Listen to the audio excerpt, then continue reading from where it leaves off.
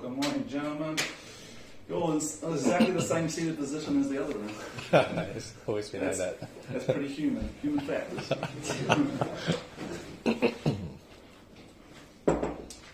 How's all the ground calls going? So, all good? You can load it up.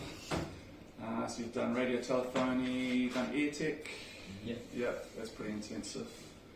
Have you done navigation yet? No. Okay, cool. But today's a little bit lighter. Take the foot off the accelerator a little bit and do some human factors. It's not as intensive. What I will do is hand you out the syllabus so you can just refer to it as we go along. There, okay.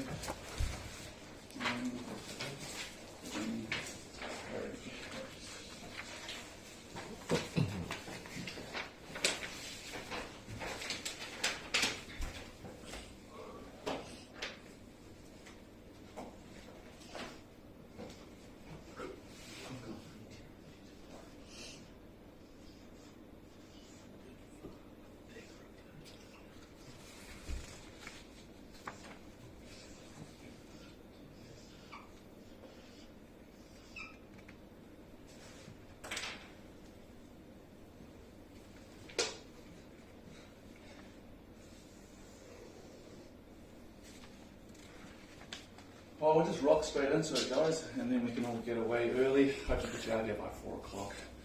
And we'll do 3 breaks again, 2 short breaks and 1 long break. And breaking is necessary if everyone's in consensus. We'll go have a quick cup of tea or something just to break it up. Yep, okay. So today is human factors. What is human factors and why do we need to know about it in the aviation context? I'll put it out to you guys. Just throw me out some ideas of what you think human factors are. I'll write it all up on the board here. So just throw it out there. Anything. Could be human error. Human error.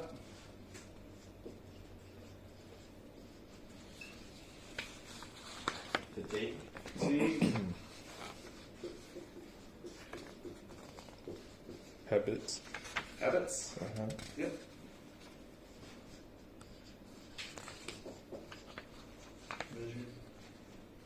Vision.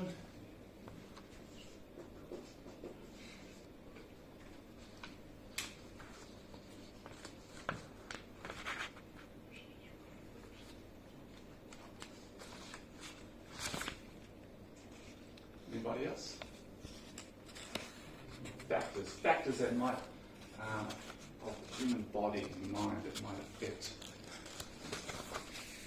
Stress.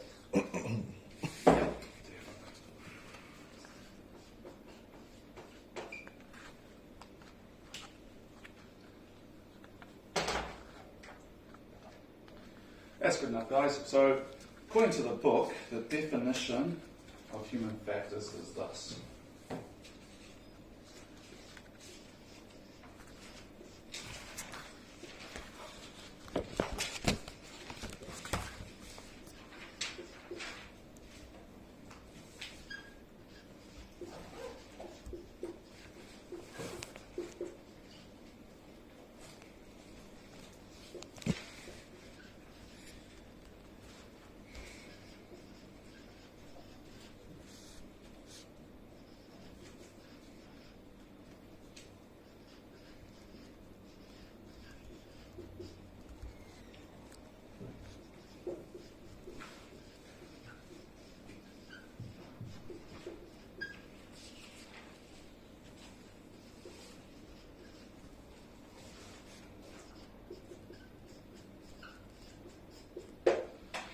So according to the Human Factors book, I think most of you got the same one. There are different, slightly different versions. I see Harry, you've got that one, and you've got a different one. That's the same one as Harry there, Karen. The definition is pretty much the same. It says it's the study of the role and relationship of the human mind and the body in the operation of an aircraft.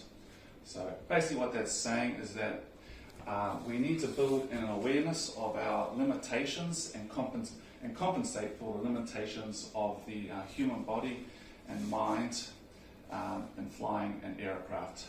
So why do we need to know this? Well, it's all about survival, isn't it? So we need to survive, we need to ensure the survival of our crew and our passengers, because ultimately that's our responsibility as the pilot. Makes sense? Cool. And so you can see some of the things you put up there, do fit into that definition, but we can make human error, we can get into bad habits that can lead towards undesirable situation. Fatigue can definitely limit our ability to focus and concentrate and make good judgments and decisions. Likewise, stress does the same. And then there's parts of the human body, our vision, our eyes. We need to know a little bit about our eyes because they can be affected by things like altitude and nighttime. We need to understand a little bit how we're limited by parts of our body. Cool, so what we're going to do is I'm going to walk you through most of the syllabus following the PowerPoint slide there, and we're going to cover everything off, all the factors of the human mind and body that will limit us as pilots flying aeroplanes. So there'll be things such as look at the pilot ourselves, look at health, we'll look at our vision, our hearing, how stress affects us, CRM, that's crew resource management. We'll look at the flight deck, how it's laid out, and we'll look at a little bit of first aid and TEM, which is threat and error management. All right.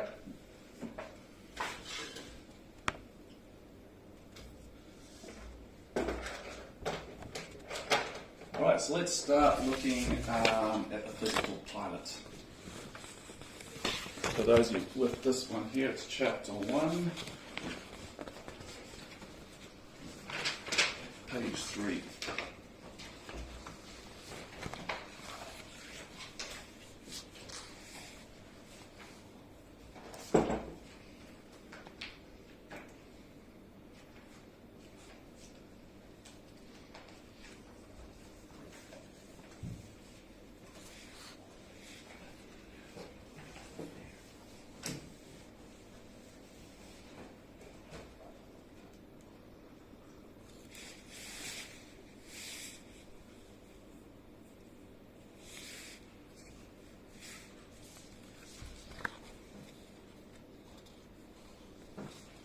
Stand by.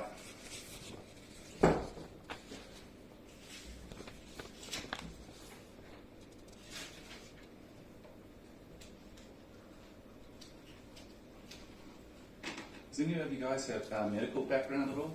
I've done first aid. You do, Cameron? So what did you? What's your background there? I've got a diploma of applied science and bachelor of chiropractic. Oh, okay, all right. So, yeah, might be picking on you a bit. A bit rusty.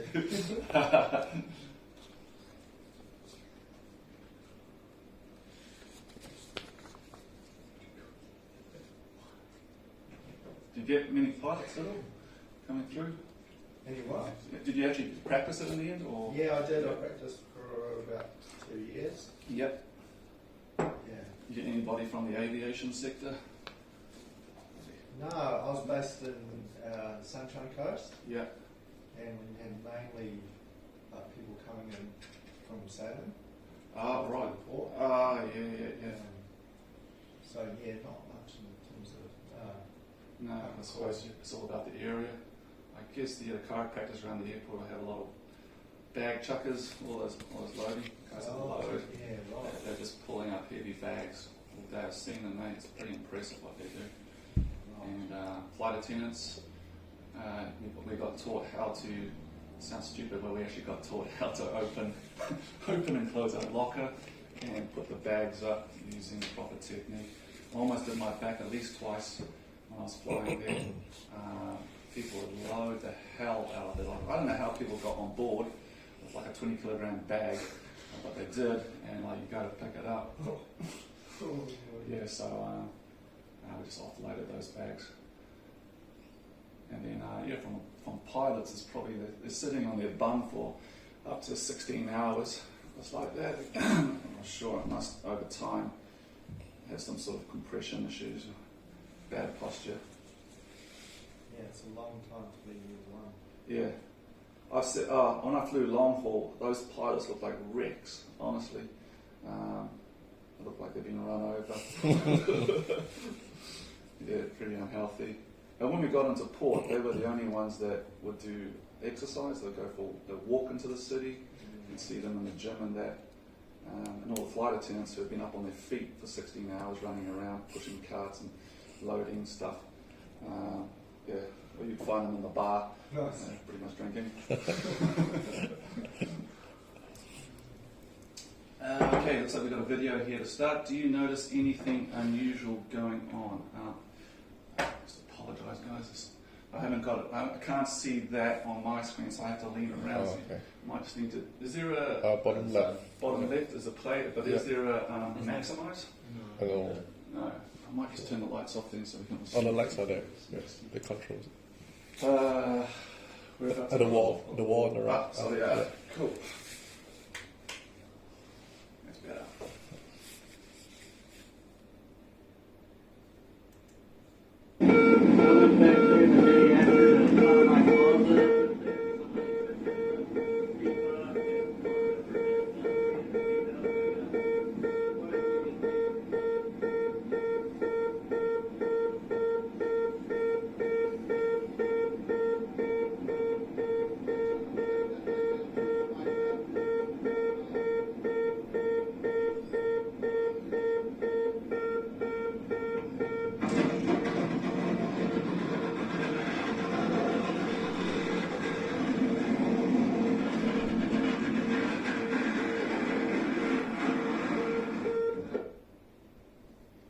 Anyone guess what happened there? The landing gear. They forgot to put the landing gear down. Oh. So if you hear that scraping sound, you got some explaining to do to someone, your boss. But what the interesting thing was there was, you hear that beeping sound going off? Yeah. So that was the oral warning for the landing gear not down. And so you could hear it going the entire time, right? And it was pretty loud, but neither of them picked it up or completely ignored it. What? Yeah, so, you're asking, like, how can you possibly not hear that, ignore it? So, that's a human factor. So focused on the task at hand, with the high workload, I think he might have been doing a bit of instructing the guy as well. So, both loaded up and simply didn't hear it. It just got filtered out. That's because the mind can only process so much information at once. It's a single channel processor, which you will find out soon. Of course, that's a little introduction as to what can happen human factors wise. So let's get into the physical pilot. So we need to know a little bit about ourselves in terms of the body to understand its limitations and therefore build an awareness about how to compensate for them. So we'll look at the circulatory system. We're going to look at the respiratory system, so breathing, the environment of flight, flying at altitude, the condition of hypoxia, barotrauma, decompression sickness, hyperventilation, and carbon monoxide poisoning. So, as part of the syllabus, define human factors as used in an aviation context. So, that's pretty much what we just covered here earlier. Studying the role relationship of the human mind and body in the operation of an aircraft, building an awareness about the limitations and compensation of the limitations of the human body and mind flying a plane. There it is, pretty much. So, aircraft are designed to fly. Humans are not. We weren't designed physiologically to be flying through the air like a bird. Human factors is about human performance and limitations in the air and the ground, so it's just reiterating that. So what is required? So we need to understand these things so we can adapt to the flying environment.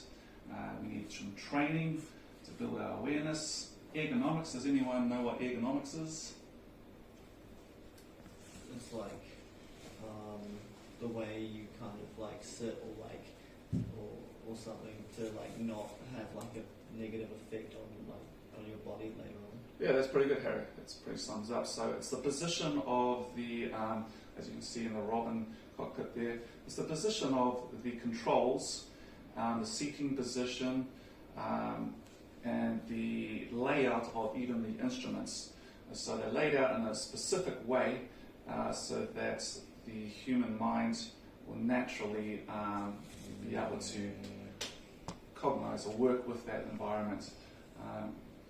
There's been loads of accidents initially in the pioneering days of flying aircraft. There was massive fatalities amongst new pilots simply because of the seating position. It was designed for one person. There was no adjustment, if you like. And the instruments were laid out in such a way that the eyes couldn't follow in a fluid manner. So inevitably they found themselves unable to fly the plane properly. So there were a lot of fatalities. So that's the study of ergonomics, and we'll look at that later on. And awareness of limitations, as we discussed.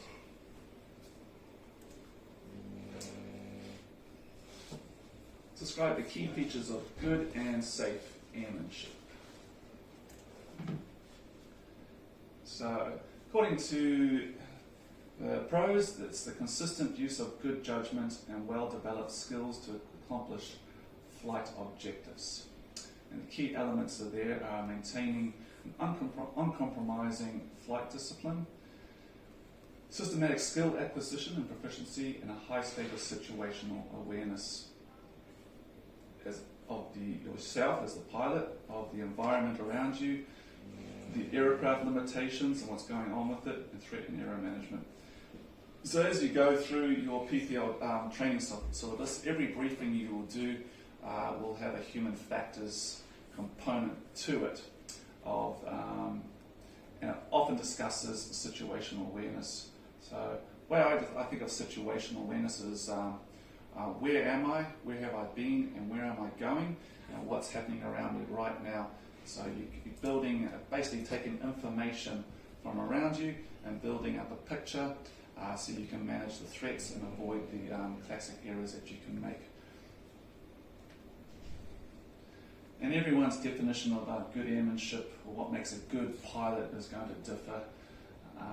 But that's a fairly accurate and good one there, nice and simple. And there's a diagram there of all the pillars of knowledge and bedrock principles of flying.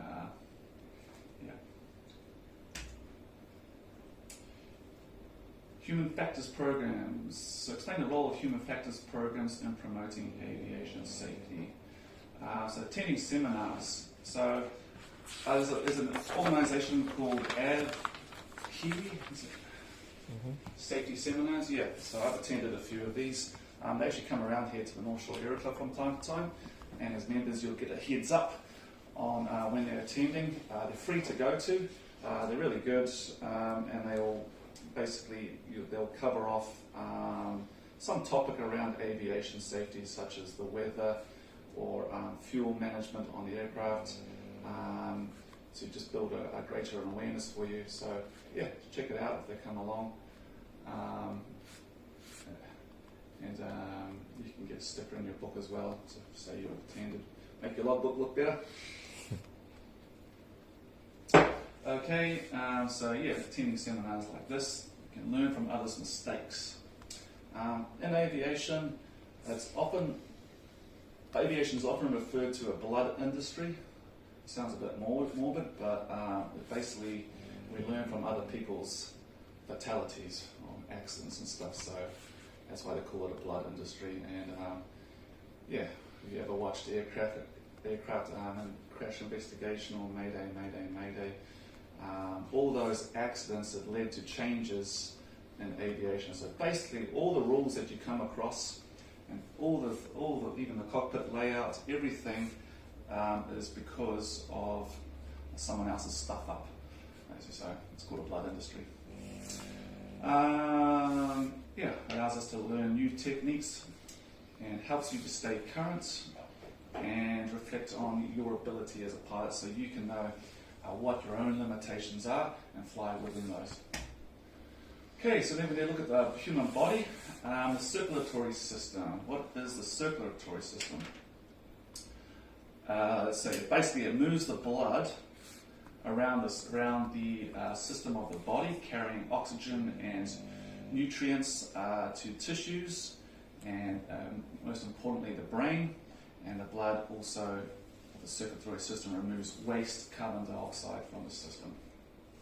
So let's look at what it is made up of. You're not expected to know every single part of the human body here. We're not going to be doctors. Yeah.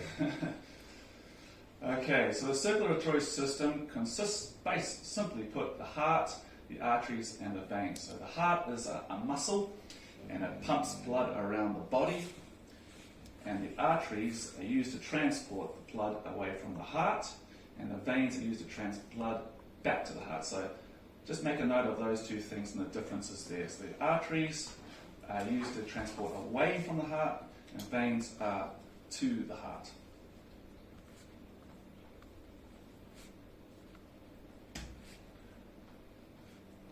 Okay, and this is a simple model of how the circulatory system works.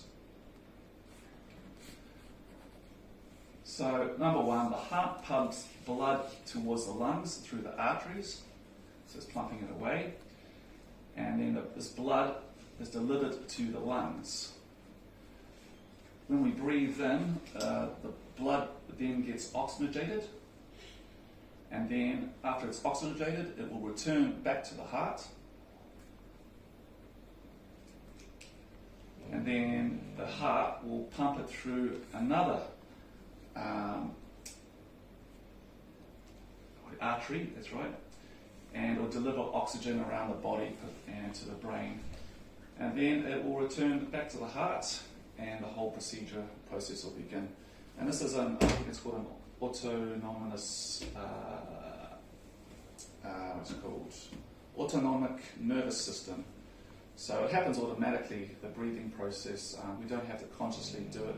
It's just when the carbon dioxide builds up to a certain level in your body, the lungs naturally expand and suck in more oxygen. So it's unconscious, but we can regulate how much we breathe as well. That takes us into the respiratory system.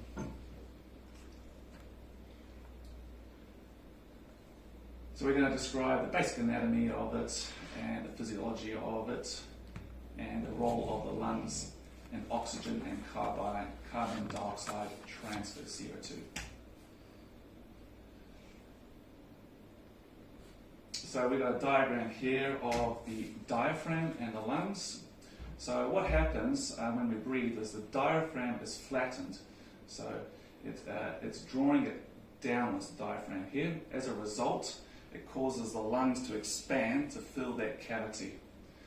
The low pressure in the lungs causes air through the bronchial passage to be forced into the lungs. The air continues through the alveoli, that's not a type of pasta, into the lungs, and then the alveoli are surrounded by capillaries, so there's small little veins, and this is where the oxygen is transferred into the blood stream, and at the same time the CO2 is transferred from the blood into the lungs and then breathed out the body. So it's an exchange of oxygen and CO2. That's a basic model. You might be asked about that. Right, so now we need to know a little bit about the environment that we're going to be flying into, the air and the atmosphere. So we need to understand what the gases are that make up the atmosphere.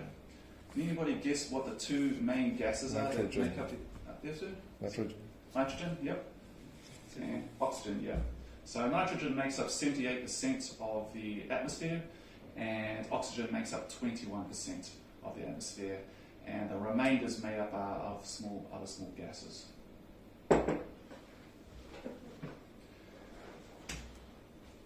And there it is. Nitrogen 78%, oxygen 21%, and then you get a little bit of argon, carbon dioxide, and others. So remember those two gases and their percentages. So I remember getting asked on that as well. Right, so we now look at the pressure within the atmosphere. So as we climb up in our aircraft, what happens, do you think, to the atmospheric ambient pressure acting on aeroplane and ourselves as we gain altitude. Yeah, the amount of pressure starts to decrease, the total pressure. So the total atmospheric pressure at 18,000 feet is half of what it is at sea level. And atmospheric pressure is measured in something called hectopascals, or HPA.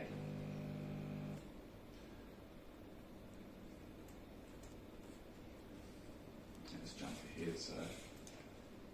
So this diagram's a bit hard to read, guys, but one thing to take note of is that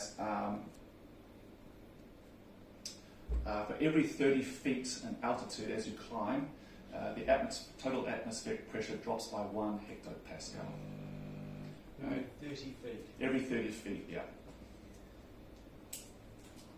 So say at sea level, the atmospheric pressure on the day is 1013 hectopascals. If you were to climb up 3,000 feet, what would be the pressure at that altitude on that day? Just roughly 700 hectopascals. 700? Because like 30 times 100. Oh wait. You're getting there, you're on the right track. Anyone want to help Harry out? 980, 970. Yeah, getting there. It's pretty low. It's about 3,000 feet divided by 30. That's going to be what, 100? 100. And so 100. So that's going to be 100 hectopascals in difference then, isn't it? So just take 100 off 1013, and you get 0913 hectopascals at that altitude.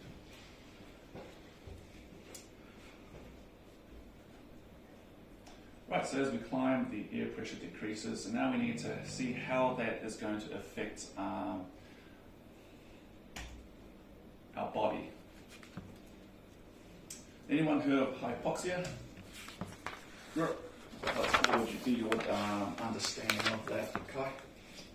It's where there's not enough oxygen in the air to maintain the low pressure and high pressure within your lungs, so we're basically when we pass out. Yeah, that's a very good explanation, thanks.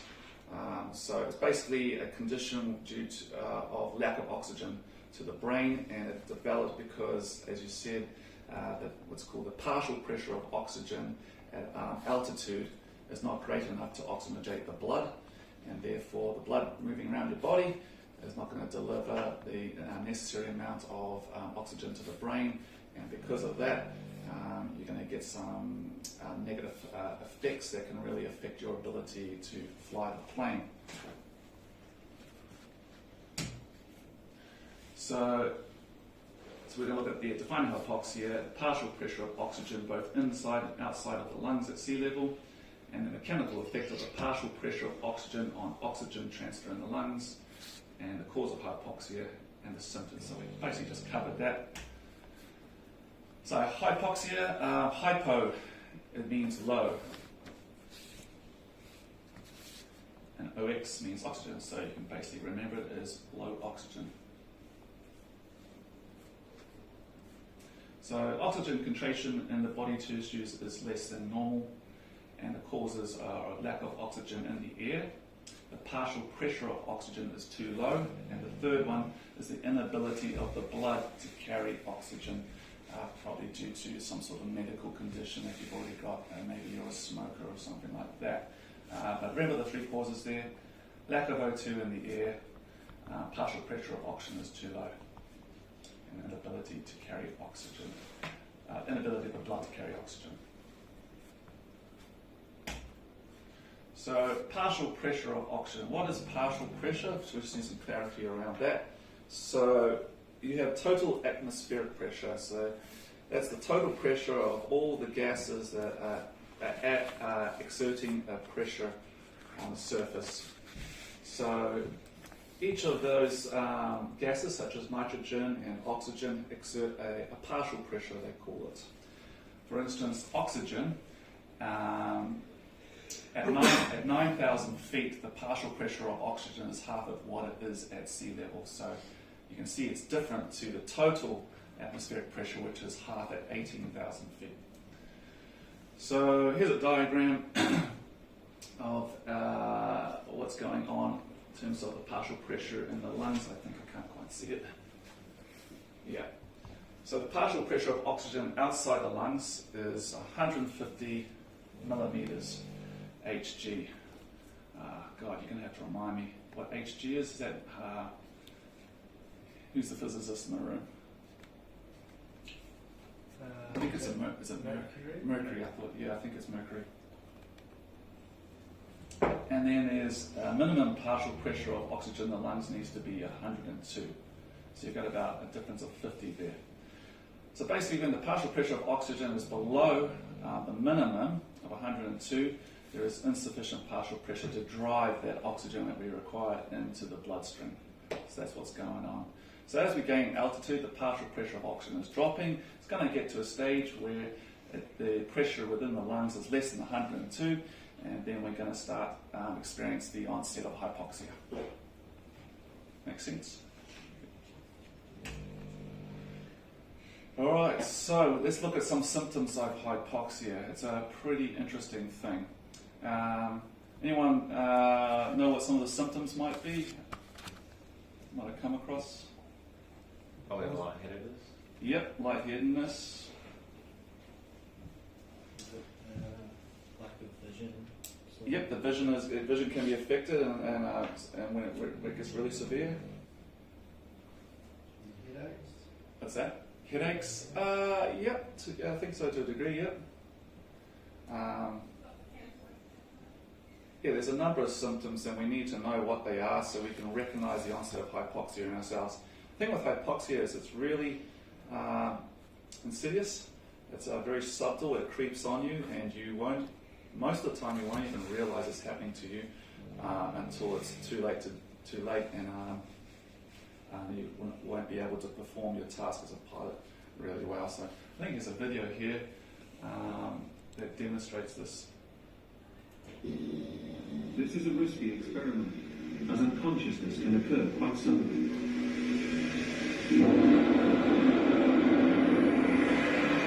What's a sudden change? This is what we call recompression. Just recover it.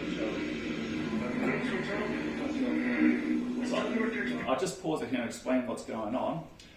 This is an experiment with pilots that they put into a decompression chamber, so they can simulate a loss of pressure as you climb through altitude, and they're going to demonstrate to us what happens if they're not on oxygen at high altitude, and they're going to get the symptoms of hypoxia. So here we go. A little bit giddy. Yeah, a little bit lightheaded.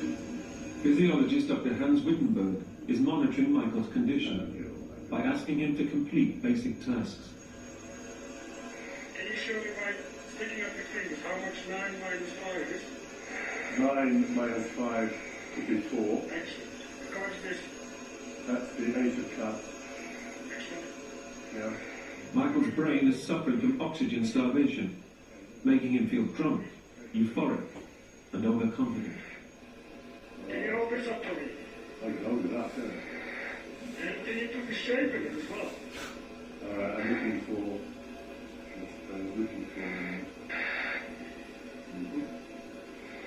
I can't see that one. That's it. Okay. Excellent. What kind of card is this? It's the 3 of diamonds. 3 miles? Yeah. What kind of shape is it? Can you put it in? Yes, it's the star. Yes. Michael will eventually face an ultimate test. Will he be able to switch his oxygen back on and save his life? Or will he be too far gone to care?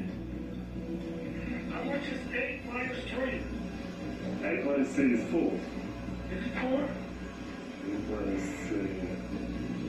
8 minus 3 is. Michael is dangerously hypoxic. Okay. I think it's time to recover, Michael. Can you put up the switches? 6 minutes. Put up the switches. We will die. Just swing the mask back on. He's experiencing what appears to be the perfect method of execution, and he doesn't care. Put up the switches. We will die. Put up the switches. Can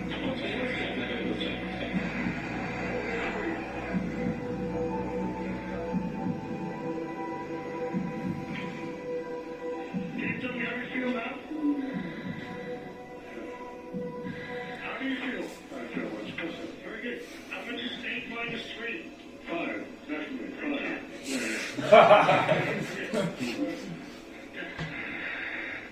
Okay, thank you. Michael. Where are we now, Captain? Well, actually, we're descending now to sea level again. We are at 26,000 feet. How much longer until I would be unconscious? Well, a matter of seconds. I guess 10 to 20 seconds, and then... And from there to death? Yes, your final destination then. The planets haven't stepped in. But he saved your life today. Okay. Be very thankful. But overall, Michael, was it painful? I thought the experiment was a failure because I was getting all the answers right. Can I get all the answers right? In the end, no. Really? Yeah. I thought I was doing really well.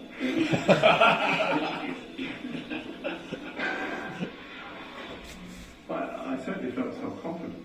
Obviously I did, because I said it would be one of the symptoms of hypoxia. But I had no idea that I was near death. And I was just, I was very happy, very happy. Had a long way to go. Had a long way to go. Yeah, it's you can imagine in a real life situation, a pilot flying along, he wouldn't give a, he'll be like, everything is great. It doesn't seem very traumatic, does it? No.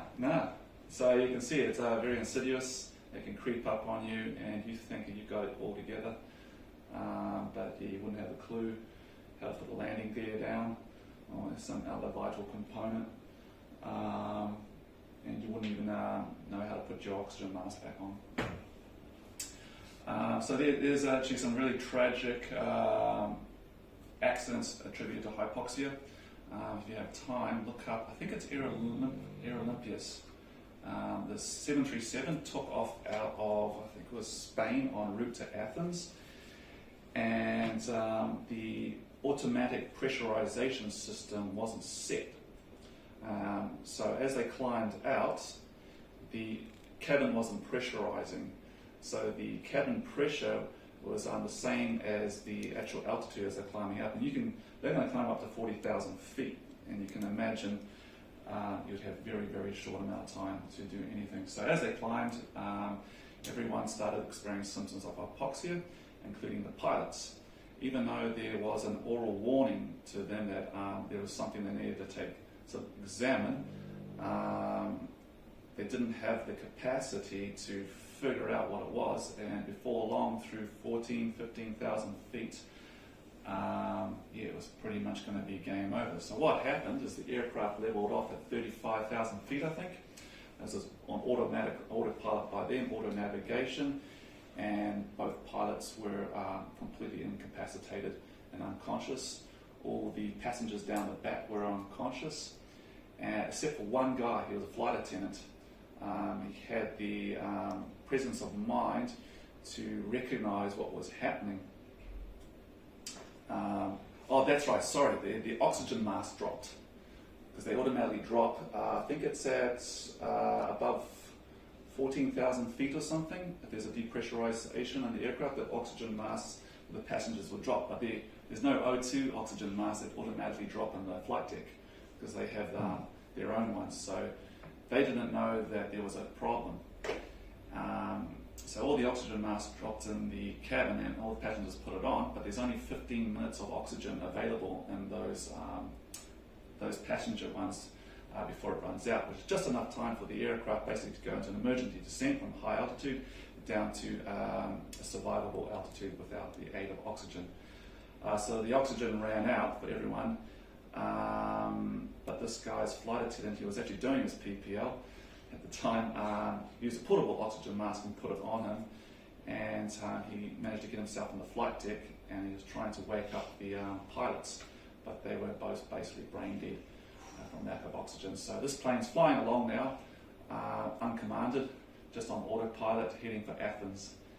And so it got overhead Athens, and it just started circling, because that's what the plane, well, I'm overhead, I'm at my destination, so I just started circling. So they went round and round and round, and by that time the authorities were alerted by the control tower, because they were getting no response from it.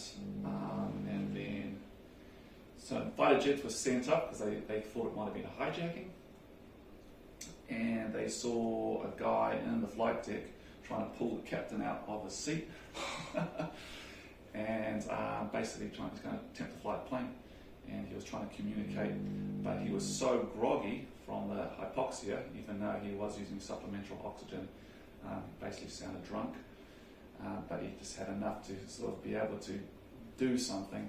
Fortunately, he couldn't do enough, then the plane ran out of fuel and crashed into Athens, somewhere into a hill. Everyone died.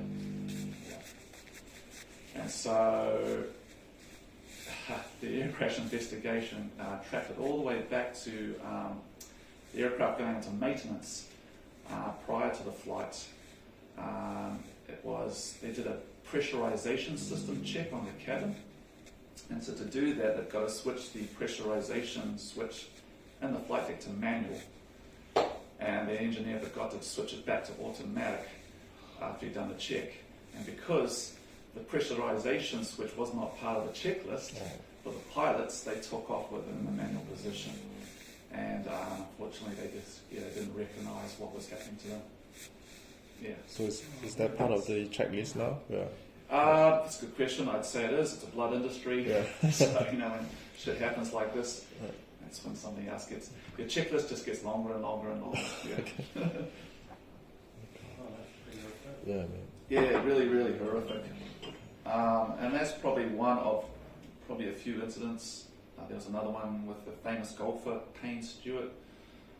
He was a professional golfer in America, did really well, had his own private jet, and they were at altitude and the pressurization system failed, and they ended up in an uncommanded state. Same sort of thing, flew on autopilot, jet went up to see what's going on, and the windows all misted up.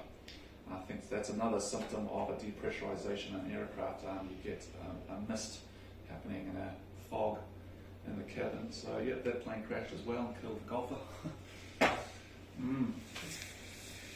Anyway, good stuff. Anybody want some oxygen? So there we are. There's the list of symptoms of hypoxia, guys. A sense of euphoria, so feeling really great. A false sense of security, or another way to put it is an unwarranted self-confidence, difficulty concentrating, faulty judgments, moodiness, drowsiness, clumsiness, headache, as you point out, Cameron, indecision, deterioration of vision, like you said, Harry, cyanosis, so you get blue around the extremities, such as your lips and fingers, that's another sign, high pulse rate, tingling of the skin, and ultimately a loss of consciousness. So it's interesting, it's basically symptoms of late Friday night, Saturday night. And you're on the sauce.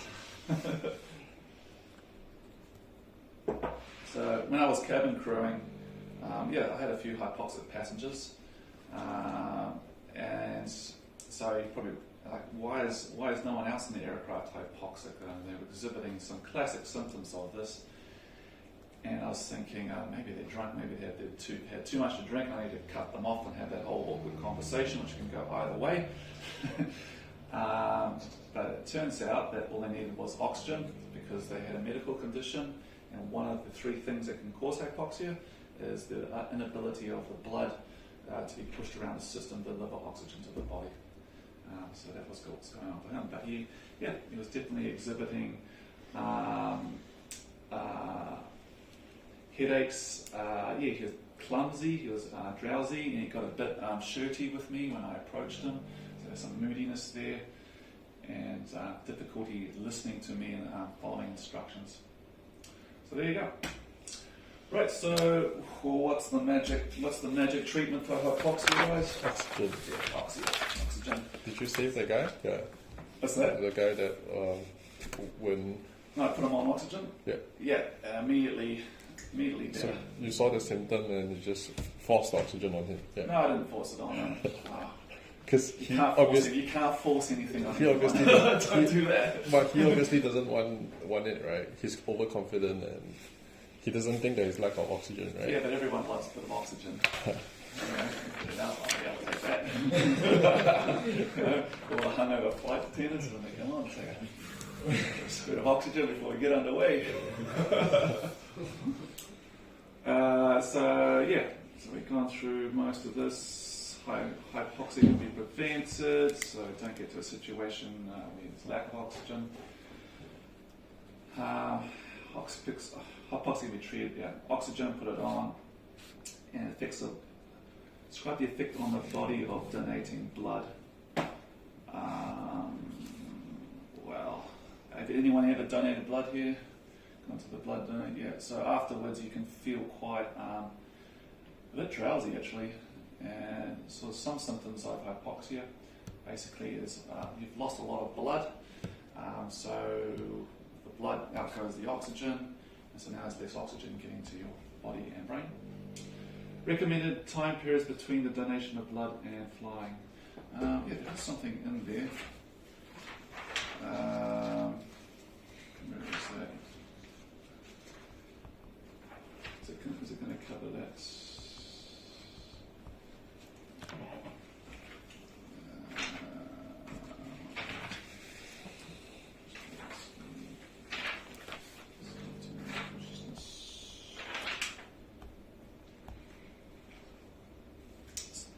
Just the thing with these books, guys, it doesn't cover everything in this syllabus in front of you, because these books are from Australia, I think including the one you guys got as well.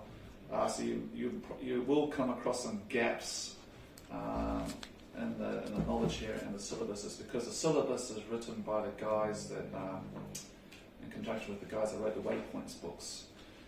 So it's not necessarily going off this. But the story is here. If you're going to donate blood, 24 hours. at least 24 hours. Is it? Did you find it in there? Is it? Yeah, page 8. Page 8. Okay. Just down the bottom. Down the bottom. There it is. It is therefore recommended that active pilots do not donate blood. If you decide to give blood, it is recommended that you do not fly for 24 hours after the death.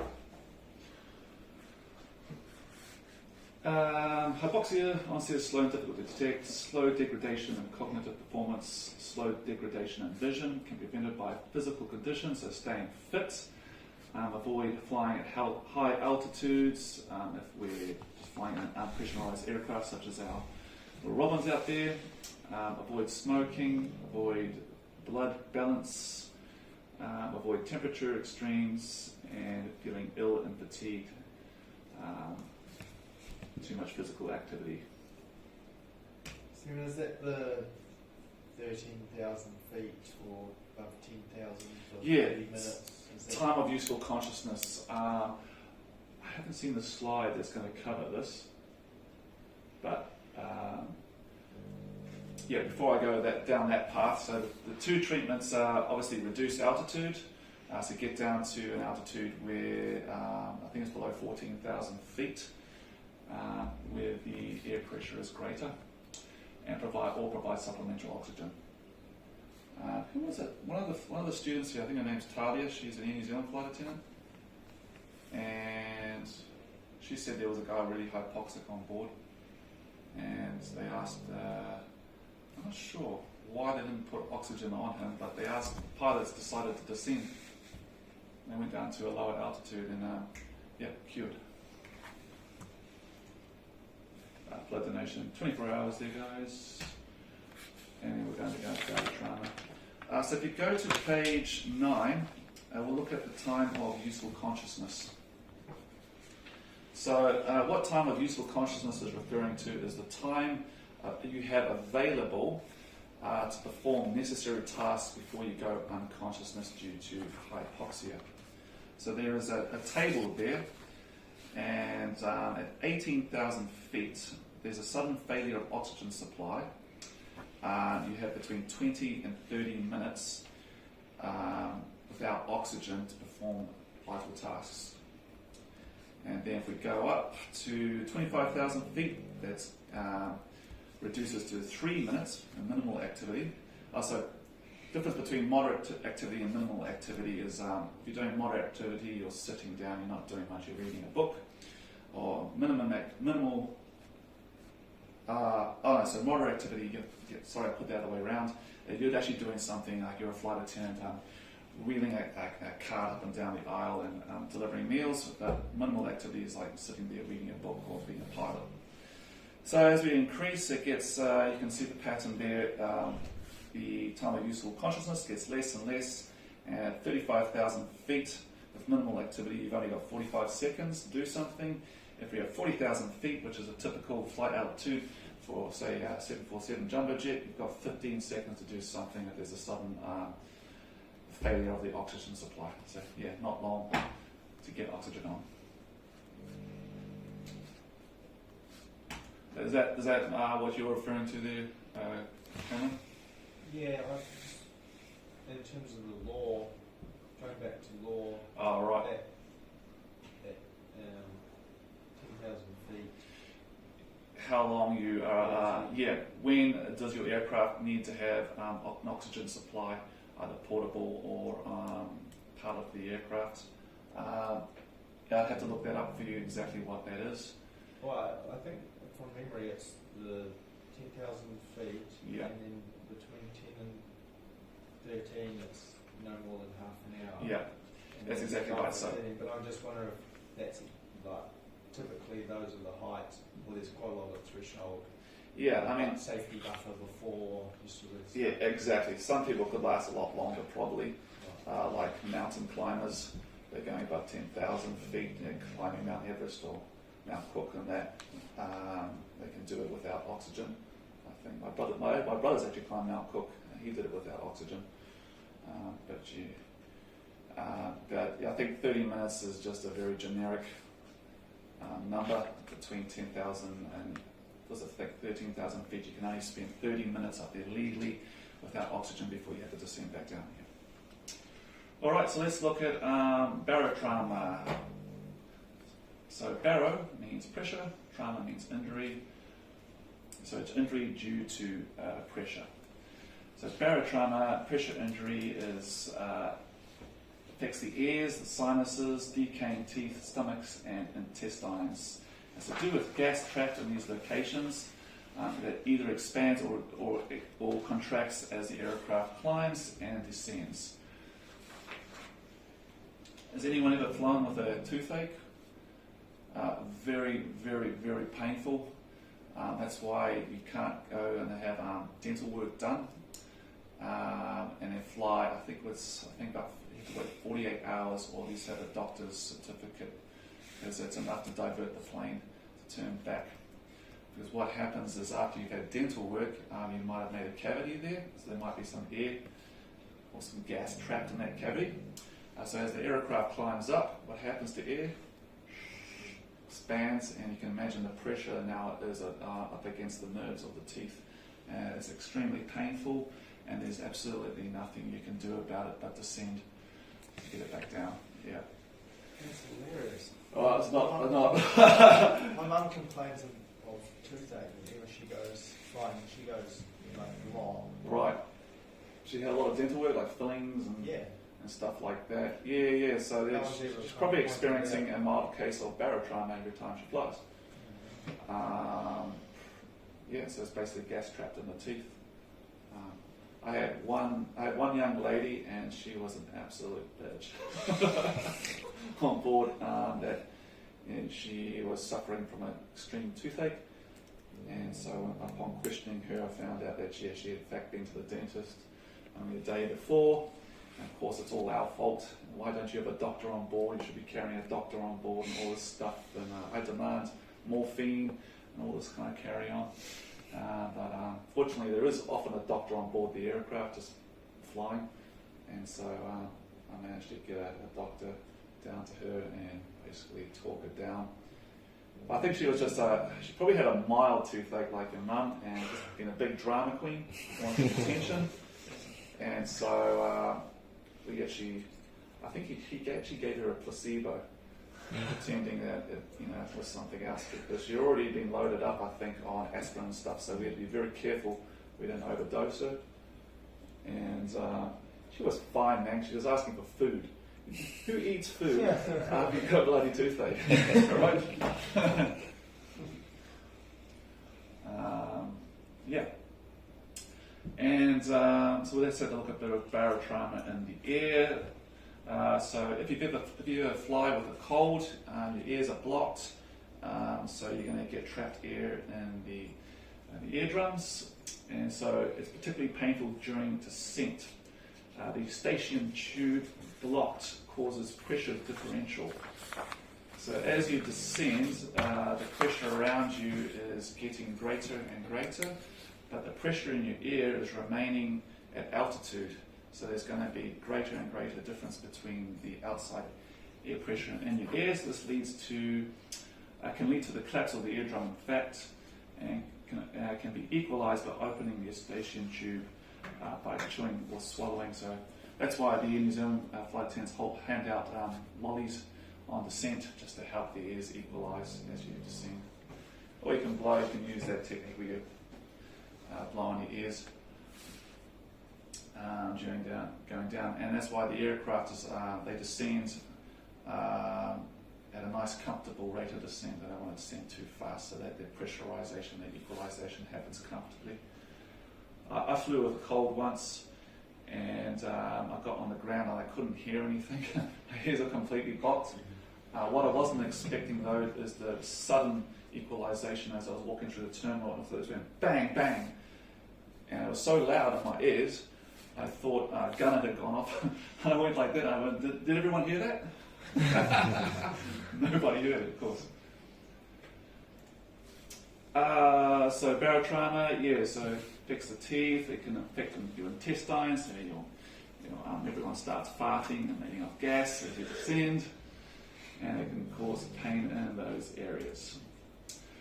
Decompression sickness. So what is decompression sickness? We'll talk about that, causes of it, the symptoms of it, how it can be prevented, how it can be treated, and the dangers of flying after diving. So, is anyone a scuba diver here? No? Anyone knows? Anyone had a friend that has experienced the beans, you call it? No? Alright, so what is decompression sickness? It is bubbles of nitrogen in the bloodstream. So bubbles form when pressure is rapidly reduced during the diving or prolonged flight above 18,000 feet. Treatment is in a hyperbaric chamber. So basically, someone suffering from decompression sickness is going to be complaining about pain in their joints, around their shoulders. They'll feel quite nauseous as well, and its nickname is called the beans, because what happens is when someone's got really bad decompression sickness, they'll bend over, trying to find a comfortable position. So that's a classic symptom. I think there's a little bit of science behind this. Here's the symptoms. It's itchiness, numbness, you get a tingling sensation, a bit of paralysis, your coordination becomes degraded, you have difficulty moving around, and in worst case scenarios it can lead to unconsciousness and even death. So this is why we don't fly directly straight after scuba diving. Because while you're underwater, the diver's body absorbs a lot of nitrogen, and so that nitrogen needs to be dissolved out of the blood or released, and it takes time. So if you fly straight after diving, you still have a lot of nitrogen built up in your blood, and if you go to altitude, these nitrogen will come out rapidly from your body and form bubbles in your system, and that's what causes the aches, the tingling, the numbness, a lot of pain, extreme pain, and it can even basically lead to an aneurysm where you'll get blood clot in the brain and it's game over. So the guidelines, recommendations from CAA for flying after diving, so remember these ones, is 2 hours or less diving in the last 2 days and wait for 12 hours before flying. So if you dive for 2 hours or less in the last 2 days, wait 12 hours. If you've had multiple dives or unlimited dives in a day, wait at least 24 hours.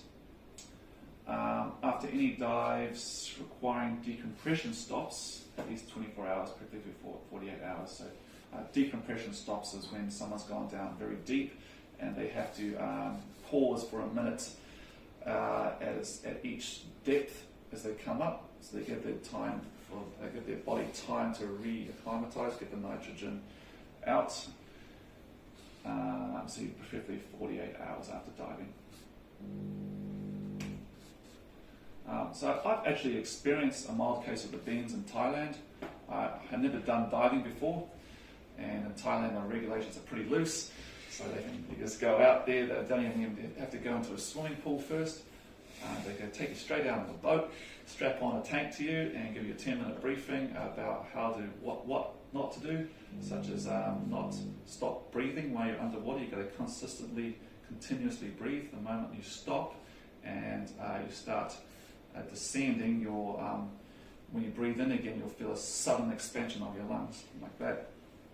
The other important thing was to ascend back to the surface really slowly to give your time for your body to re-acclimatise. But I clearly remember I pulled the, I think it's the life jacket chamber, so it makes you rapidly rise. I thought that's how you come back to the surface, but apparently you're supposed to kick.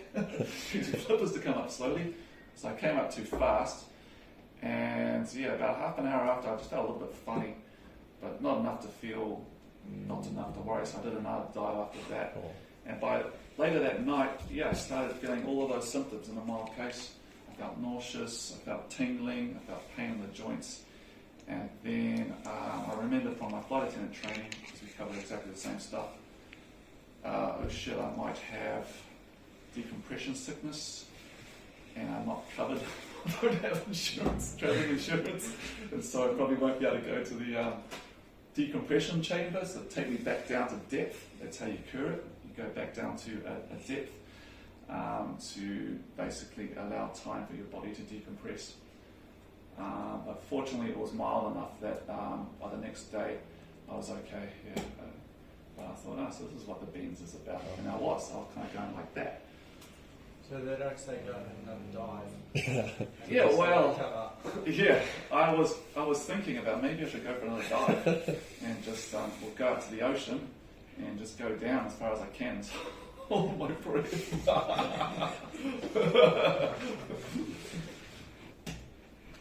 All right, hyperventilation. So hyperventilation is basically overbreathing due to being anxious, and it has a number of symptoms, and these are actually similar symptoms to hypoxia, some of them, so that you can be confused. So we need to know which is which and how it can be treated, and there is the difference between hyperventilation and hypoxia. The hyperventilation, guys, is overbreathing caused by fear and anxiety. So someone's kind of having a panic attack. It's flushing too much carbon dioxide from the blood, upsetting the chemical balance. Symptoms include lightheadedness, so it's similar to hypoxia, numbness and tingling of the lips, fingertips and toes. Further effects, palpitations of the heart, increased pulse rate, sweating, you have chest pain, dizziness, fainting, drowsiness, carpal spasms and unconsciousness. So someone suffering from hyperventilation, or yourself, might think they're having a heart attack, but all it is they're overbreathing caused by something, some sort of fear and anxiety, and it's causing these symptoms, which can lead you to thinking, oh, there's something really wrong with me, I'm going to die, and you start over-breathing even harder, and you can see the system is self-repeating. So treating hyperventilation, it can be difficult to determine whether it is hyperventilation or hypoxia in the first place, so the way to figure it out is by reviewing the circumstances, so questioning yourself or your crew member.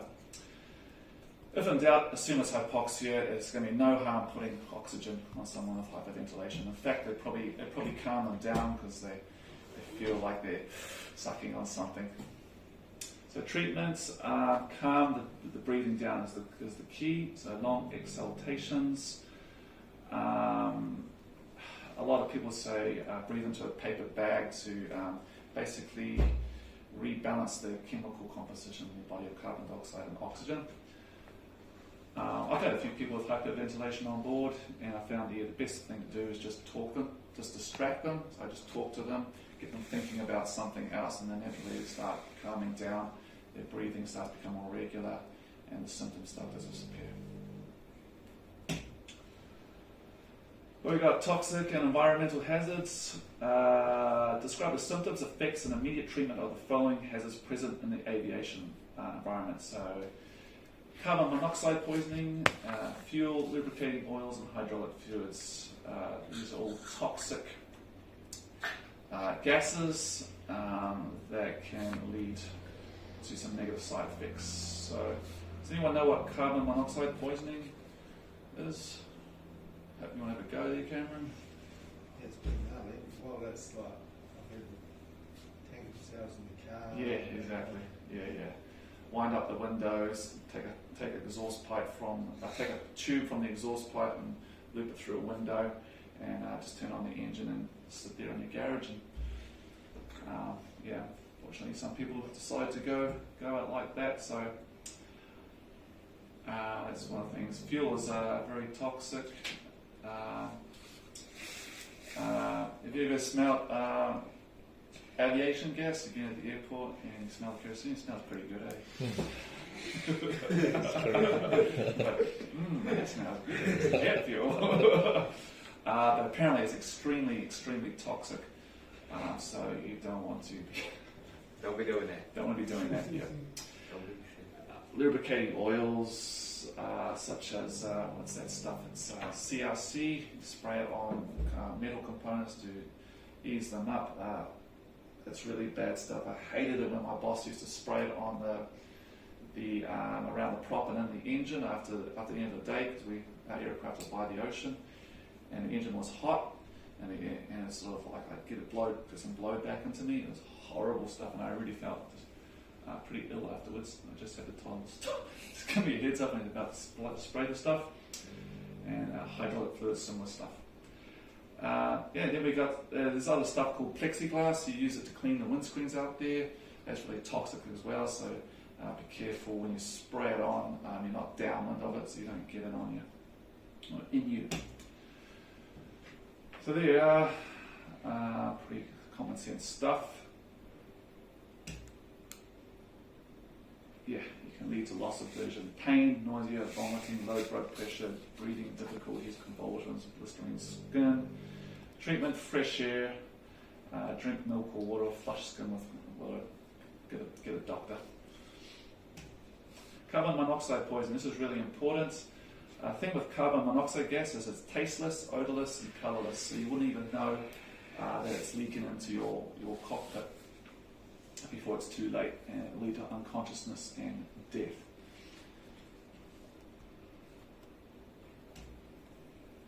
So symptoms of carbon monoxide poisoning: headaches and dizziness, nausea, deterioration of vision, impaired judgment, slow breathing rate, cherry red lips and fingernails, convulsions, coma, and death. So that's something definitely affect our ability to fly the aircraft.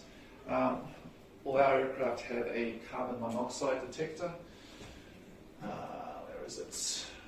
Might be out of sight in this one. It's generally in our aircraft, it's on the right hand side.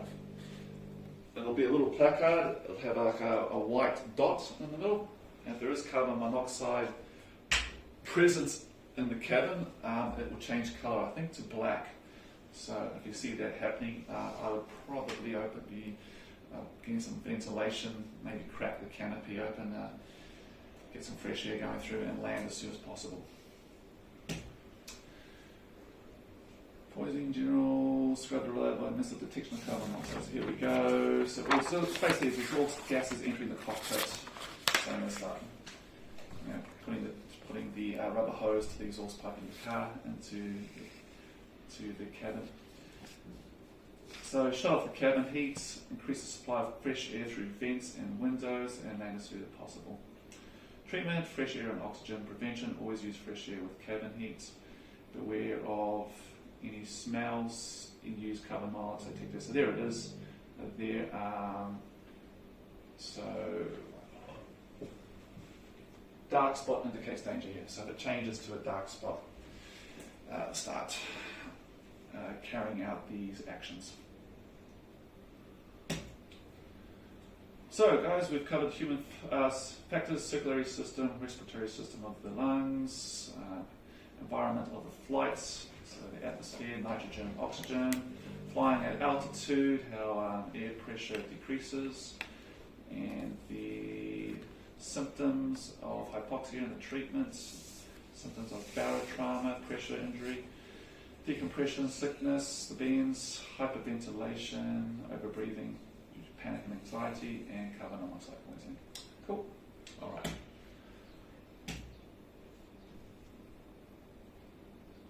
Is everyone good to continue through one more, and then we'll have a wee break? Yeah. All right. Health and well-being.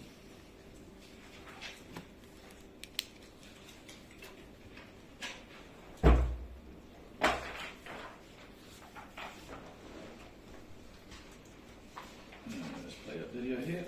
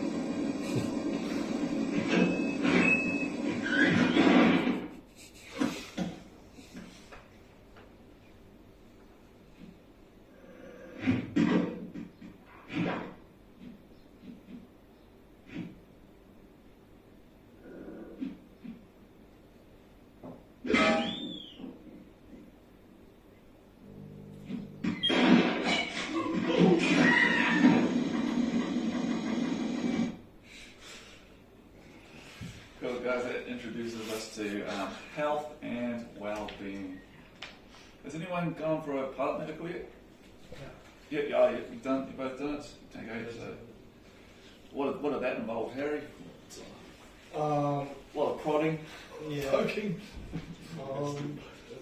To get a blood test, you had to put on these headphones, and every time you hear like a high-pitched beat, you press like a button, and then the beat would get quieter and quieter, and you have to do it as soon as you hear it, and then it would change like tone, so it's like testing of the air frequency. They test like your blood pressure by putting like a thing over your arm, and it just like contracts really hard if That's right.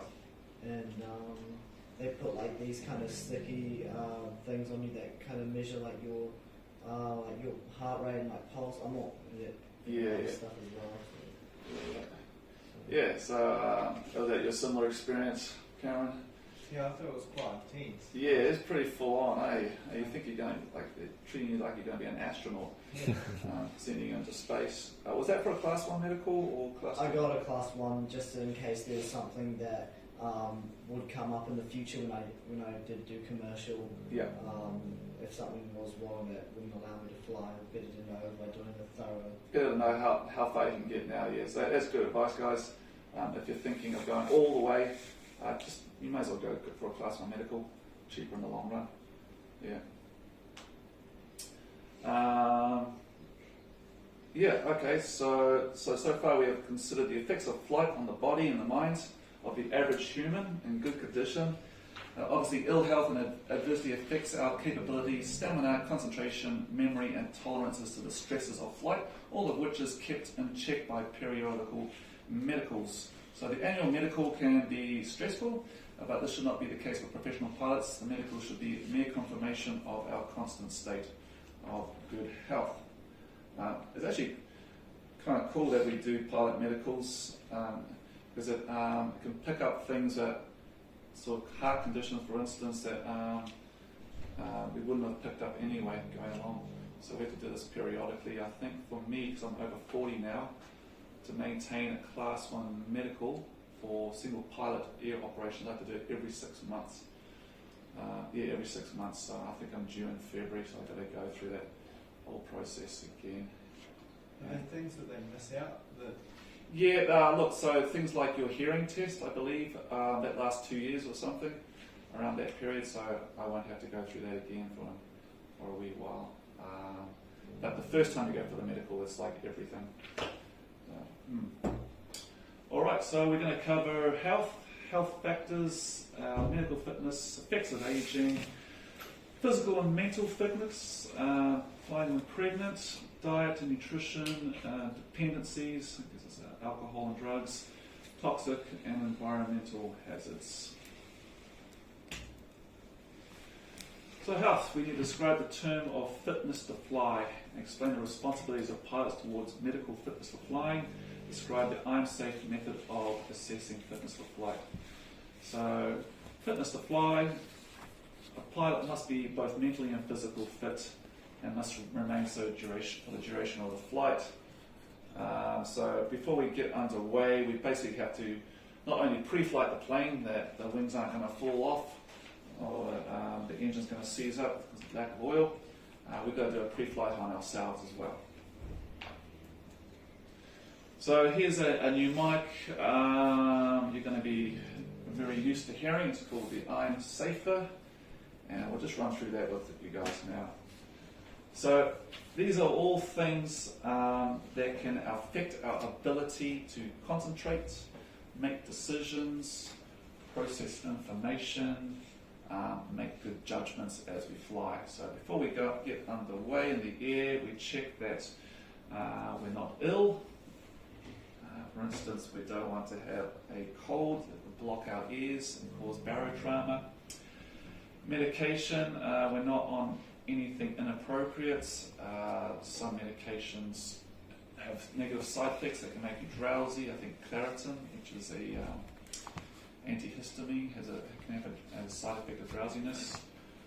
There are other drugs out there that we, as pilots, are not legally able to take, such as anything with codeine in it. I think it's an opiate that you find in most, what's it called, cold and flu medicines. It just makes you feel really good. I remember at Qantas, I often flew with a cold, and I just dropped a couple of night and day cold and flu tablets, but I didn't realise they had something that was illegal for me to take, which was codeine, and I dropped 2 of these and I feel fantastic, and it was the greatest flight ever all the way to Los Angeles until someone pointed out to me that you actually can't take that because of the side effects of it. Anyway, that's medication, stress, so we don't want to come to work or flying loaded up with something such as an emotional bust up, for instance. Of course, it can affect us. Alcohol, it's self-explanatory. Fatigue, so we're well rested, had a good night's sleep before. Eating, have something to eat before you fly. And recency is the last one, so you've flown reasonably recently. Cool, makes sense. I'm safe. With regard to the following factors, describe the effects on pilot performance and methods by which they may be minimised and managed. So we've got a bunch of medical conditions here. Arterial disease, so it's basically clogged arteries from eating too much KFC. Diet, obesity, so being way overweight. Respiratory tract infections, allergies, including cold, sinus, hay fever, influenza, asthma.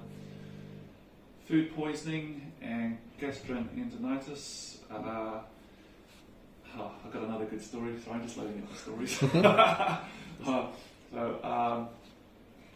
One day we're flying across the ditch to Sydney, and I got the code as a certain phrase that pilots use to get the customer service manager to go immediately to the flight deck without alarming the passengers. So I went in there to see what the heck's going on, and when I got in there, I think I might have even told you guys, I saw the captain. He was slumped over to the side. Yeah, that's right. And so he was suffering from food poisoning, and he just went unconscious. So that's why the pilots here have different meals to each other before when they're flying in the air. I know another guy from Qantas as well that it wasn't at the time in Qantas, it was during his training somewhere else. He had diarrhea in the cockpit, and all he could do was empty his pilot bag and go in the flight. Serious? You hope it wasn't sentimental. And so that was the end of his pilot bag.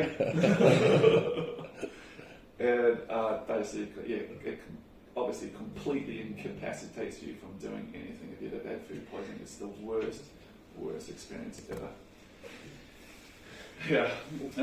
So why can't he leave the cockpit? Why can't the pilot leave the cockpit instead of doing that? In this case, it was he couldn't it make it. was one of those small airplanes. Okay. So, and food poisoning can come on really difficult, really fast. Okay. And those are quite confined cockpits. It's actually hard to unstrap yourself, get out, climb over the console, and then there's a whole cockpit security thing. So there's a whole lot of protocols around that. You've got to make sure there's no passengers standing in the galley area. The flight attendant has to block off the galley aisle with the carts, and so much easier for it you can to take longer than the urgent situation requires you to get there in time. We have neurological factors, fits, epilepsy, brain injury, fainting, headaches and migraines, emotional factors, depression and anxiety, dehydration. So actually when you fill out when you do the pilot medical, you'll be required to fill out a form, and you have to tick all the boxes if you've ever had any of these conditions. You probably had to do that.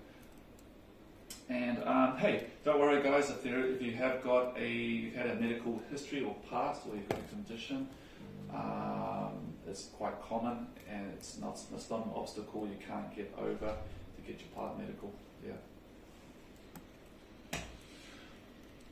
Arterial disease, so narrowed arteries, reducing blood flow. So those narrowed arteries are caused by fatty buildup.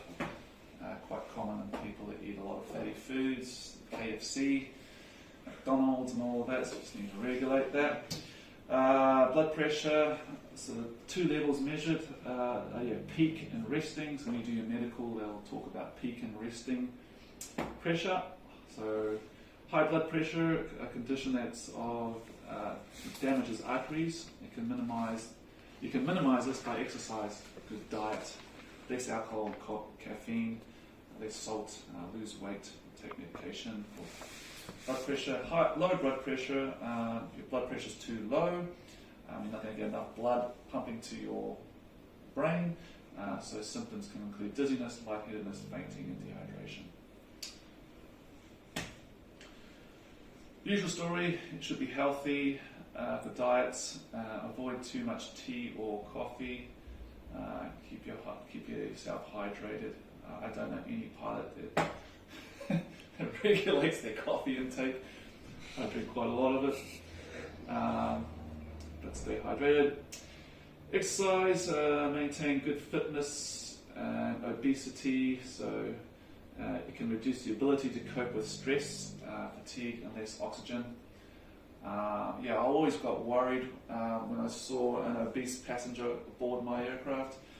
As I was thinking, oh shit, are we going to actually get to the other side and he's going to still be alive? Because inevitably they ask for oxygen because they're having difficulty breathing and they're sweating and they're just, they're not good, not great flyers. On top of that, as you know, economy is pretty tight. And if you've ever sat next to someone, they're definitely infringing on your precious real estate. You're kind of flying like that, okay. And then that's the guy that's always looking around when everyone's bored looking for the spare seats. And there's I've seen a few obese pilots too. Pretty funny. We had one guy, we were doing emergency procedure training, and the top of that day was exiting the cockpit through the cockpit window, and through using the escape tapes. There's these tapes that go down the side of the aircraft and you climb out. This guy was pretty retarded. And the other captain was giving him a really good ribbing. It's like, you're going to fit out of that. Pretty interesting. Different shapes and sizes and medical conditions that pilots turn up with. Anyway, so good diet and nutrition, eat regular small meals, minimize fat, minimize sugar, salt in moderation, plenty of vegetables. Avoid carbonated beverages, not too much tea and caffeine, it's all common sense stuff. Physical and mental fitness, so the recommendation is to get plenty of exercise, sleep, methods of coping with stress, there, fresh air, diversions, hobbies, relaxation, sex. Good tip. That doesn't mean Mile High Club. Feeling stressed in the cockpit. Health factors, smoking can lead to hypoxia, or you'll be more susceptible to the hypoxic condition if you're a smoker, because your body has already a lower ability to absorb oxygen, and carbon dioxide poisoning. Respiratory tract infections, colds, you can have equalization problems, as we already discussed, with barotrauma, food poisoning, avoid problem foods. If you are going to be get into the airlines and do overseas travel, you might be tempted to go and taste some of the local cuisine, say in a small seaside village in Chile. What is it called? I can't remember its name. I decided to have the shrimp and fish pasta, and that had led me to within probably a space of 4 hours, I was bending over the bowl, going out both ends, sounding like I was probably sounded like I was possessed for the neighbouring guest. Just be wise about what you eat. If you have steak, if you like steaks, and you go to America or Texas, you got to have a steak. Don't have it rare or medium rare. I would go for cooked, well done. And that way you can avoid any problems. And don't fly for 72 hours after food poisoning.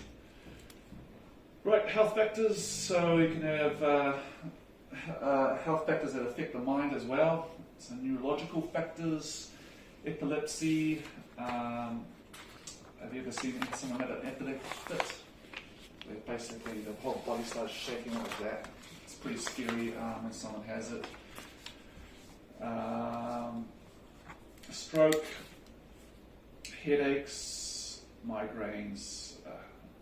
Basically, migraine is an extreme headache. Emotional factors and dehydration. Identify symptoms and circumstances that would lead you to consult your aviation medical examiner prior to further flights. So, being medically fit. So, a license holder is aware of, so this is a CAA requirement, is aware of or has a reasonable grounds to suspect any change in their medical condition or the existence of any previously undetected medical condition that may interfere with the safe exercise of the privileges to which his or her medical certificate relates. The license holder A must advise the director of the CAA of the changes as soon as practical, or B may not exercise the privileges to which the license holder medical certificate relates. So that's something to do with law. I think you guys already covered law. Yeah, so you would have covered this probably. You might have already forgotten about it. So that's some law around your pilot medical. So basically, it's on you. Onus is on you to ground yourself if you have any condition, medical condition that will affect the safe operation of the flight. That's where you use your judgment to determine where you would class as safe and not. Yeah, exactly. And this is why we're going through it. So you've got some guidelines to work off here. Effects of aging. Have you guys met Dawson? You're going to meet Dawson. He's about 70 years old here. He's one of the instructors. The effects of aging is noticeable. Effects of the normal process of human. Describe the effects of the normal process of human aging on the sensitivity and acuity of the sensory system, muscular strength, resilience and reaction times, sleep, wakefulness patterns, cognitive and mental functioning, the acquisition of new information, the retention and retrieval of stored information in memory, the rate of information processing, and the insight and self-awareness of your individual capabilities. As we age, you can notice it in your parents, and particularly your grandparents. They start to become forgetful, might have trouble remembering your name from your siblings' names. Classic kind of stuff. So, unfortunately, as we age, it might come a time where we can no longer continue to fly, and we might not be able to meet the requirements of the Class 2 or 1 medical. In some countries, you actually have to stop flying at the age of 65, whether you're medically fit or not. I know a guy in Canada, he was a Canadian Airlines captain, perfectly fit guy, 65, see you later. Yeah, but here in New Zealand, that's not the case. You can continue flying as long as you can prove that you're medically fit. Is that right? Yeah. Most people that I've spoken to think it is 65. Right. What do they think? Well, we hopped off a flight recently, and I was shocked. The guy looked like he was about 80. He looked like seriously really old. Yeah. And everyone that I told, they were like, oh no, that's just flying. He's 65 because he was retired when he was 65. Right. So, it's quite interesting. No. I mean, flying does age you a bit faster because you're dealing with a really unhealthy environment, you're in an air-conditioned plane for 14 hours, sitting on your bum, where the oxygen is less. The cabin's pressurised usually to 8,000 feet. So all of that, crossing time zones, jet lag, it can definitely wear guys out. But I know guys that were at least 70. I used to fly. He was a captain, and his aging was noticeable. There was a bit of concern. He'd be really slow in his movements. I'd ask to enter the flight deck, and he'd go, sure. And then I'd come in with the tea and coffee, and he'd be, Stephen.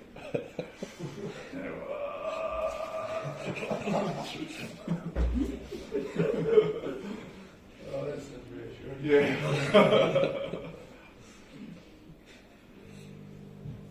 But I think he's definitely retired now. A few of those guys are gone.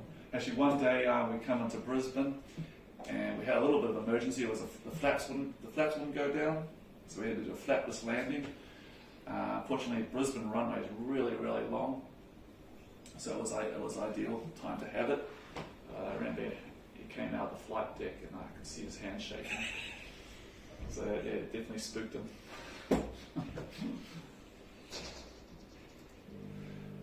Effects of aging: muscular strength reduced, slower reflexes and reaction times, wake sleep patterns disrupted, slower processing information. You're less receptive to changing circumstances, new concepts, and another one I'd add in there is resistant to changing circumstances and new concepts. A lot of older people are just stuck in their ways, man. They do not want to know about this new way. They're like, this is my way, the highway, we're doing it this way. So they're really resistant to changes, which is human factors, and that can lead to definitely problems. Okay, some pilots will cease flying themselves, but some will not. So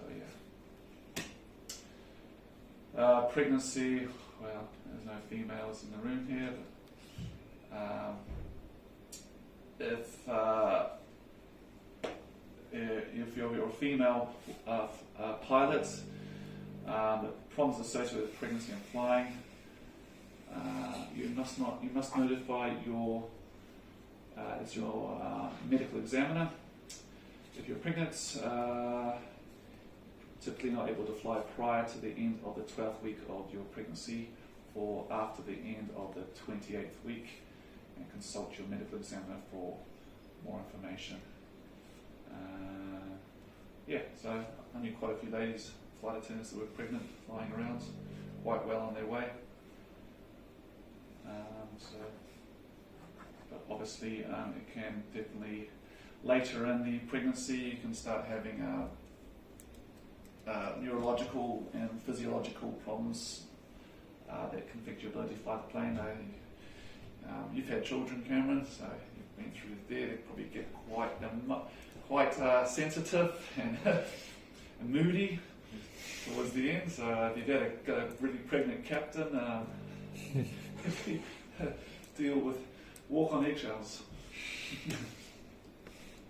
Alcohol and drugs, effects of alcohol on pilot performance, restrictions associated with the consumption of alcohol on flying. I think there was our rule at Qantas was, I think it was 12 hours bottle to throttle, they call it. Let's see. So 12 hours from your last drink to being operational. I mean, that doesn't mean you're still going to be fit to fly if you've had a massive night and 12 hours later you're probably still feeling the effects. Explain the effects of drugs on pilot performance. Have you ever seen that movie Flight with Denzel Washington called Whip? Yeah, that's great. Recommend it. So he's a pilot with the drug and alcohol problem, and he's basically in denial that he's got an issue. And then the plane crashes, but he's just such an awesome pilot that he manages to put the plane inverted to slow it down and get it sorted out, and they land in a farm area. There were a few fatalities, including one of the flight attendants. And during the investigation, they find alcohol, a small bottle of alcohol, I think it's a few bottles, in the flight deck or around the flight deck or something. And so they were, even though he saved everyone, they were going to try and nail him on this. And basically, he was put in a situation where he had an escape where they could blame it on the flight attendant. They could say that one of the dead flight attendants had just consumed the vodka. It's an interesting movie. If you've got time, his name's Captain Whip. Pretty cool. Explain the effects of drugs on pilots. Gone there. Considerations associated with the taking over-the-counter medication and flying. So there are some medicines that you legally can and can't take. explain why legal recreational drugs are unacceptable for pilots. So alcohol, you all know the effects of alcohol here, I'm assuming. Everyone's had a drink, but everyone's seen someone that's had too much to drink. Get a false sense of performance. You think you're awesome, but you're not. It's a depressant as well. Lower sensitivity and caution levels. So in aviation, there's a zero tolerance to alcohol in blood. These days they're super tight in the airlines on alcohol consumption. There's random spot test. You turn up to work and you'll be taken out to a dodgy van with black windows, tinted windows, and you have to go in there and give a pee sample or a saliva sample, and they can test you on the spot for any opiates or alcohol. I've been stopped a few times. Even at the end of the flight, you'll get off the flight, all you want to do is go home, but there will be a testing team there, and everyone gets swabbed, tested on the spot, Oh, all the crew? Yep, all the crew. Just be completely random, surprise. And has caught a few people out. I've known a few people that got dismissed on the spot. How long to wait before flying? I think it's going to cover that. So drugs have a similar effect to alcohol to a pilot. So if you're unsure about some medication you're buying over the counter, just check with your medical examiner whether they are suitable. Like I said, some painkillers which have something called codeine in it, so it's an illegal one. Was there a video on the alcohol slide? Oh, was there? I think so. Oh, let's go. Good times. Yeah, it's there. Is that one? Yeah. Oh, cool. Awesome. Let's have a look at that.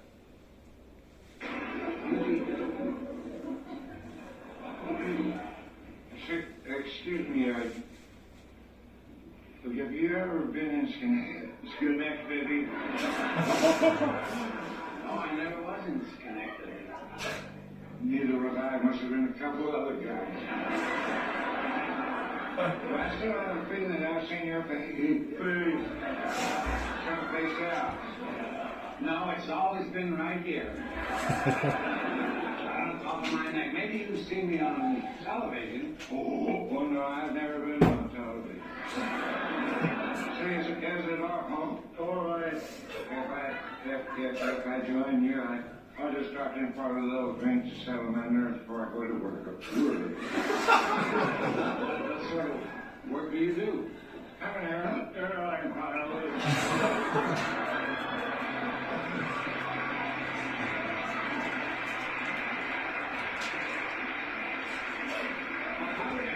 How did you get to be an airline pilot? I used to be a bus driver. But I quit. Too many drunks on the road. What do you fly? Oh, it's one of those big gray metal things that what you call it sticking out on the side. Green? Well, you an airline pilot too? I've been pretty high in my time. Did you ever have any close calls as a pilot? Oh, yes, especially since they moved the men's room to the back of the plane. I was on a flight from New York to LA a couple weeks ago, and the plane lost an engine. Oh, don't worry, it'll turn up. You know, there's a lot of pressure being flying way out there and high in the air and all, above all those white fluffy things. Clouds? You sure you're not a pilot?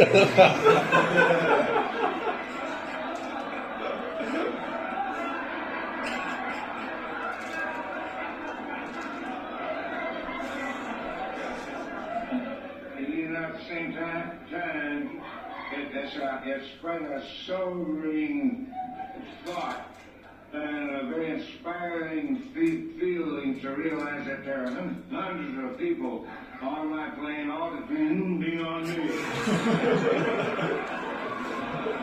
And to that I happen to hold their life right in the palm of my hand.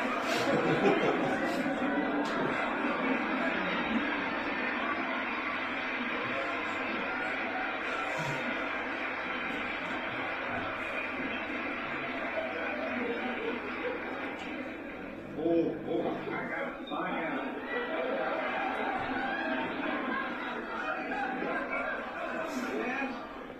Yes?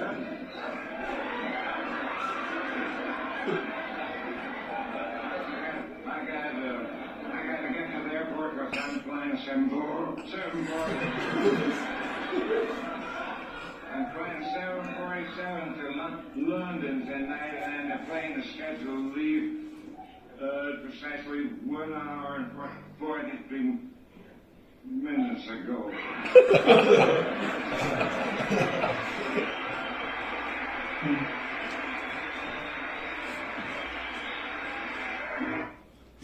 Classic.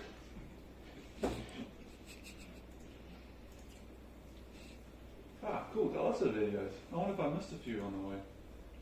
See what this one is about. Health during flight, sun protection, energy levels, hydration, fatigue, and toilet stops.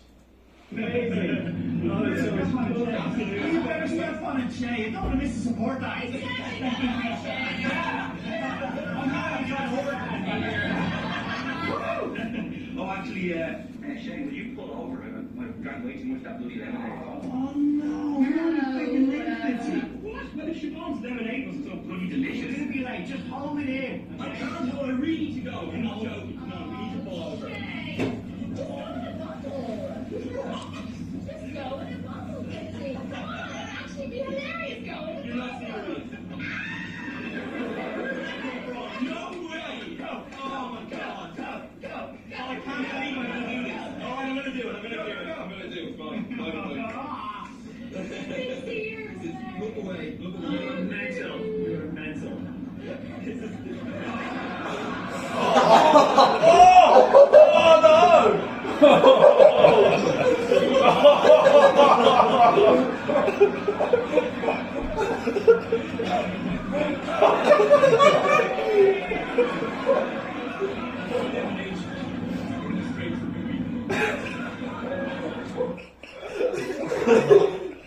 Didn't see that one coming.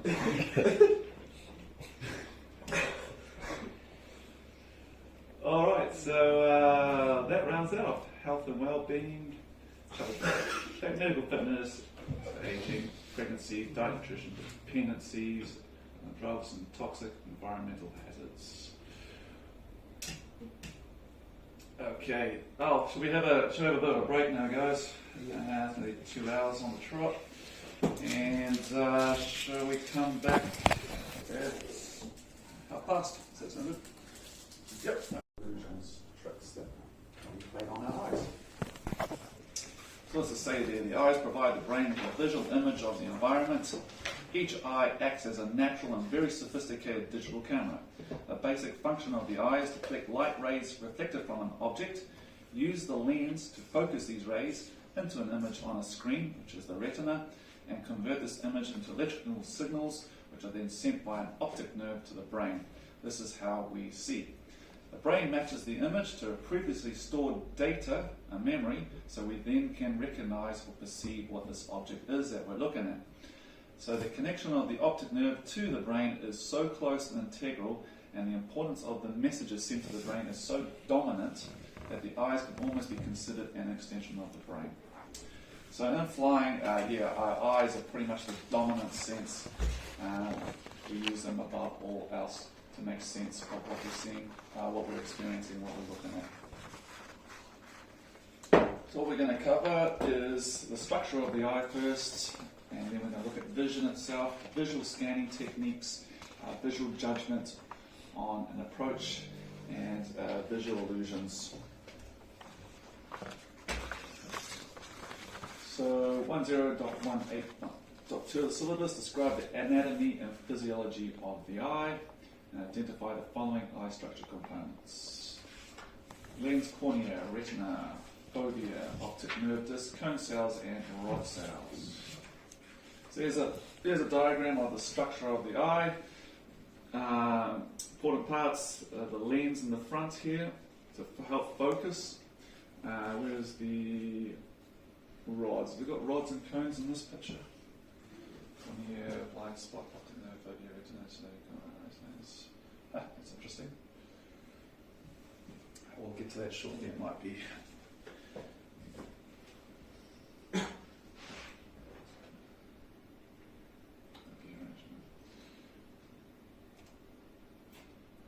So the retina, where is that located? So it's at the back of the eye.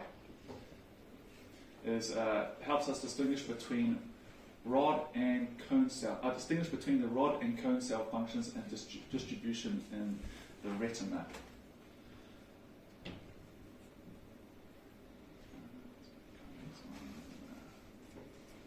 So we're going to look at the retina itself here, how it works. So we have a light coming from outside, enters through the pupil, and then it hits the back of the retina and the fovea region.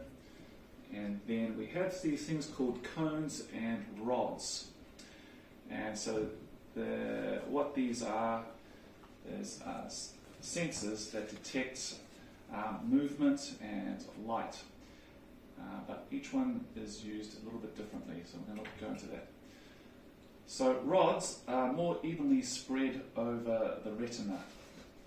We use rods more at night. They are more light sensitive, so in low light, such as nighttime, we can pick up shapes of objects. They are not color sensitive, so you just get black and white vision. However, the image is less sharp as well, it's not as defined. And importantly, they are sensitive to movement, so they form the basis of our peripheral vision. So it's how we see out. We can detect movement to the left and right of us. So when you did your pilot medical, for those who've done it, they would have done a test on your eyes. He would have held a pencil or something around your periphery and asked you to say when you can see it move or something. So he's just testing your peripheral vision. So he's testing how good your rods are. Cones are a little bit different. They're concentrated in the center of the retina. So that's what you got to remember. So cones are in the center of the retina, and the rods are more evenly spread over the retina. So cones are different in that they use bright light, and they're color sensitive, and they form sharper images.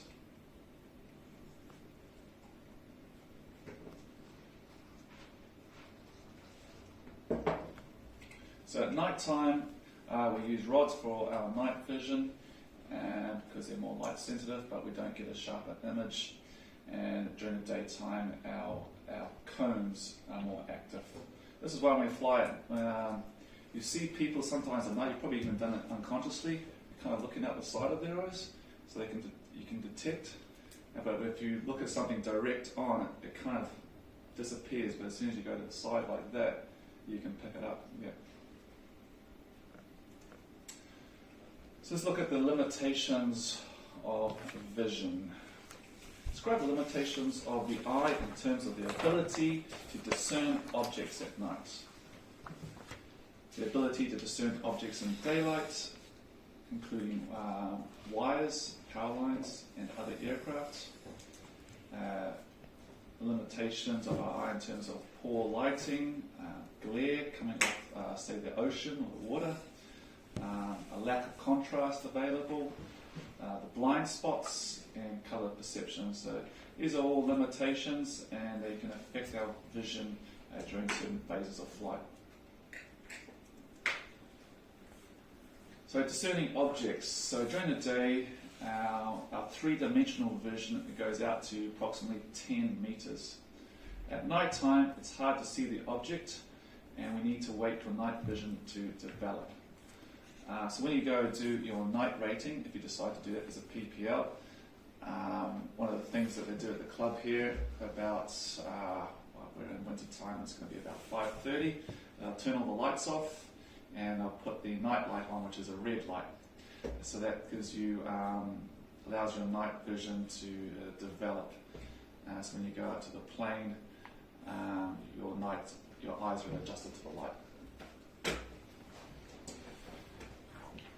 And then you can completely ruin your night vision if you're flying along and your passenger decides to take a selfie with the flash on. Blind. Would it also be if you just looked at like a display that's transferring out a large amount of blue light? Like your phone, if it's like a white light display, for sure you'll definitely notice a moment when you look away. You'll definitely notice a degradation of your vision. If you go into a cockpit, a good example is like if you watch movies, submarine movies. We're in a submarine. All the light from there is blue or red, so it's not white light. So your eyes can retain their night vision better. And in the commercial airlines, before you go into the flight deck, you have to turn the lights off. When you're flying at night, you have to turn the lights off in the galley or around that area, so when you open the door, all that white light doesn't come rushing into the pilots there and ruin their night vision. Let's get that one. Poor lighting. The brighter the lighting, the better object that can be seen. Contrast between the object and background is important. Just look for an example of that.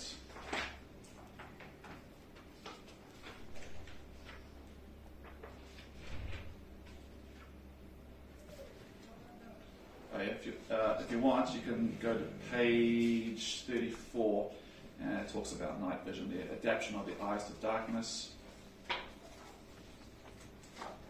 And night vision is susceptible to hypoxia.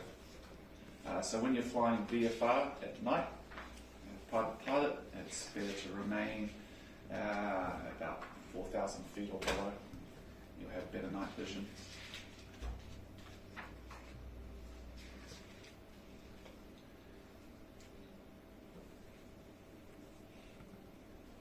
And it's basically the same stuff we covered there. And to see anything in there regarding bright light examples.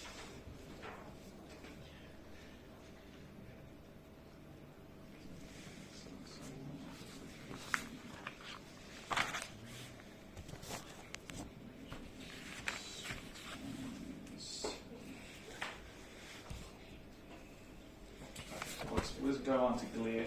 Glare causes a decrease in vision and visual sharpness, so that's why just about every single pilot wears a pair of sunglasses when they're out there, so we don't get a decrease in vision and visual sharpness, particularly when you're doing flights over the water, sunny days and really calm seas. It looks like glass, and you just get a whole lot of glare off there.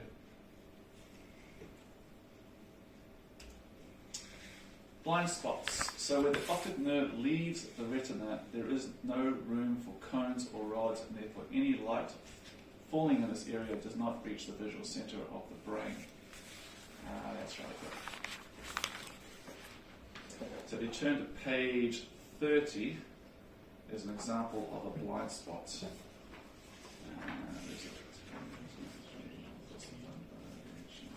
Where is it? Blind spots.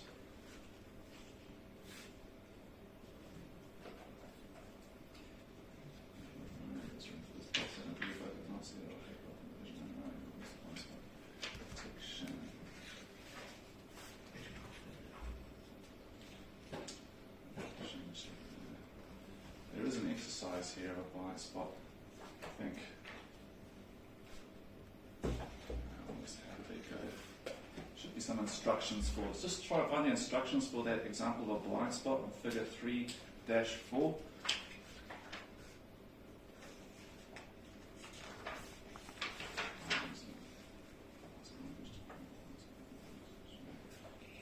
So you can observe this existence of the blind spot in each eye by viewing figure 3-4. Sorry, Karen.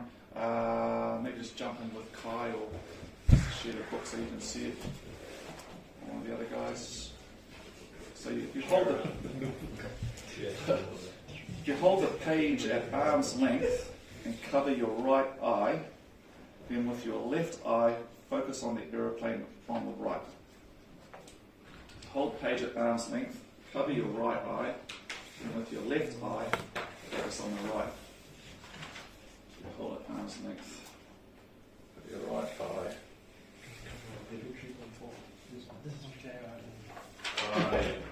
Can you see it disappear? Yeah. Yeah. Oh, I see what Say that again. Yeah, so hold the page at arm's length, cover your right eye, and then with your left eye, focus on the aeroplane on the right. Oh, wait, yeah. You did it too fast. Oh, it's gone.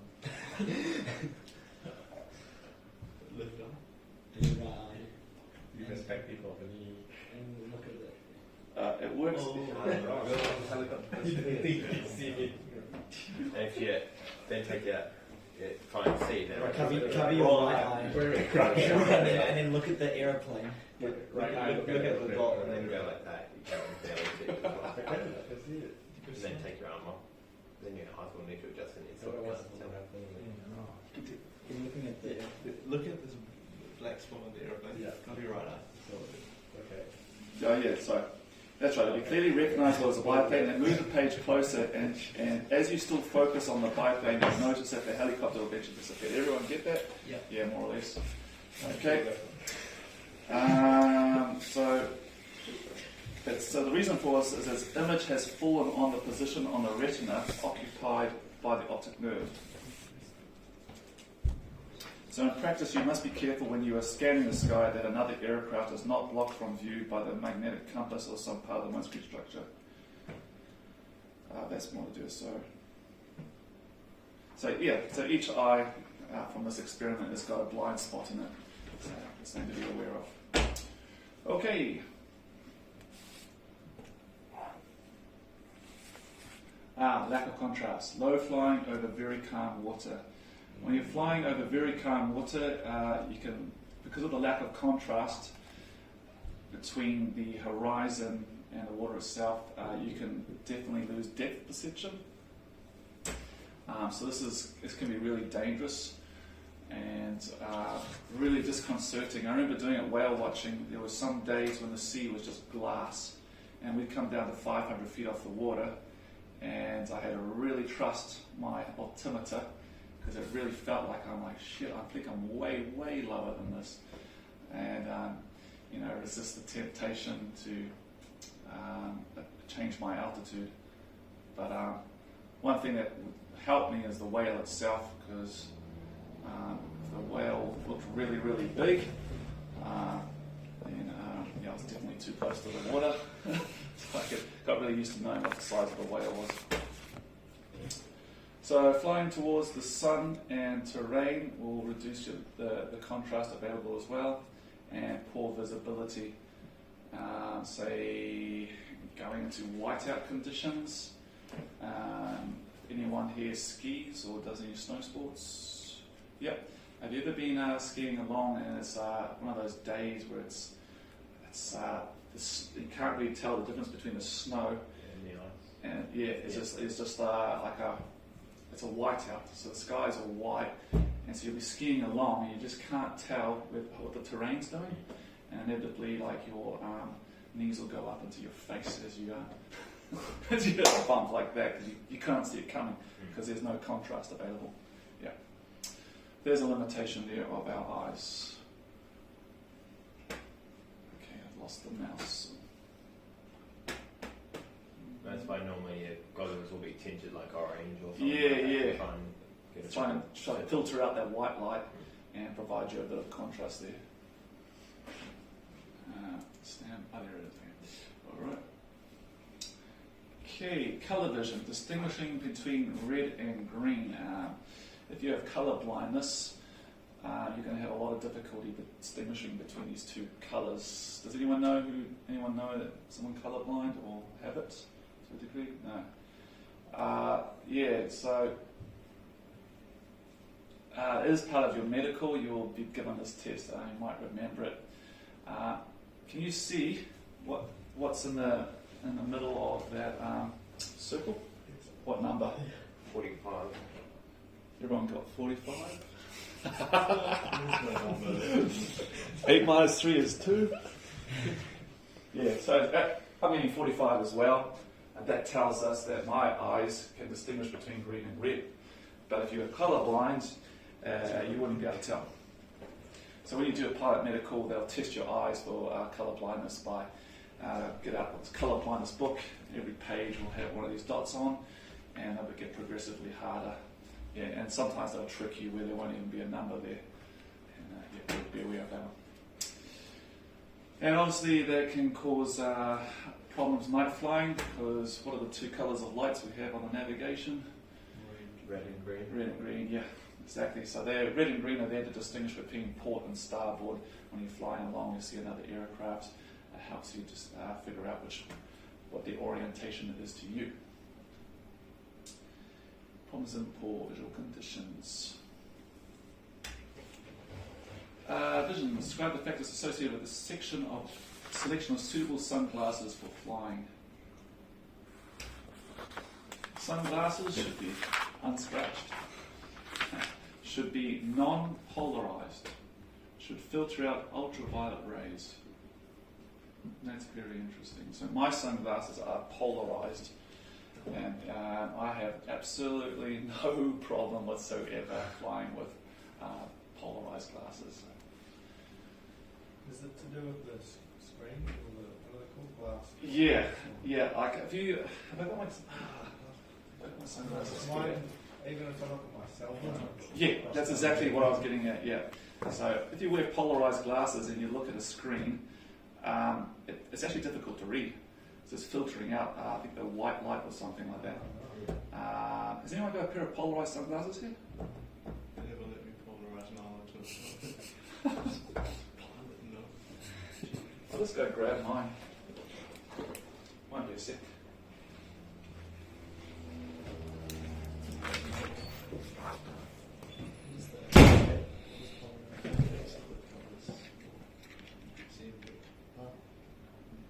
You wanted to polarize this glasses? No, my son. Oh. I see if I can polarize it, but I can't do that if you're pilot. Breaking the rules.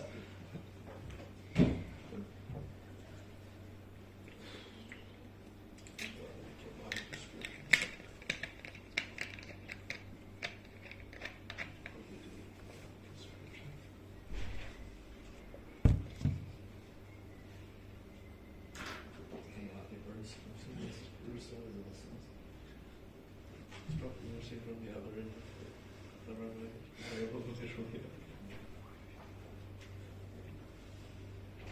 He's channeling the burst current attack. He's responsible for whatever you walk around. Do it and see.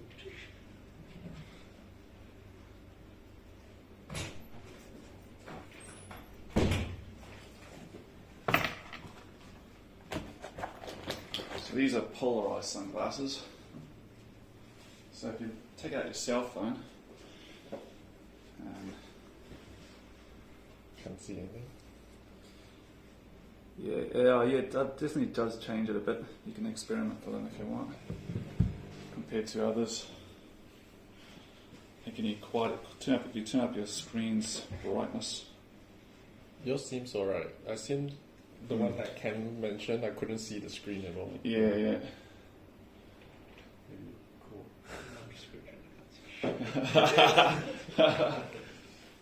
I look good on you, man. You should get these. What's your prescription? I can't remember the screen, but it's 4 times worse than normal vision, I think. Do you get any difference there in the contrast? No. It just depends on the lighting, I think. Like, I definitely notice if I watch TV, if I put those on, I know, of course I wouldn't want who watch TV with their sunglasses on, just for the sake of experimentation. Only when the all lights are losing, obviously. Yeah. Yeah, that's it.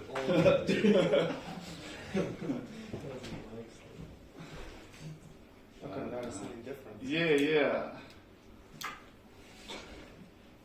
Did you get these specifically for aviation? Or? Yeah, I actually got them for whale watching because I was staring at the ocean all day.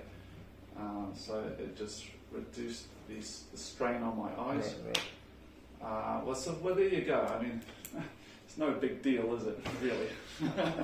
Are there types? Because once I've got you can't even look at my phone. It just makes this I've seen that bizarre, before. pattern. Yeah. Well, there's probably different types. Then. It filters out one of those colours. Yeah. Some are more polarizing than others, maybe. Some will have a different tint on them. Yeah, Some will be like there's a blue orange tint and blue and tint, orange, yellow. Yeah.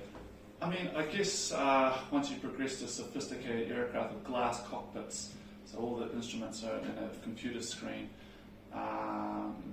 then it might be an issue and something worth considering. So the ones that we are flying doesn't matter, right? No, it's all because good. there's no computerization there. Yeah. Okay.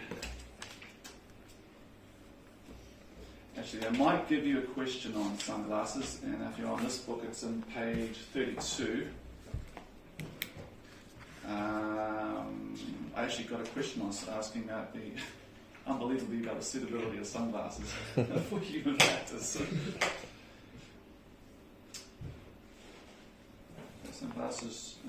Sunglasses should be impact resistant, have thin metal frames that should transmit 10 to 15% of the light, filter out damaging ultraviolet rays. Contrast between the glare of the very bright outside environment and the darker cockpit can interfere. Of the cockpit interior may also make it difficult for the eyes to adjust quickly enough to read instruments and charts inside the cockpit. Yeah. And polarized sunglasses may produce some areas with total loss of vision. All right. So let's move on now to night vision. So we're going to look at the process of dark adaptation. Sounds like a good name for a movie. State the normal time for full night vision adaptation and identify precautionary actions to protect night visual adaptation. So it actually takes between 30 and 40 minutes for your eyes to fully adapt to the light. So that's worth considering before you go out flying. Approximately 10 minutes for half adaptation, and it's destroyed in seconds by bright light exposure. So keep internal lighting to a minimum. I mean, if you've ever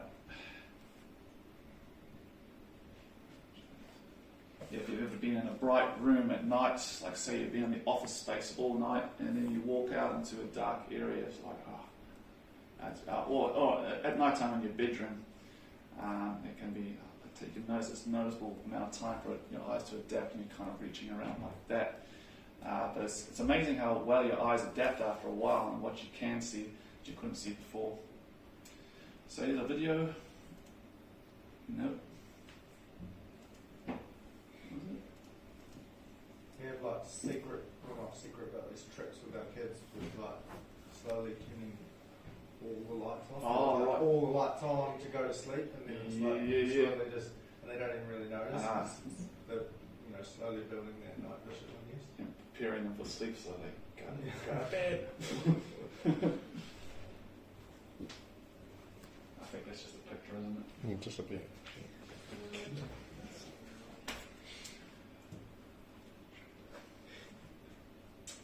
Okay, a few night vision effects. The autokinetic effects. So we use our peripheral vision. So the autokinetic effect is when you say look at a star at night time in the dark. After a while, you look at it long enough, it actually starts looking like it's moving left and right and going like that, even though it's stationary. It's just to an effect of the eyes. So if you want to, I guess what they're saying here is that how do you distinguish between something that is actually moving out there and a star? Well, you can use your peripheral vision to detect the real motion. Night empty field myopia, exercise your eyes. That little green thing there moving around, that's an example of simulation of autokinetic effect. things can look like they're moving. Anyone know what empty field myopia is about?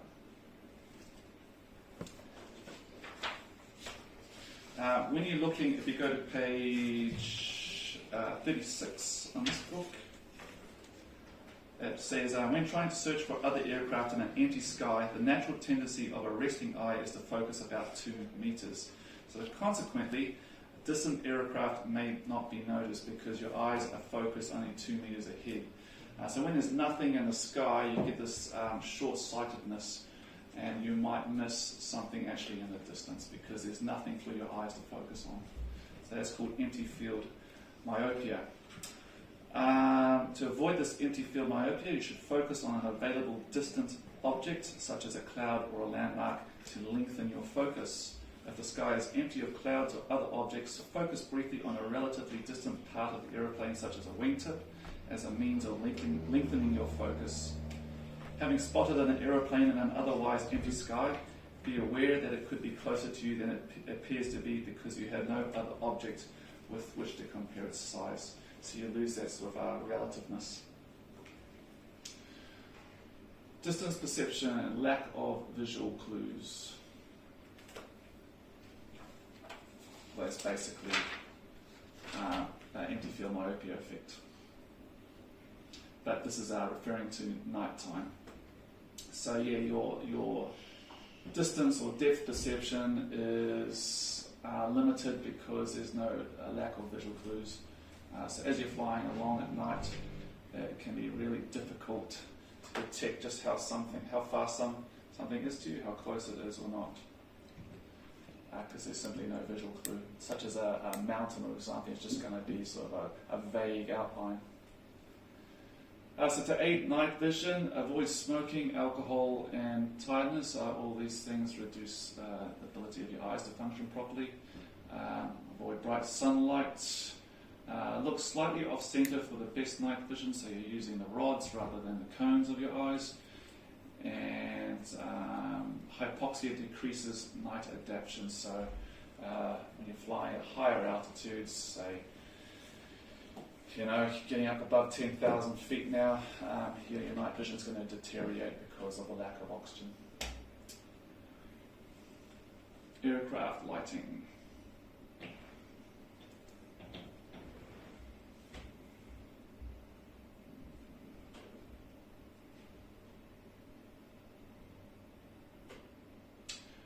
Okay, so what we've got here, so we're flying along at night and we see these flashing white lights.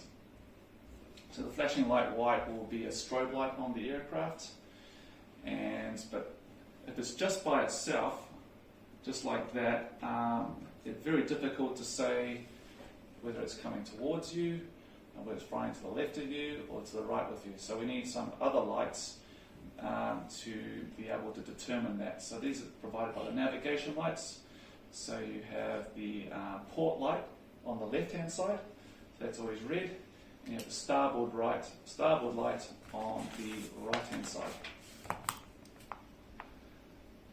So the way I remember the difference between port lights and starboard lights is, port is the color, red is the color of port, the wine drink.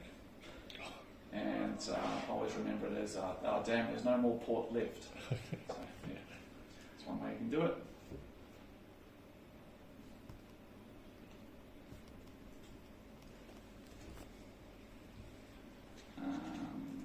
So looking at this picture now, a few different situations. So the situation here, so got the starboard light here and the port light on this side. Which way is this aircraft flying? You have to see it. Towards us, yeah. Good. And we look at this aircraft, we see these lights out there. What do we think is happening there? We can only see one. It's flying that way. So sideways, yeah. So it's going across us. Yeah. What are the white white lights? So the white lights are just a strobe light or a beacon light on the aircraft, just a flashing light. It just, when we're on the ground, it tells everyone else around that the engine is running or it's about to start up, and it's always flashing. It brings attention to the eye that there is an object in the air flying along, basically, and then you can determine whether it's coming towards you or away from you or side on using the navigation lights. That's not red. Yeah, some of them are red, some of them are white. I mean, Do they look white in the night? Or no, they will look red. Sorry. White will look white, red will look red. Yeah. Why some are red flashing beacons or why some are white strobes, I can't tell you, to be honest, I'm not sure. But they'll always be flashing compared to the nav lights, which are steady. Yeah, there will be a flashing strobe in the mix of those lights, yeah. And it's really noticeable when you're flying along at night, you can pick up on that fast. What's harder to detect though is the red and green initially, yeah. So, visual scanning. So we need to describe the visual system, resting state focus and its effects on object detection, explain effective visual search techniques, explain and see and avoid the method of avoiding mid-air collision. Okay, so this is the empty field myopia we were talking about earlier. So the resting focus is typically at 2 meters in front of you in an empty sky. So need to move eyes around on distant objects to lengthen the focus to pick up anything that might be out there. So you'll be taught the visual scanning technique here when you're flying along. The way it's done is you're looking through basically over your shoulder all the way around into the direction of the turn, over the other shoulder. However, we are pausing about every 20 degrees for a couple of seconds before we move on. Because sometimes an aircraft won't have any sort of relative motion if it's flying in the same direction as you, for instance, or coming towards you. It could be misidentified as like a spot on your windscreen because it's not moving. So that's why you do this visual scanning technique to pause every 20 degrees and check if that spot is actually moving or not. Yeah. That's why we keep a clean windscreen as well. Visual judgment on approach. So during the landing phase at night time, there are a number of difficulties. So we need to explain the visual cues during landing and explain the effect of the following factors on visual perception during the approach. Factors are steep and shallow approach angles, length, width, and the texture of the runway, and the intensity of the approach lights. So I hope you guys get a chance to do night flying and landing at night. It's a really quite interesting process, and you would definitely, can get caught out by the lack of visual clues as to knowing how steep your approach angle is, or if you're too shallow, and how wide the runway is, the length of the runway. Can all be quite tricky to judge.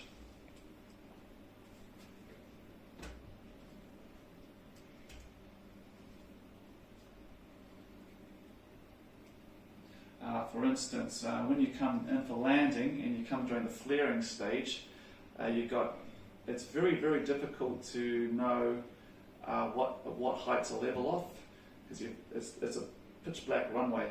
So all you've got is the peripheral lights running the runway edge lights down there. So you're kind of just looking ahead, and you're using your peripheral vision to judge how fast the aircraft is sinking onto the runway. What inevitably happens, people level off and flare too high, and so the aircraft goes bang on the ground like that.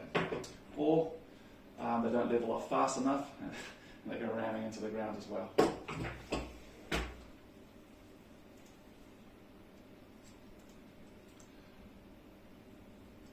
So refraction from cockpit window glass in rain.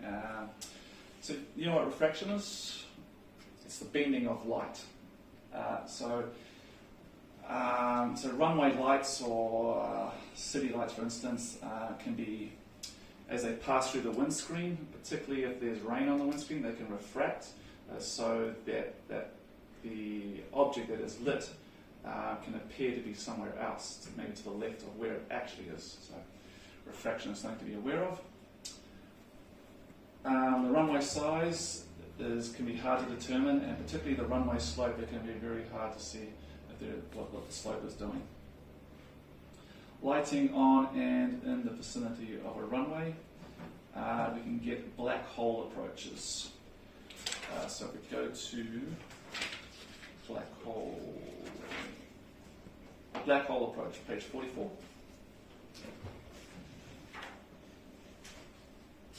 So flying an approach to a runway with no other visible references can often be difficult. This can occur when approaching a runway on a dark night where the only lights visible are the runway edge lights. So there's no town or street lights to be seen and no indication of the nature of the surrounding terrain. This is what is known as a black hole approach. Alternatively, there could be city lights in the area beyond the airfield, but no visual cues near the threshold between you and the approaching runway. So black hole approaches also occur on tropical atolls, at remote tropical atolls. So you're coming in for landing on, say, Radiotelephony, for instance. The runway pretty much begins on the ocean. So as you're coming in, there is nothing between you and the runway as far as lighting goes. So you can lose your perception. It's a black hole approach. Remote desert airfields also have the problem because there's lack of lighting around, and on approaches to runways that are surrounded by water, so yeah, like Radiotelephony. And you can see an example of a black hole approach there, and approach with good ground reference. Is there anything in that one similar, Cameron? Yeah, it just has a blurb about it. Yeah, okay.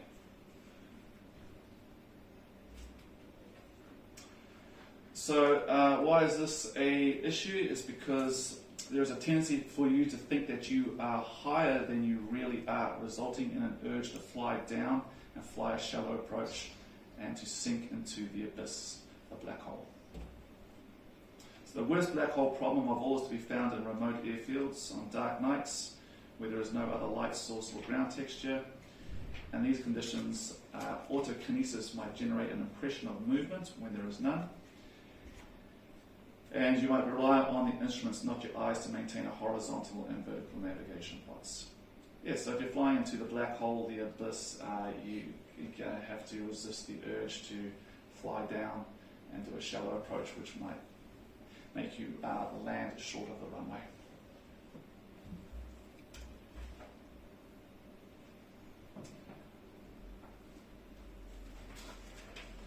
Okay, let's look at runway perspectives on the night approach.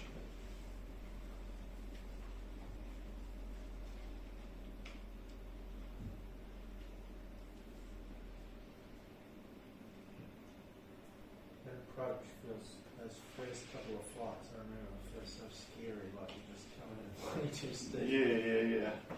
I mean, even during the day, as a beginner pilot, it's hard to know what it should look like when you're on a normal profile, such as the correct approach at one at the top there. But as you get more and more experience, you know when you're too high and you know when you're too low, just from having that picture. When you start flying at night time, just having the runway lights as a visual reference, it can be really difficult to judge whether you're too high or too low. So here's a few examples there of when you're too low and one when you're too high. So when you're too low, the runway lights will be more concentrated. There won't be so many gaps, so that's a visual cue that you're too low. If you're too high, the gaps between each row of lights become a lot more spaced. If you're on a correct approach, it looks something like the top one.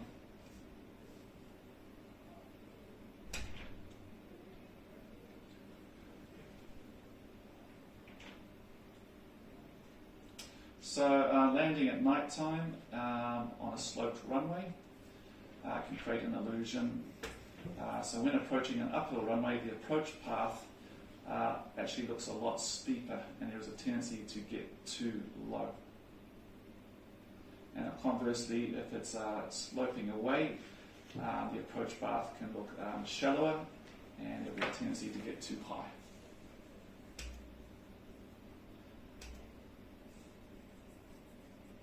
Cool, so now we're going to look at some runway lighting.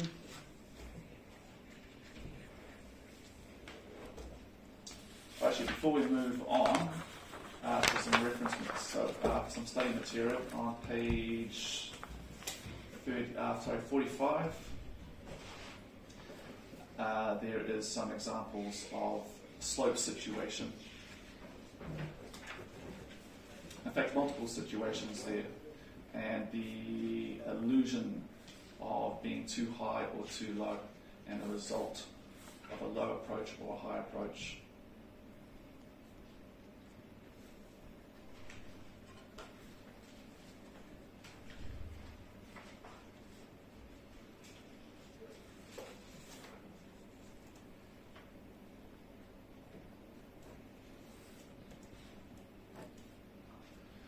So these are some typical runway lighting indicators. So down here you have the touchdown zone lights. There's orange ones. The white ones on the outside are the runway edge lighting. These red ones here are called the runway approach lighting systems, and then the green ones are the threshold. So it just tells the pilot the important information about where the threshold is, so to not to land before the threshold, where the touchdown zone is, so you want to be landing by them, and obviously the runway edge lighting. And then the runway lead-in lighting system, these ones here, help the pilot stay on the center line. And often the runway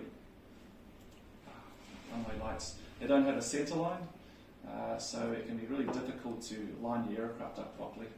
So the trick is to make sure these runway lead-in lightings, these ones here, are aligned with the ones at the end there, and then you know you're on center line. Cool, so we're now look at some visual illusions. We need to explain the following visual illusions and describe the methods of avoiding and coping with autokinesis, stroboscopic illumination illusion, flicker, the break-off phenomenon, and the black hole phenomenon. We just covered the black hole and autokinesis. Describe conditions which can lead to the creation of false horizons and the effect of false horizon on a visual perception. So let's look at that. So autokinesis, as we said earlier, if you stare at one single light against a dark background, the light appears to move. We can stop it happening by scanning and monitoring instruments frequently. Stroboscopic illumination is also known as flicker vertigo. It's to do with a bright light being intermittently interrupted by a prop. This can cause epilepsy, actually.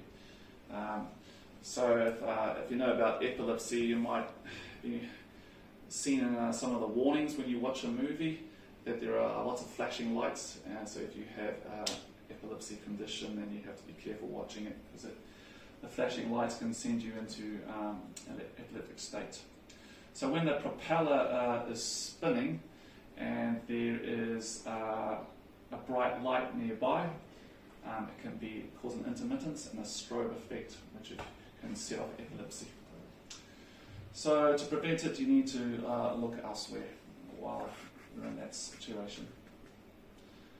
It's probably more going to be a situation where you're on the ground taxiing and there's another aircraft with its landing lights facing you, for instance. Break-off phenomenon. When flying with little visual stimulus, e.g. at night or with cloud cover, and feeling psychologically detached from the surroundings.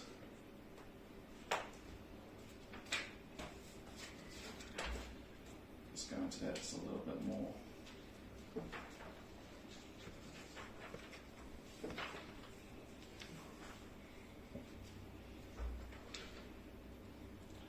I don't think it actually covers it in this book.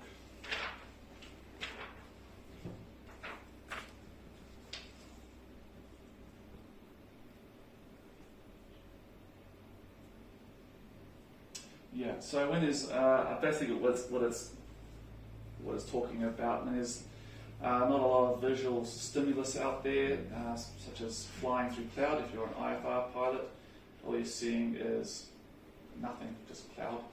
Or you're flying at night, and there's no lights around at all, so it's just black. You can get into a psychological state where you just start to feel detached from your surroundings, and that can lead to a loss of focus.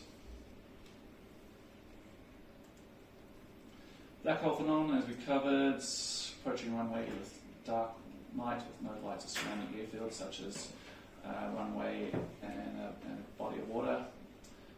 And it's hard to judge your height above the ground. So as a result, you can come in too shallow and land short. So use your instruments and stop resulting in a low approach. So a false horizon, if you look at a normal situation, when we're flying along, we use the horizon a lot to judge our whether we're level or not. It's called attitude flying, and you're going to become quite used to that. So we could find ourselves in a situation though, flying in the mountains where we can't see the horizon, you can't see where the sky meets the water. As a result, you have no horizon, and if you're flying towards terrain that's starting to slope upwards, it can be dangerous because you're going to start to pull back on the stick, and you're going to get a higher and higher and higher angle of attack, and it could result in you stalling the aircraft and crashing into the ground. The reason that's happening is because you've got no true horizon to go off, so you might be creating a false horizon, which can lead you to misjudge the nose pitch of the aircraft. Does that kind of make sense to you guys? Mm-hmm. Yep.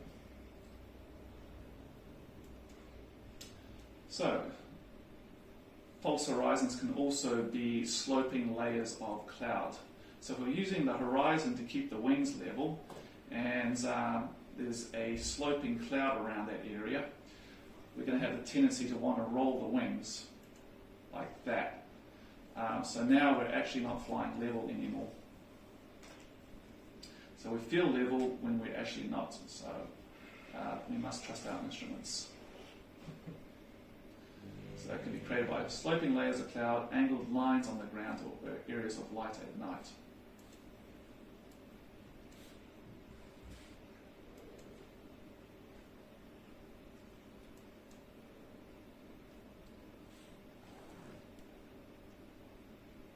Alright, so relative motion, what is it?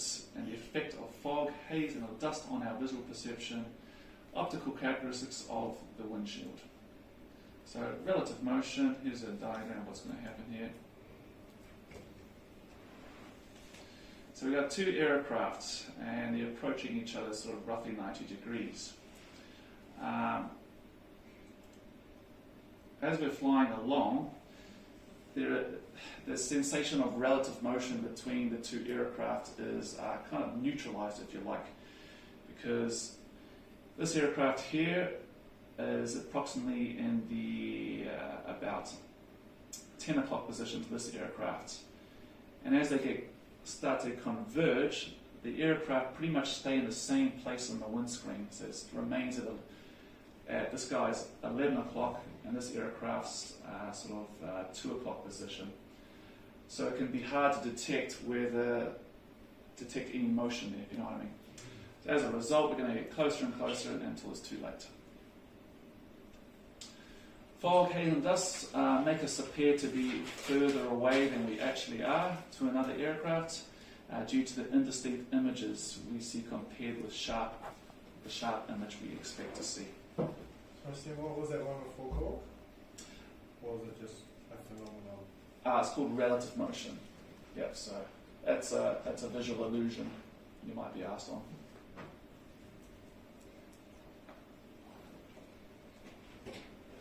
And so that's where the scanning technique comes in, where you're pausing about every 20 degrees just to check for any to look for a relative motion. There isn't a visual illusion. And yeah, so the windshield can bend images slightly, especially if there is water on it. So that's due to the property of refraction and light.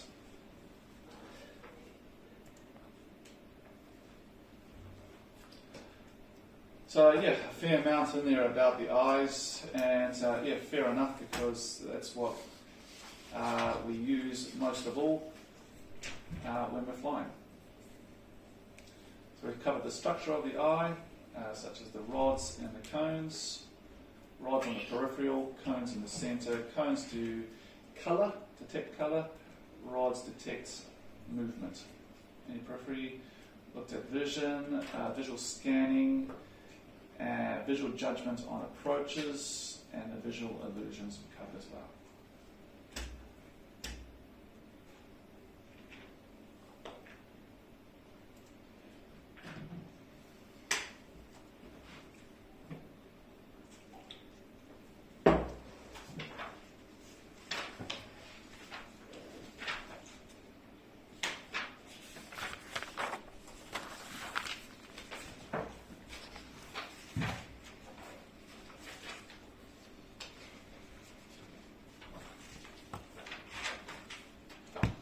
Is that air conditioning going? It feels like it's stopped. That's the reason. Cold. That's why.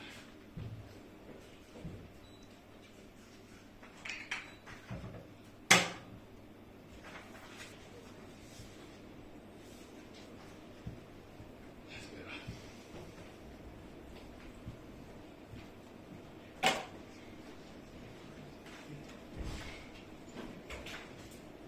Stephen, just a quick question. Yeah. Just about the optical characteristics of the windscreen. Is that what you're talking about before in terms of it can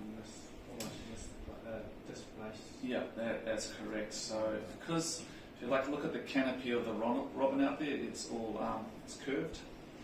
So that could cause the light to be refracted, or the light bends. So it's during the daytime, it's not such a big deal. At night time, particularly when you're using lights on the ground as references, that could definitely cause a refraction on the windscreen. And when the windscreen's wet with wet raindrops, refraction is even worse. So if you're on approach for landing, it can start to create this illusion where it's sort of hard to tell whether it's truly in front of me or is it to the right, kind of thing. Yeah. Refraction.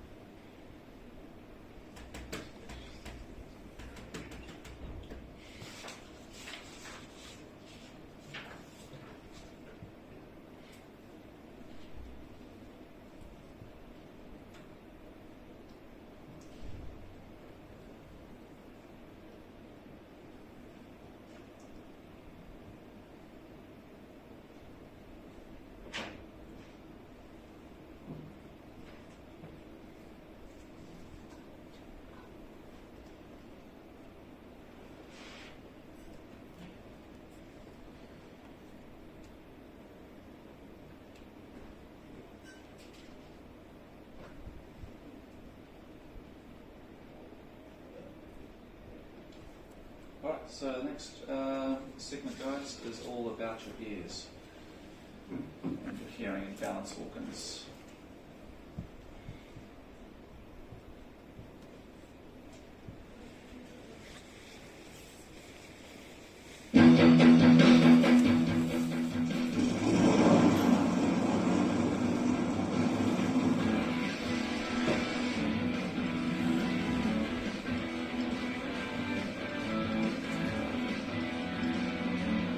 Looks like all short.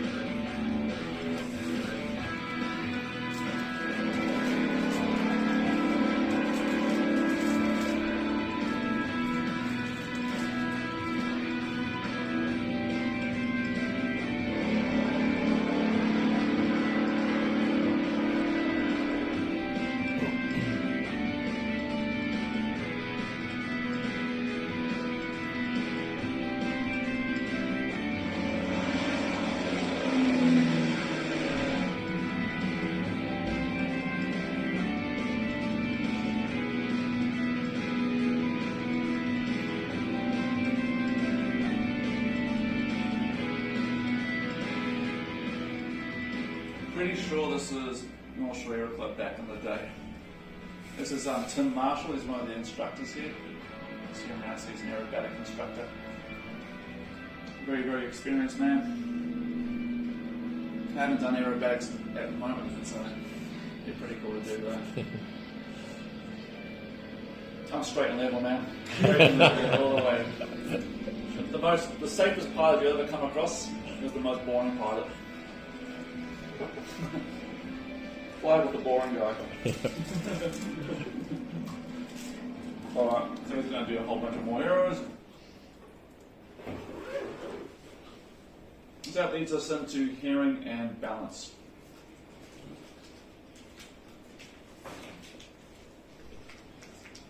So the ears provide two senses, hearing and balance. The sense of hearing allows us to perceive sounds and to interpret them. The sense of balance lets us know which way is up and which way is down, and whether we are also accelerating or decelerating.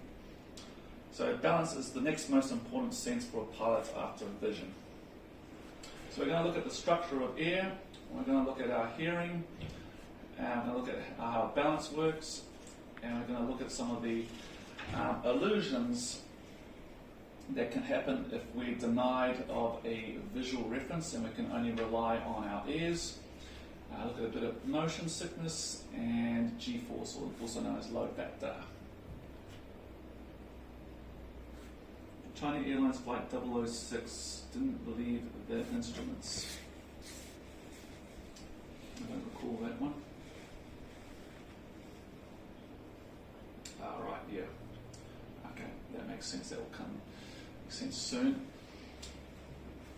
Alright, so some more boring stuff, guys. It's a little bit sciencey going into the human body, so we need to know a little bit about the structure of the air to appreciate its limitations. So I'm going to look at the anatomy of the ear, the physiology of the ear, the effects of pressure changes on the middle ear and eustachian tubes, so we've already been introduced to those earlier, and effects of cold, hay fever, and allergies on the sinuses and eustachian tubes. So we'll crack into this one, we'll get through it, and then we'll break for lunch. Structure of the ear, so a nice diagram there of a whole bunch of medical terms and things. You can familiarise yourself with that, but you're not going to get a diagram in your exam and ask to label it all. So, sound travels through the outer ear to the middle ear.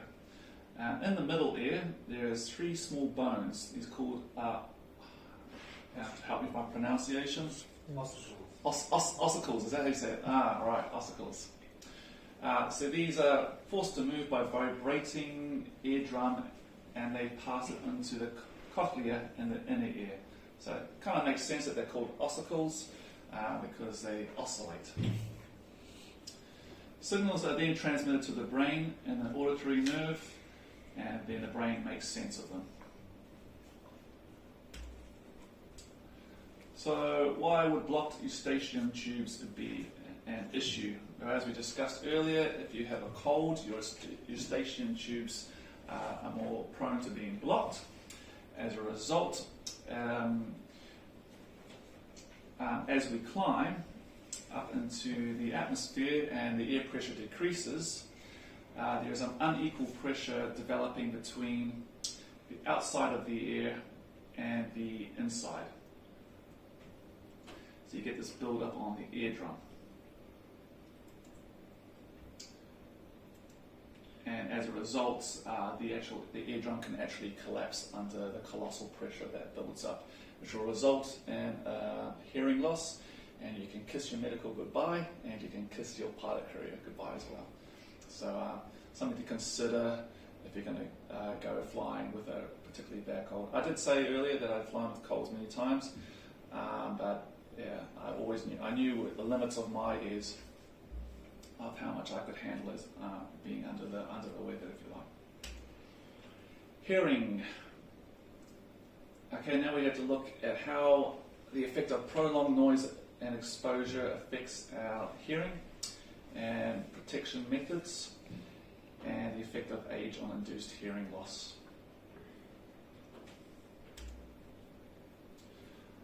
So loud noise can fatigue and damage the eardrums.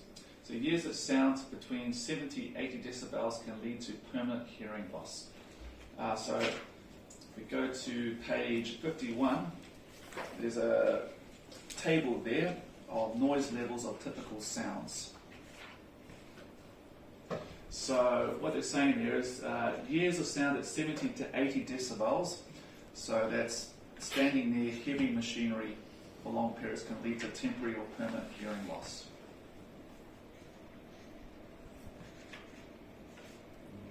And if you go up to the top of it, the situation, standing near a piston engine aircraft for several hours per day for 3 months could lead to deafness. So your piston engine out there is roughly going to be 120 decibels.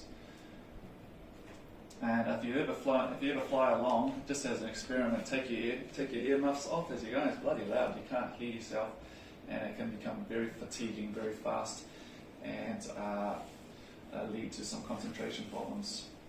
Standing near a jet aircraft, the noise becoming painful, 130 decibels. Actually, interestingly enough, the sonar sound that the sperm whale sends out is equivalent to standing near a jet engine. So they emit this sort of clicking sound. It's like a sonar, excuse me, it's like a sonar ping. So you set this clicking sound, it goes out through the water at the force of a jet engine. And they use it to either, they can stun the prey, so basically paralyze it with the force of the sound, and they can communicate with the other whales. So yeah, there's been instances where divers have got too close to a sperm whale while it clicks, and pretty much can paralyze them. Just an interesting side fact.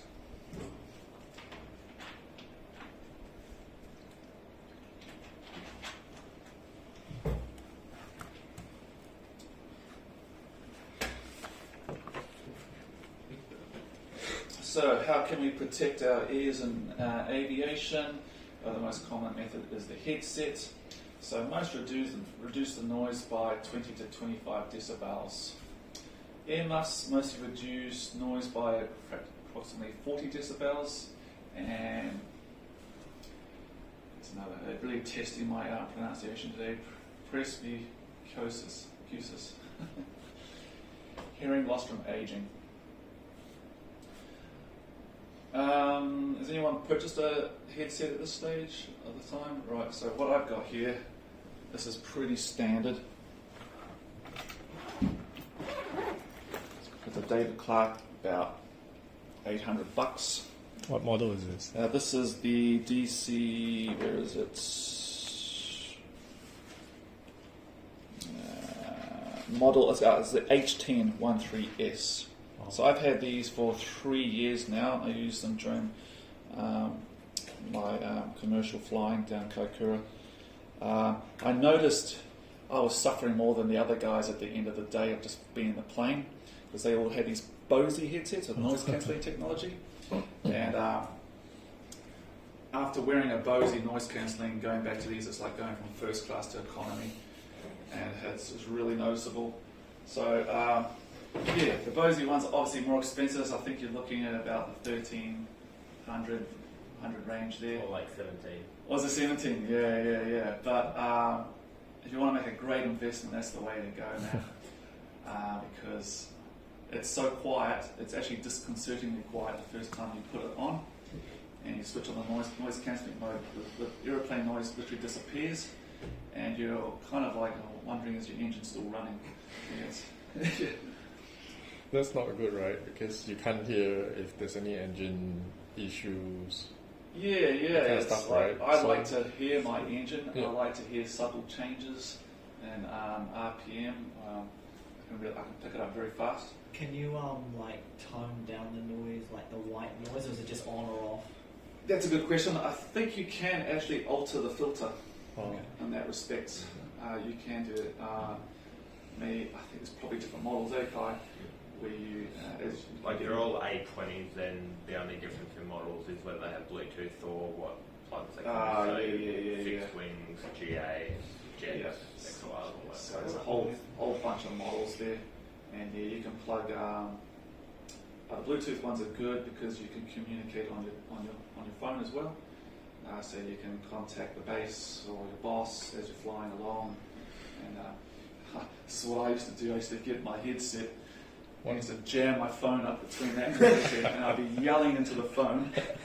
And my boss would be yelling on the other end on the ground. We would just be having this yelling conversation. They're like, I don't know what the customer's thinking. And it made it very difficult because I'd be basically only flying the plane with one hand. And, multitasking. I had like the telephone, I had the aircraft radio, I had the marine handheld radio as well to talk to the whale watching boats. And so some days I just had to chuck it all away. Just focus on the job. Yeah, it got pretty gnarly. And you can also listen to your music up there with the Bose, you can plug it in. Distraction, man. Yeah. I wish I had it, because I did lots of long charter flights. Oh, okay. You're allowed to do that. Yeah, I don't think there's a rule around it. And what happens with those headsets, if there is a radio call or something that comes through the headset, it cuts out the music. Yeah. So if you're going with Great Barrier out to the barrier, and you can see the pilot here going, mosey on.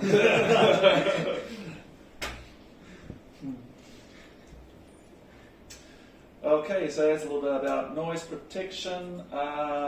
So now we need to look at balance. So our balance organs are in our ears. It tells us which way, helps us define whether we're upright or upside down, and it tells us whether we're accelerating or decelerating. So let's have a little look at this. So we need to define spatial orientation, the outline, the anatomy and physiology of the motion, orientation, and gravitational sensory organs, which include the semicircular canals, the vestibular sac tubes, and we explain the interconnection between the visual and kinesthetic senses in maintaining accurate spatial orientation. So what is spatial orientation? It's your ability to determine your position and alignment in space. So in order to determine that, the eyes, so the vision is responsible for approximately 80% of that spatial orientation.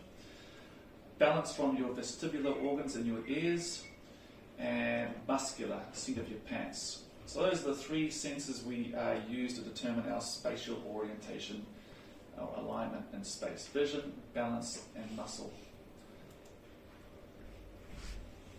So what are the semicircular canals?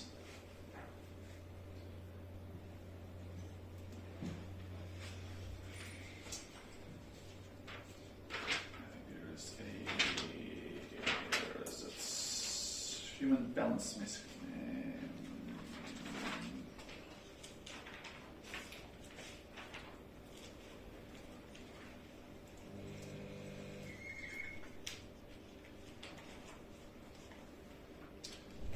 Where was it? Let's see. So 3 semicircular canals. Page. Just bear with me for a second, guys.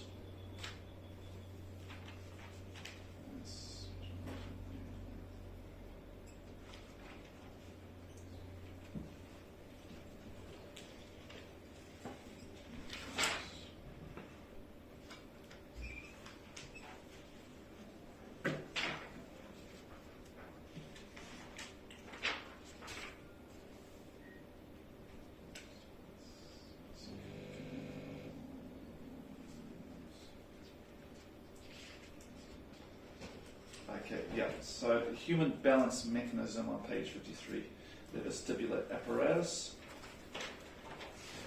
This balance mechanism is designed to keep us upright, so i.e. Vertical and balanced by standing or moving. Even with your eyes closed, we know whether we're upright or not. Okay, so in the absence of visual reference, the inner ear can sense what it believes is vertical by two means. Sensing the tilt angle and sensing the tilting motion, either backwards, forwards, left or right. So the angle of tilt is sensed by the equivalent of a pendulous mass, which centers gravity as vertical. The tilting motion is sensed by the fluid-filled semicircular canals. So these are the three canals here that look like that. And basically they're a fluid which, when moves, brushes over the otolith organ, which has these small little hairs. And when it does that, it sends a signal to the brain whether the body is in a tilt or an acceleration.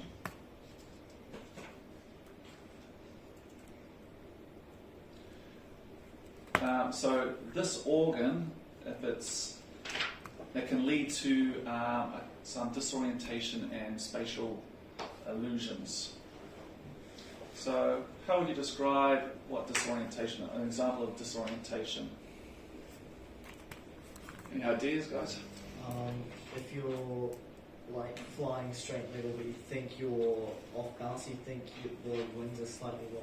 Yeah, that's an example of what's called the leans. Oh, okay. So you're flying along, but you're denied any visual clues. So, say for instance, you're in a cloud, so you've got no horizon, and the aircraft is in straight and level flight, but your balance organs are telling you that you're in a tilt. So you could be thinking that the aeroplane is tilting to the right. So as a result, you turn the airplane to the left, even though you're in straight and level flight. And now you're in a situation where the plane's starting to get into a dangerous spiral dive. So that's called the leans, and we'll cover this very shortly in a diagram, I'm sure. So yeah, disorientation is basically you no longer can tell which way is up or down, for instance. It can happen when you're diving as well. You get yourself into a state where you don't know which way is to the surface and you don't know which way is down anymore. So obviously it's dangerous.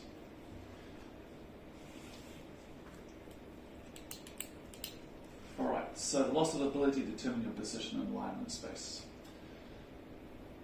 We can avoid disorientation by using the instruments, maneuvering the aircraft smoothly, and don't fly by the seat of your pants. So the instruments there are provided to give us information on what the aircraft is doing. So the artificial horizon, that one there at the front, that's your primary instrument when you're instrument flying. It tells you whether the wings are level or whether you're pitching up and down. What does it mean by flying by the seat of your pants? What your balancing organs are telling you, so like... Yeah. So you remember we have, to determine our spatial orientation, we have the eyes, vision as a most of our cue, and we have the ears for our balance organs, but we can also use the muscles. So on our seat of our pants, as we go into a turn, we can feel pressure, basically. And you can tell whether the aircraft is in a skid. For instance, you're flying along straight, but just skidding along like that. It will feel like you're being thrown to the side like that. So you're getting your spatial orientation clues by the muscle pressure.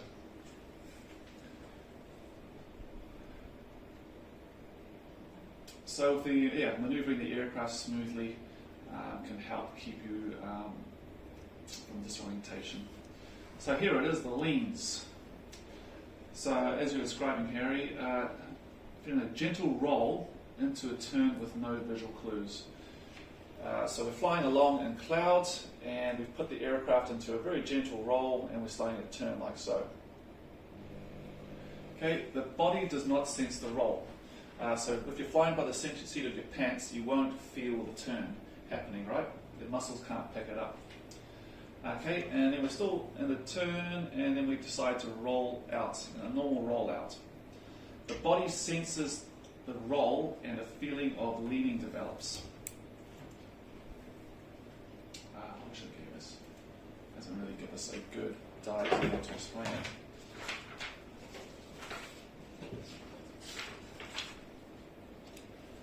Page 59.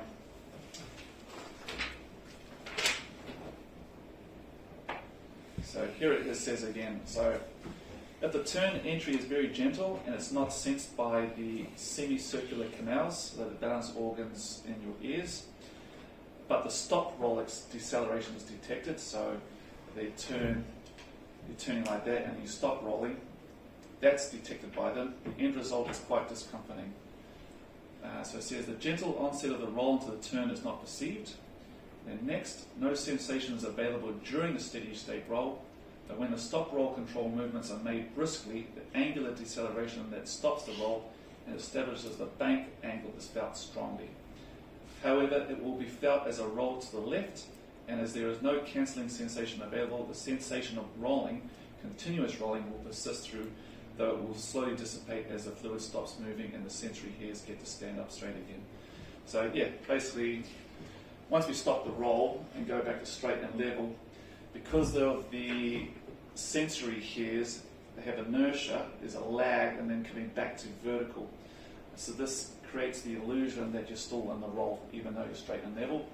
And as a result, you're going to make an incorrect input and put the aircraft into a dive, a spiral dive. The other way. Yeah.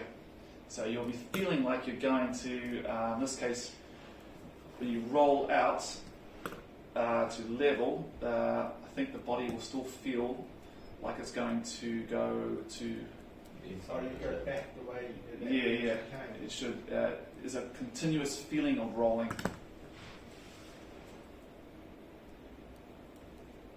You felt as onto the turn. It doesn't actually tell which way you turn in the first place. So when you do your basic instrument flying, what we're going to do is put a hood over you. Not enough. Not a hood. Yeah. It's just like a basic shield. That's a good word. So you can't see outside, but you can only see our instruments.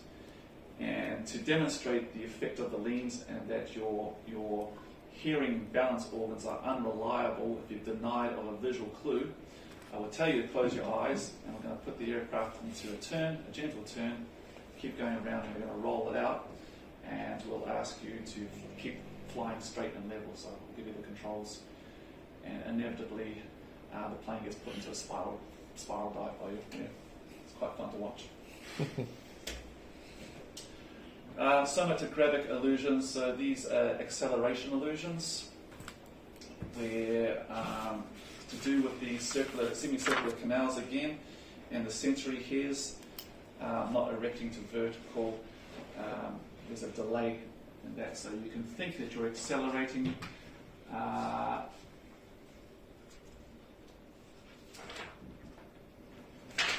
What's it say? That can't be that.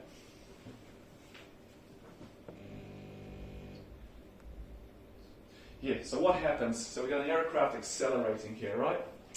And you've got the otolith organ here with the sensory hairs. Because you're accelerating, because of inertia, those hairs start to bend back like that, right? This causes the mind to think that it's been tilted up like that. So you have this illusion where you think that your nose is pitched up, but you're just accelerating. So the danger of that is that you might put the nose down if you're close to the ground. Well, not a great day. So somatographic illusions. Leans, graveyard spiral, graveyard spin.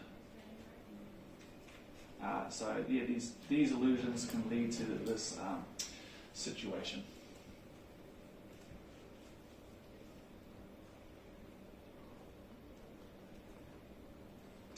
Cross-coupled turning, the choreoscopic. So turning your head while maneuvering the aircraft can create a sensation of tumbling. Another one is pressure vertigo. As unequal pressure in the middle air can cause a sensation of vertigo.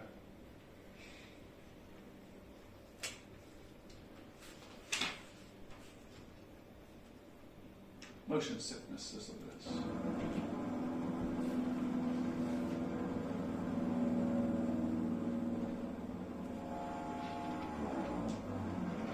Oh! Is that a vomit?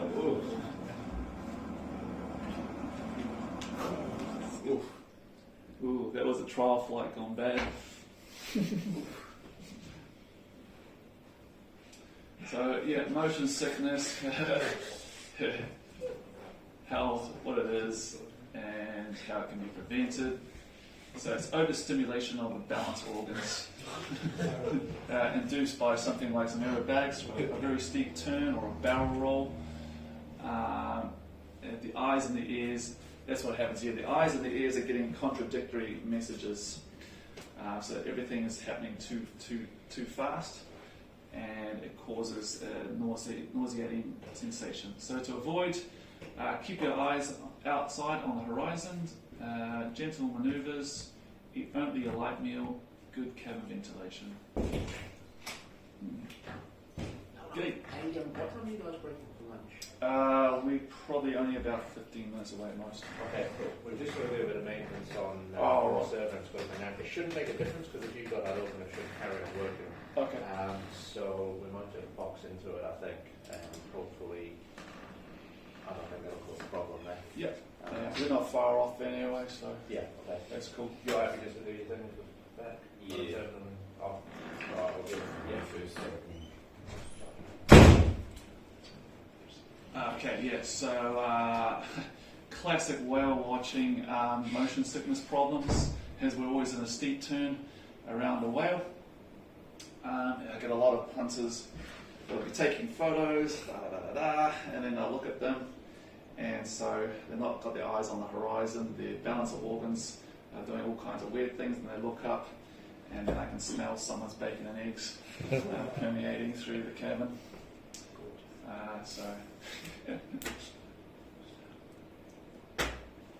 Where's the mouse going on? Eat only a light meal, good cabin ventilation, all good stuff there. I think that's that's that. Has anyone seen that Mr. Bean video? He goes like that on the sick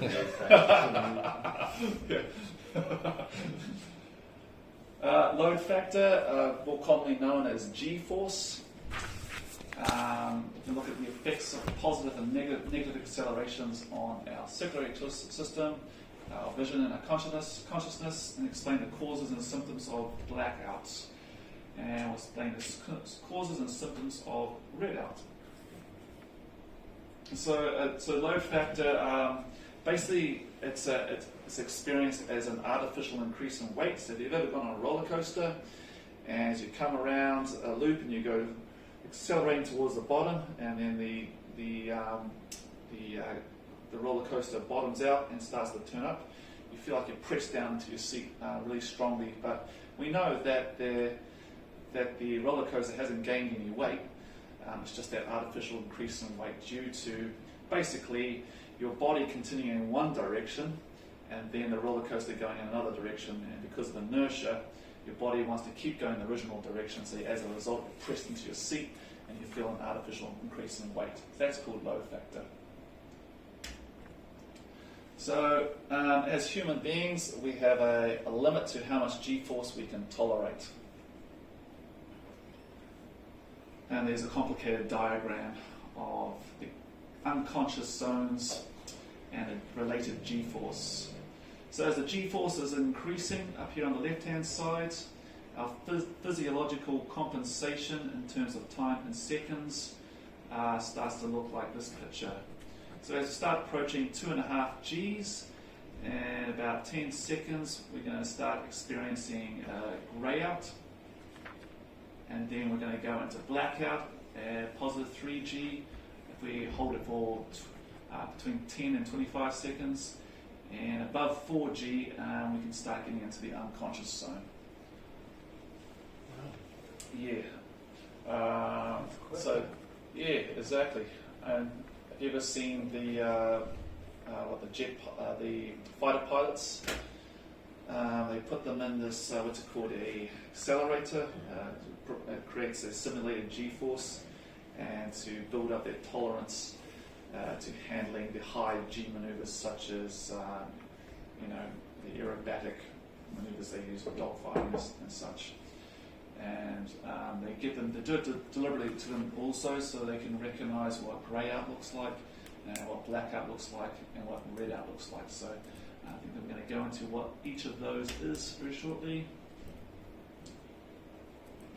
Blackout or G-lock. So it's gravity-induced loss of consciousness. So it's caused by the blood moving away from the head. So as we go into a high G loading, the blood is pulled away from our head, so it's deprived of the oxygen. As a result, it's a loss of consciousness. Red out is when the opposite happens and the blood rushes to the head and eyes, and so the lower eyelids are actually forced closed. So these parts there are forced closed by the G-forces, so all you can see is red. I think that's an inverted maneuver.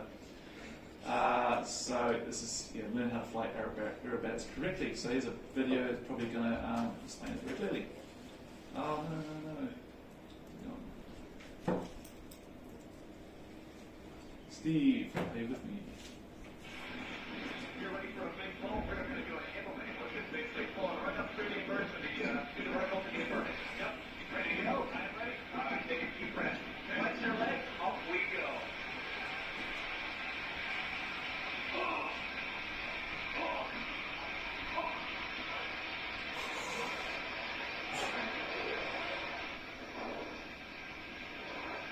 That's the inlet.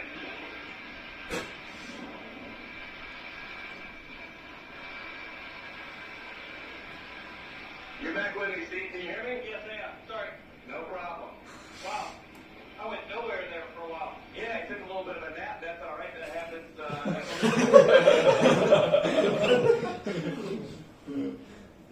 right, 450 knots. Looking for the obstructions, aircraft. Looking good. Here we go. Take a deep breath. Flex your legs. There's the burners. Here we go.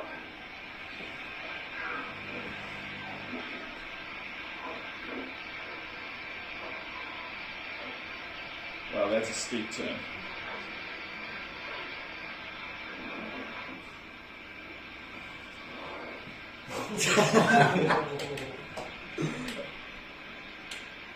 Get back with me. Can you hear me, Steve? Yes. All right, get back with me. Here we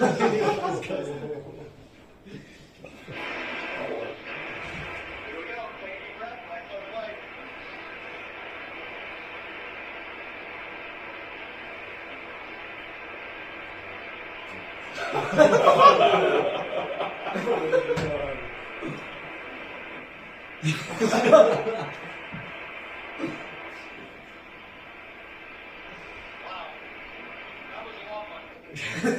Yeah, that's a good example. Shattered after that. Yeah, you feel extremely tired after that. When you do your CPL, you're going to learn how to do maximum rate turns. So you're going to turn at the maximum rate that the aircraft can handle, and you definitely feel positive G-force there. And if you go out and practice them too much, you're going to wear yourself out definitely real fast.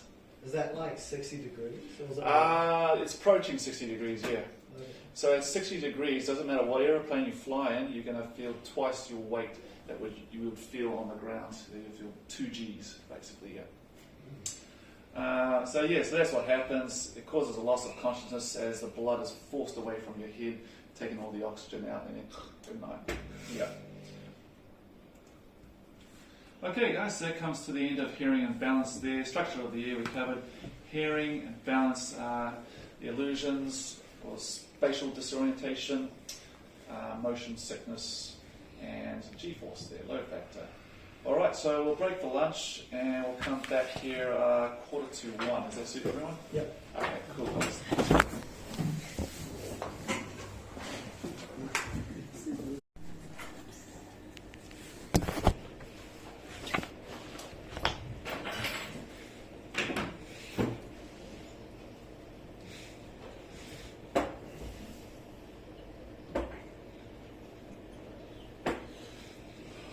It's much cooler in here.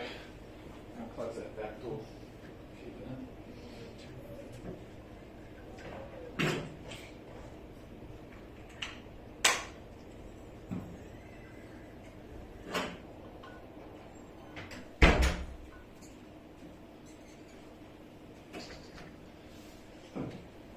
Well guys, we're just under halfway. I'm probably going to have to push it along a little bit faster just so we can cover everything.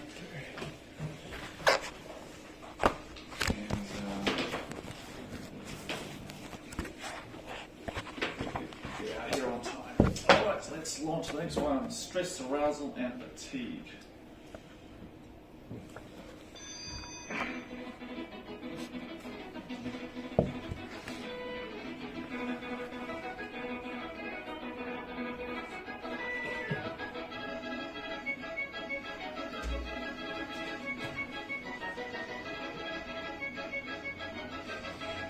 What's that? No way! Excellent. This must be made in Sweden. Japan? Japan. Oh. What a winner.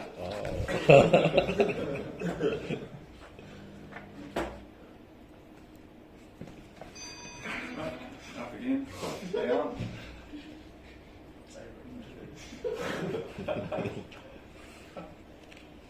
So it leads us into stress, arousal and fatigue. So we're going to learn the difference between the three of them, how they affect our ability to cope. So stress, arousal, fatigue, we look at stress, coping with stress, what arousal is, fatigue and flight anxiety. So as per the syllabus, we need to define stress, describe a simple model of what stress is, and then likewise define arousal and the relationship between stress and arousal, and how the following environmental stress factors affect performance, such as heat, noise, humidity, cold, and vibrations. Let's look at this. So stress, the definition according to the book, is a reaction of the body and mind to any pressure, demand, or change. An excess of environmental demands over an individual's capability to meet them. The stress and anxiety is negative. Arousal, though, is positive, good stress. So something that's giving us a lot of stress is called a stressor.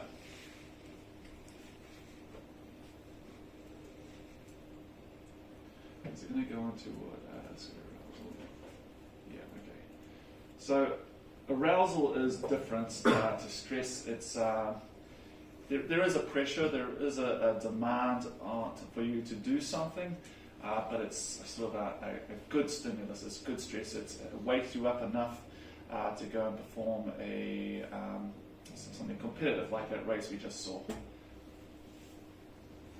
But stress and anxiety will have a negative impact on our performance because it's over demanding on our capability to meet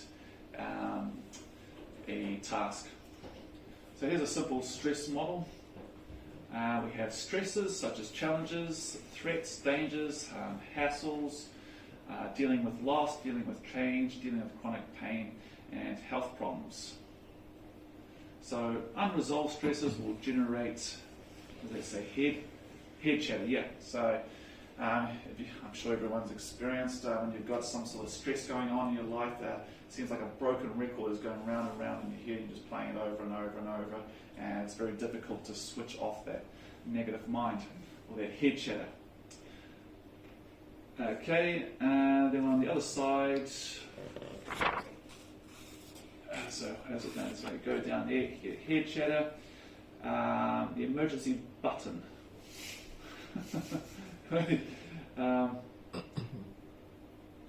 Adrenaline control. Cortisol. So, adrenaline, cortisol, yeah. So cortisol is a chemical when we're under stress. I think it rides up the back of your neck, and it basically takes over your brain, and you go into fight or flight mode. So your ability to rationalize and think calmly and behave properly goes out the window. It's very hard to recover. So the adrenal cortisol, stress symptoms develop and form elevated levels of adrenaline and cortisol over prolonged periods of time. So they build up in you, and it results in things like sleep disturbance, irritability, getting keyed up, anger, poor concentration, and a raft of other things that everyone here has probably experienced to one degree or another at some point. We can all relate to it. So we have the external stress is the stresses, and the result is the stress. So how does stress/arousal affect our performance? So they've drawn a graph here.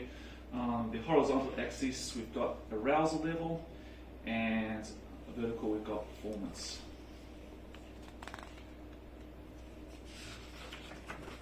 So in the middle there's an optimal amount of performance as arousal increases. But if we're over-aroused, the performance level starts dropping away. Performance deteriorates.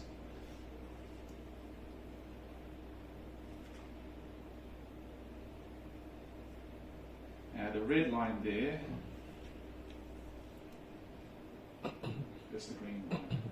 Now, they haven't given me any information on what those actually mean, but we can take a guess at what they could be pertaining to. Is it going to give me more clues? No.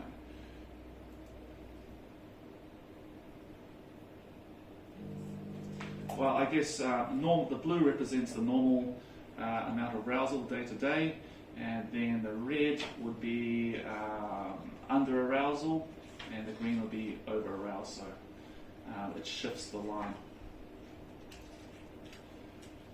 So there can be different types of stresses out there, and they're listed on page 68. Got stress caused by heat, cold, vibration, even turbulence and noise, or feeling unwell. All these things can lead to an increase in adrenaline, cortisol, and put us into a stress state affecting our performance. So if there are temperature extremes, they can stress the body. For example, stress caused by heat and lack of humidity is called hyperthermia.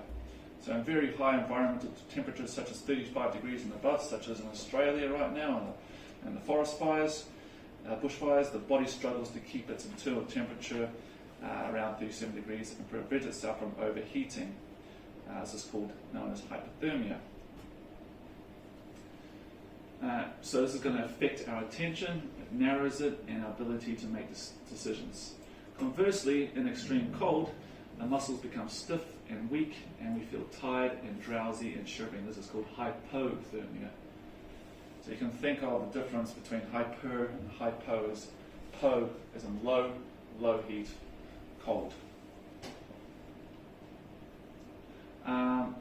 So when we're like on a hot day like today, it's actually really hot inside the aeroplane, and that can definitely have an impact on your ability to think properly, and your attention does get narrowed.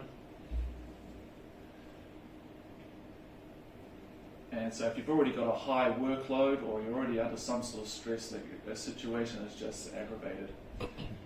Noise causes stress and fatigue as well, so long exposure to the engine noise over time can build up and add to your stress levels, deteriorate your performance.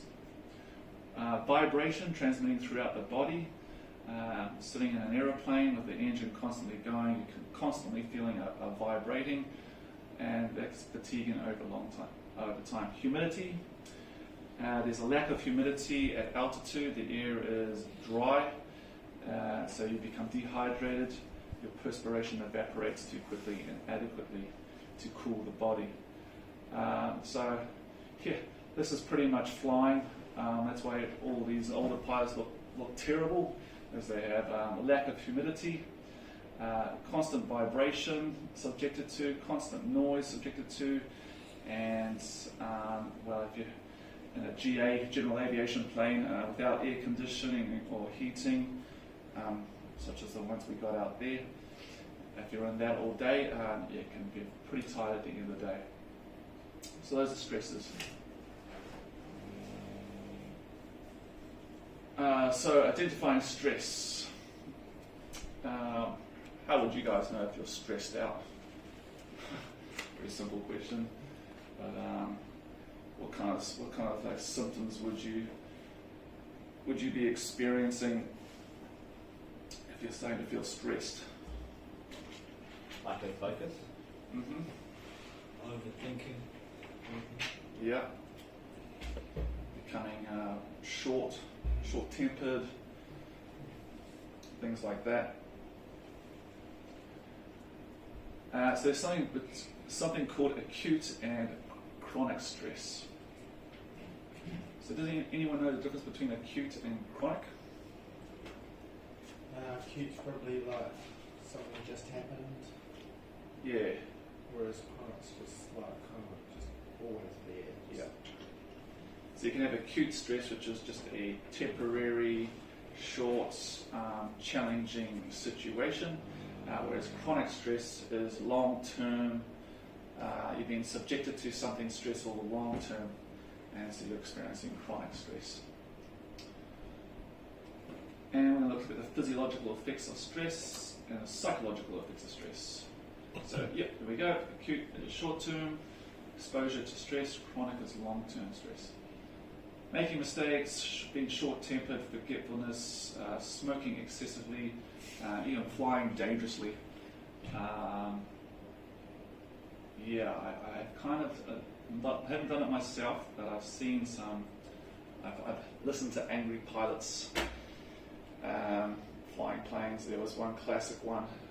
I won't even say names, but it was in whale watching, and this helicopter pilot was having a really, really bad day, and didn't like this other pilot that was flying out there, and so they were flying around the orbit together, and the helicopter pilot said, "Get the F off my tail."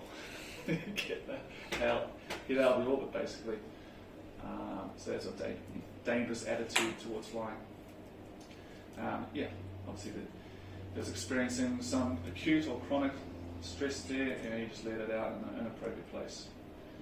Physiological effects of stress.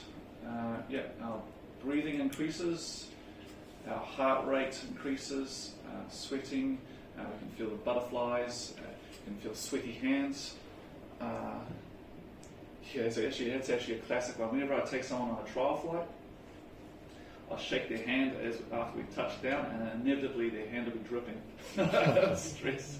And it's just a symptom of stress, isn't it? And it's happened to me when I'm flying.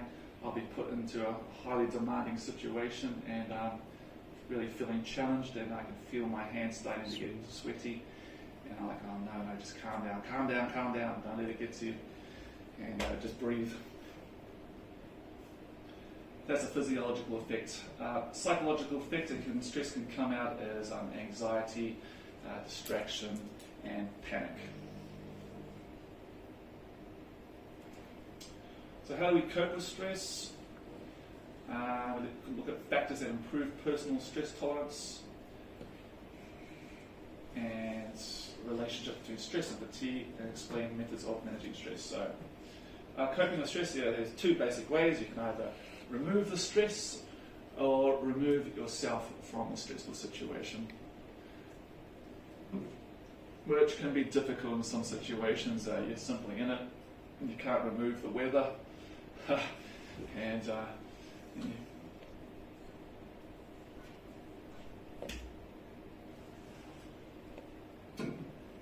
it has a model here on coping with stress.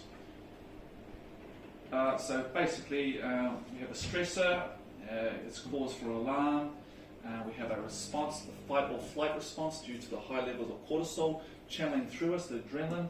We recognize we're stressed, and at that point, we can make a decision, basically, whether we can let it escalate up this way into confusion and indecision, or into being avoidant and resistance, or to a total breakdown or collapse in a relationship, for example. Or you can take a deep breath, make a good decision, accept that this is the situation, be rational, come up with some sort of plan of action, and then adapt yourself to the situation. So there is a moment there between coping and not coping.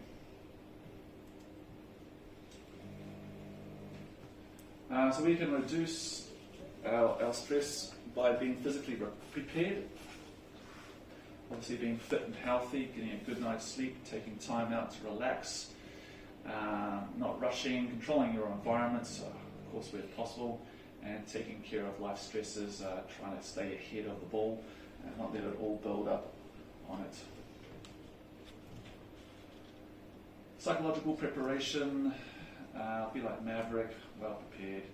Well-placed confidence from practice. Leave life outside the cockpit. Use the team. Maintain a calm demeanor.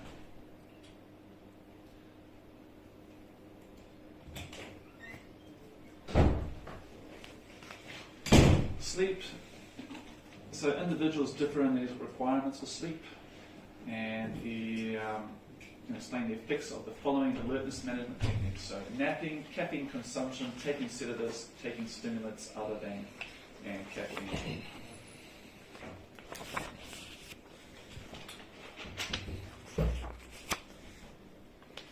So most adults need approximately 8 hours of sleep a day to function normally. So napping may temporarily counter the fatigue. They say caffeine and stimulants should be avoided. They give you a short-term boost in alertness, but on the other side there is a crash as a consequence to play a pace, so you're probably going to feel worse off. Sleeping pills only provided by a doctor. There will be restrictions regarding sleeping pills and flying.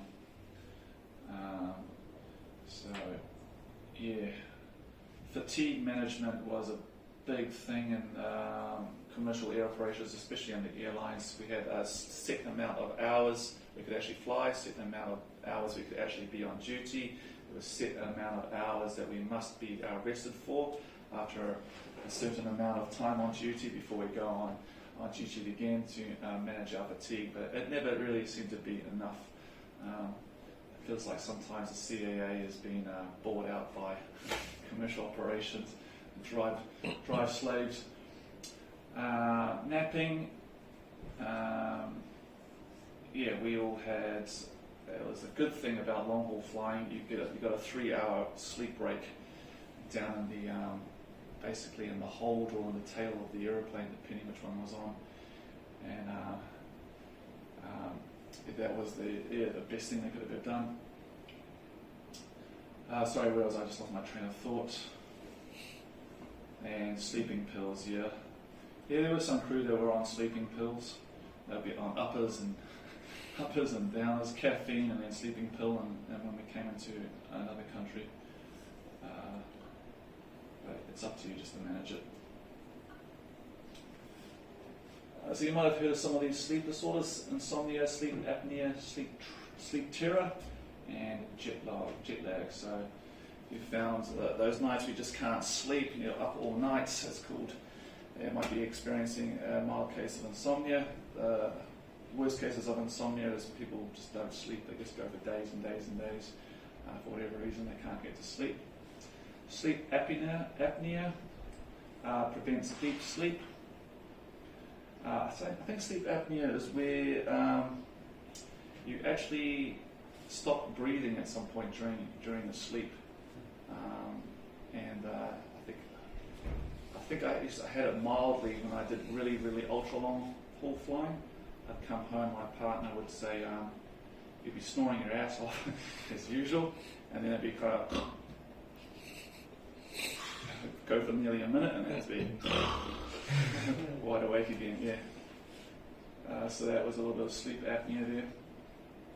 Sleep terror, nightmares, and jet lag. So the body clock, body clock issues in long haul flying, obviously, as you go from one time zone to another, and so it can be hard to readjust to that.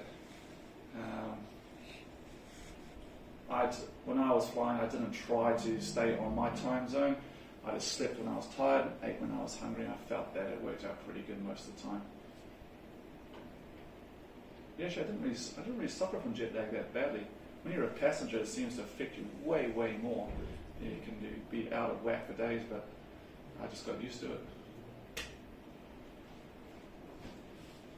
So we're going to look at fatigue now, find a definition of it, its cause and effects, symptoms, and the difference between acute and chronic fatigue. So fatigue is different to just being tired. It's a state of deep tiredness. It's due to lack of restful sleep, lack of physical and mental fitness, and prolonged exposures to stress. Normal sleep doesn't really make fatigue go away. You need something much, much deeper, even therapy to get through it. So there's those two words again, chronic and acute. Acute is short term and chronic is long term fatigue. So so it's caused by insufficient good quality sleep, unresolved stress, time zone changes, shift work, and working too hard or for too long. In fact, in the CAA law, there is a fatigue policy that air operators have to follow by, that the crew member can stand themselves down by just saying I'm fatigued and refuse to do the duty on those grounds. So there's a little card you can play when you're hungover. I'm fatigued, and they can't question you on it, and they can't bother you or contact you for 24 hours to get you proper rest. Nice. Even if you show photos on Facebook of you. Yeah, so don't have an Instagram account, don't have a Facebook account. So what are some of the symptoms of fatigue? Lack of awareness, obviously tired, your reactions are slow, your vision is diminished, you're going to have problems holding short-term memory items. It can be difficult. Say you're flying along and you've got to write down a radio instruction from the tower.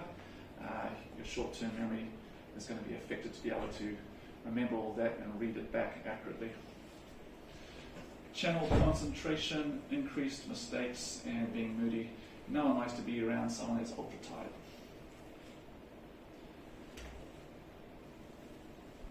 Fear of flying. We're going to look at the causes of flight anxiety, signs of it, and how flight anxiety can be prevented.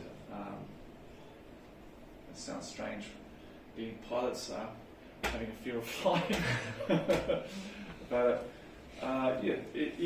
someone might have had, a pilot might have had a bad fright. Something could have happened in their flight, and from that point onwards, they can build a bit of a complex and have anxiety issues about getting back in the plane again. And there was actually I think it was a Qantas flight over Singapore to Perth. Which one, sorry? Singapore to Perth. Yeah, that one as well. Oh, okay. I think all those pilots are still flying, but the one that was over the outback of Australia somewhere, it's an A330. It was at cruise altitude and it just did a nosedive, uncommanded, and then he managed to get it sorted out, and then it did it again. Everyone hit the roof. There were a lot of injuries, and luckily they all got back on the ground. It didn't. Basically, the flight computer just got possessed and decided to do its own thing, and pretty scary stuff. You can imagine what it would have been like to be the captain on that. Even the cabin crew, some of them stopped flying, and that pilot, he continued flying, but he turned in his he grounded himself basically. He just couldn't handle it anymore. Couldn't cope with the flight anxiety. He wrote a book about it. Yeah, I read bits of it. Have you read it? Yeah, I bet it's really good too. Yeah. Okay, so there's many causes of flight anxiety. I've just gone through one there. Symptoms: worried look, excessive talking, very quiet, sweating, shaking, over breathing, and panic. So I've had a few nervous flyers on board the aircraft, cabin crewing. Most of the time, when they check in, they tell or buy their ticket, they would make it clear that they're a nervous flyer, and so we have to look after them. And these are all classic things I saw in all of them. A worried look, they would talk excessively, just blah blah blah blah blah blah blah blah blah like that, or they could be very quiet. and basically got the white knuckle grip. They're just holding onto the sides of their armrest, not saying anything, looking straight ahead. And yeah, do you need a gin and tonic there? To a departure. No tonic, just the gin. Yeah, a double shot. Please.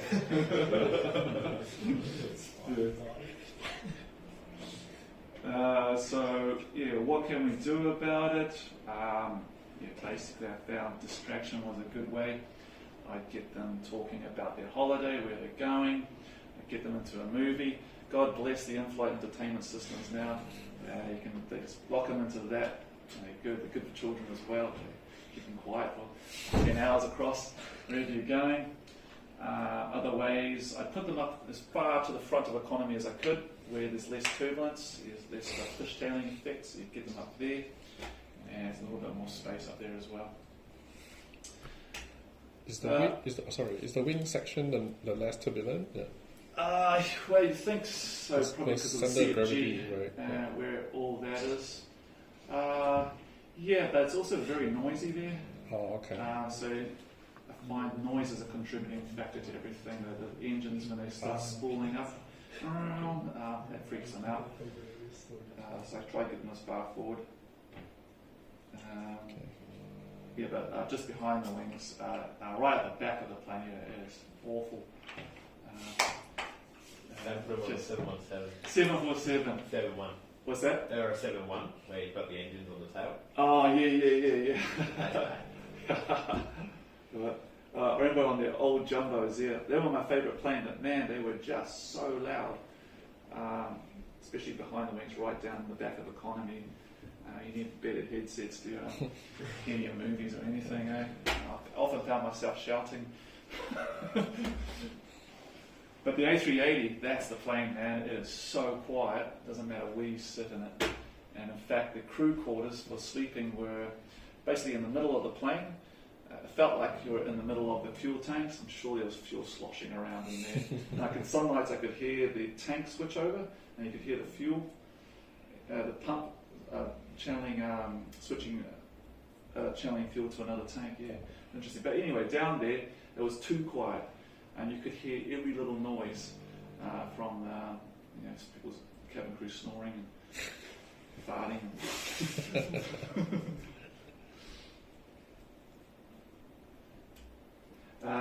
So that brings us to the end of that. I think, was there anything else? So I looked at stress, arousal and fatigue. So arousal is good stress. It helps us focus. It helps us perform. Stress is negative. It reduces our performance. Looking at ways of coping with stress, being better prepared. Fatigue, so deep tiredness. And looked at flight anxiety there as well. Right, moving on. Information processing and decision making.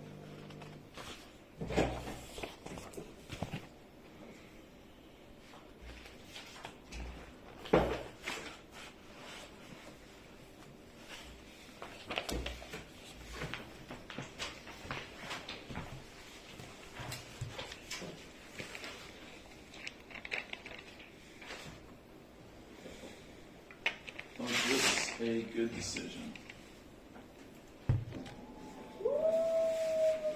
This is a Cathay Pacific.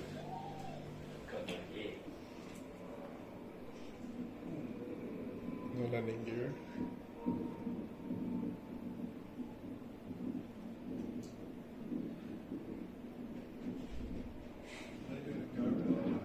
No. So I think the story behind that was Cathay Pacific had just taken delivery of 777, and so they sent over a crew, a captain, and some dignitaries involved with the airline to go pick it up, and they were going to do a flight back to Hong Kong or something as part of a big promotion. And the captain, he just had one of those big ego moments and decided he's going to show off and do a low approach and overshoot in a 777 without permission, or without company permission either. And so you can imagine what happened to his career. See, yeah, he was one of the most senior pilots at Cathay Pacific. Yeah. But it's pretty crazy when you look at it. So much can go wrong there. He must be like 50 feet off the 100 feet, 50 feet off the deck. Wow. All those people around. Look at it. That's even lower than 50. This is crazy. That'd be like So 20 dangerous. Yeah. And then you just Yeah, if you had a hit wind Full shear. throttle and Yeah. off the wind again. Yeah. would you have like feel like wake turbulence if you were like a civilian standing like directly below it? Was that more like propellers? Yeah, possibly. Wake turbulence does go sort of downwards and it just spirals around, caused by wingtip vortices. But no, I don't think they would have experienced that. I mean, because where they're standing there is the same places where planes are landing and taking off as well. And when they're under takeoff, that's when they cause the largest amount of wake turbulence as the wings take up the weight of the aircraft. It causes this pressurization of the air around it and wake turbulence. Oh, here we go again. Woohoo!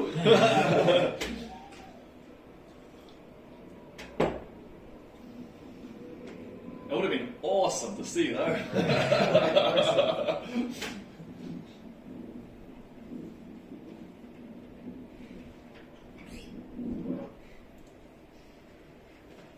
So that brings us to processing information and making good decisions.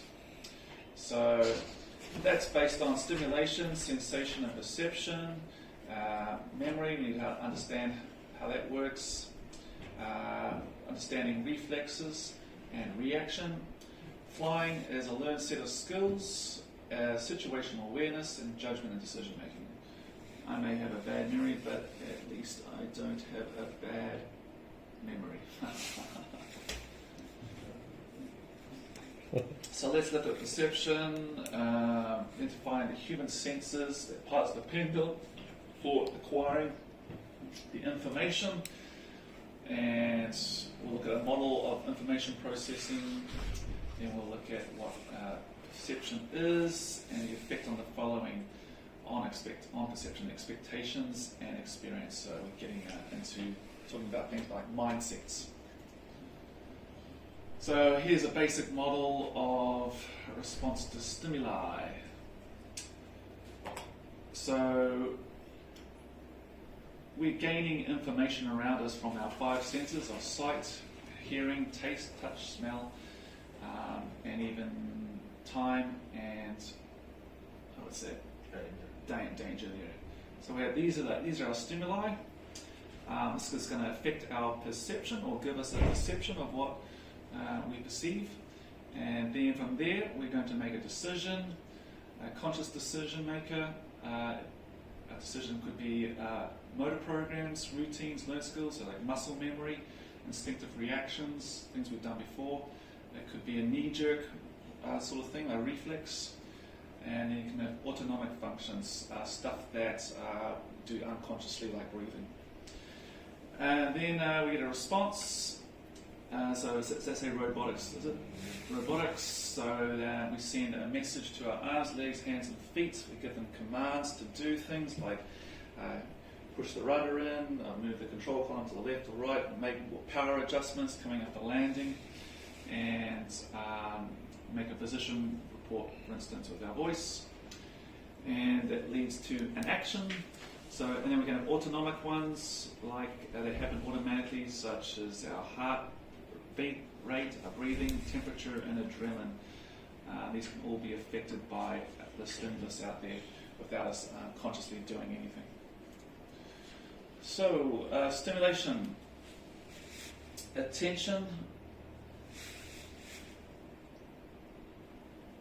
What does it mean there? Attention, awareness to sense is the definition of it.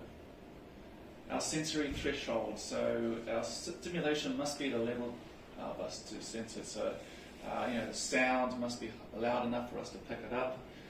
The smell must be strong enough for us to pick it up. Like carbon monoxide, we can't detect it.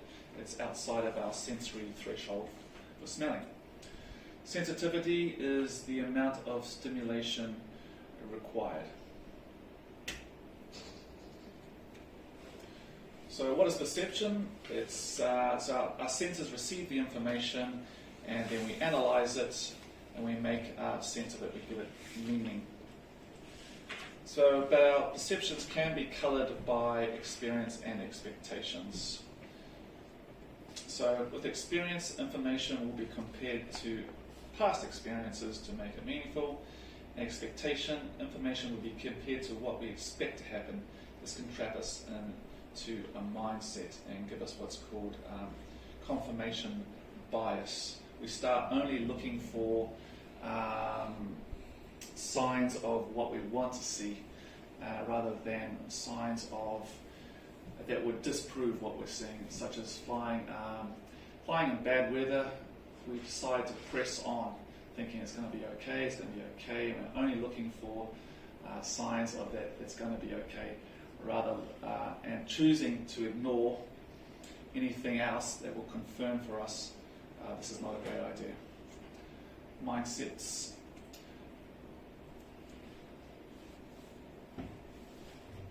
So we have a short-term memory and a working memory, or it's also known as a working memory, and there is the long-term memory. So we're going to look at the difference between those, look at the limitations of our memory, and we're going to look at the following methods of retaining and retrieving information from memory. So using mnemonics and checklists. You're going to use a lot of these soon as you progress through your PPL. So there's the basic memory model.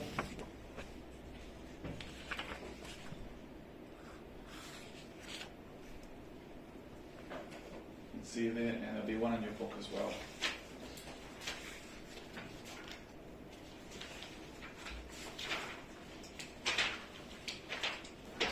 No, they've decided to leave that out for you.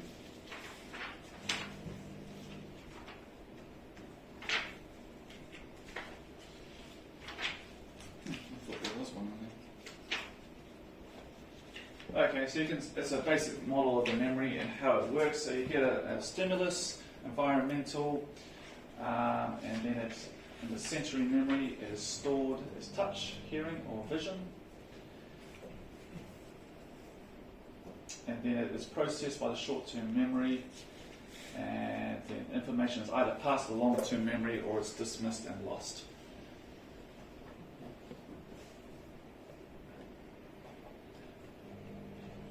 So I guess the difference of short-term and long-term. So use the air traffic controller again, issuing you an instruction.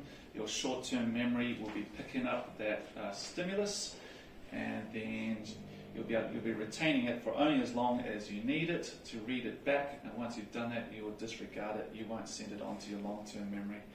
But in a different example, such as going on a holiday, it's a pleasant memory, you want to hold on to it, or family and friends and loved ones, so you send it towards the long-term memory so you can access it. So you can recall stuff from 15 years ago during a great holiday, or but you probably couldn't remember 5 minutes ago what we were talking about in this room.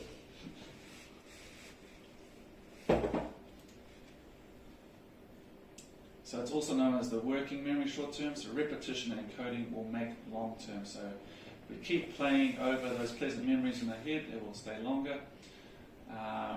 Short-term memory is used to make the decision, and it's limited to approximately 7 items of unrelated information. So it basically is a limited amount of the space there of what you can remember. So if you're having to you've been fired off a set of instructions of what to do to go through controlled airspace, your capacity is going to be about 7 items. So that's why most readback instructions will be broken up by the control tower. They'll probably give you a list of maximum maybe 4 instructions. You'll read those back, and then he will finish off with a couple of other instructions for you to do as well, because they know you can't keep it all in your working memory. And the long-term memory is filed away for later use, permanent. There's a low rate of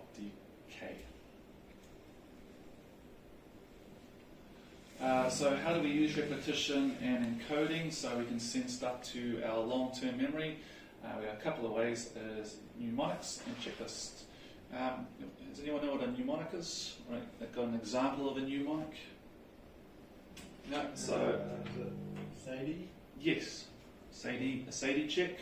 I'm safe, that's a mnemonic. So it's the first letter of each item, if you like, just to prompt your mind to do it as a mnemonic. And you're going to come across a whole heap of them in your training manual. You'll come across Sadie, you'll come across bump checks, you'll come across PAT, APT, all things like that. That's to help us out with a lot of things we have to remember as pilots. So checklists. So why use memory if you don't have to? So we have the before takeoff checklist, we have the after takeoff checklist, we have the pre-start checklist, after start checklist, all these checklists. Because we can't completely rely on our memory, it's easy to miss something. So we can use a checklist. So our memory is susceptible to stress, poor encoding, distraction, and amnesia. It can cause us troubles remembering things. So now we're going to look at situational awareness. Does anyone have any ideas on what that might mean? Like being able to visualize where you are and like what's going on around you, like where other people are, like maybe by listening on the radio and that sort of stuff. Yeah, that's a pretty good definition. Yeah. So yeah. Pretty much say that. So awareness of your surroundings, the meaning of these surroundings, a prediction of what these surroundings will mean in the future, and the using of the information. So yeah, where am I? What's going on around me?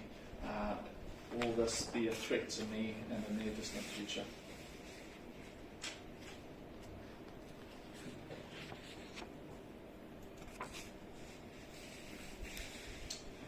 So some tips to improve situational awareness. Planning ahead. Use all the resources available to you. So resources could be your instruments, it could be your GPS, it could be your charts, anything that's going to help you navigate. Planning ahead, staying ahead of the plane. So it could be using a chart again, looking where am I going, so what's the airspace ahead of me, what's the terrain ahead of me, is there mountains, is there ocean, that kind of thing. Do I need to switch frequencies soon? Who do I need to talk to in the next 10 minutes ahead? Avoid fixation. Monitor your own performance. Ask the what if all the time. That's a good tip. I think in Cathay Pacific, that's what they talk about a lot, asking what if. What if I had an engine failure right now? Where would I go? So it's being aware of your surroundings, the situation, where are the fields around me, what can I use right now if my engine failed? Keeping the big picture in sight, and if interrupted, start from a known location. So yeah, classic accidents. I think it was a DC-10 or something. There's one of 3 engines, one on each wing and one on the tail. They got distracted during the checklist. I think it was they were taxiing and they were told to stop and get the aircraft de-iced or something. So they retracted the flaps, and then once they got going again and lined up, they didn't run through the checklist. So they took off without the flaps extended for takeoff. As a result, the aircraft didn't get off the runway and went smashing into the part of the airport, and I think one of the main roads, and killing everyone on board, just because they missed putting the flaps out, and it's because they got interrupted in the checklist. So that's a good lesson. If you are interrupted during the checklist, just go back to the beginning. Don't try and start where you picked off, as inevitably you'll miss something. I've done it myself. What are the things I've done? and checklists. I've forgotten to set the flaps. That's happened to me. And I started rotating at the normal speed, and nothing happened. It felt really heavy. Didn't want to get off. And then I looked down, and I noticed the flap lever was down. And I thought, oh, that's why. I just pulled it up we went. But I got distracted. I rushed my checks, actually. That's what happened. And I overlooked the pretty vital one. And conversely, there's after takeoff checks where you've got to bring the flaps up. I got distracted shortly after takeoff by another pilot asking me what I'm doing or where the whale was or something. And so I started talking to him, and I forgot to retract the flaps, and about halfway out over the ocean, I noticed I wasn't going very fast, and things just felt really weird. And it's because the flaps were still down in the takeoff position. And that worried me because I was going faster than the flap extension speed, so I was putting a lot of excess pressure on the flaps. So what I should have done is gone back, situational awareness, gone back to the checklist. And use the checklist to spread the load. Okay, judgment and decision making. So now we're going to look at hazardous attitudes, methods of countering hazardous attitudes, poor judgment chain, red flags that consist in identifying the error of poor judgment chain, and concepts behind decision making and enhancement of decision making skills. So there are a number of hazardous attitudes we want to avoid as pilots. Here's some of them here. Anti-authority, it's my way or the highway, don't tell me what to do. Impulsivity, do something quickly without thinking about it. There's invulnerability, it won't happen to me, that's a classic. Macho, yeah. You're the man, I can do this, even though you've never tried to do an aerobatic barrel roll in your life. You're the man. And resignation, what's the use? There's no point. We're going down, I'm not even going to fight this. So, there are some cockpit cultures, if you like, some parts of the world where they're like, if it's happening, I'm just going to resign to it for sort of religious, it's like a religious mindset. They're just like, oh well. And they don't bother. Cool, and there's got a countering to these hazard attitudes. So you can follow the rules. Rules are usually right. And impulsivity, not so fast, think first, and vulnerability, it could actually happen to you. I bet everybody in all the air accidents never thought it could happen to them, and then that was actually happening. Macho, taking chances is foolish, and reception, I'm not helpless, I can make a difference, like Captain Whip in flight. Here, watch this, macho. There's so much, I see so much macho shit going on, and people showing off pilots and doing stupid stuff. There was a guy instructor used to fly up from Christchurch, Canterbury Air Club to Kaikoura. His girlfriend was working in Kaikoura at the neighbouring air operator, and he used to want to show off to her and everyone else. So he tried to do a really short field landing.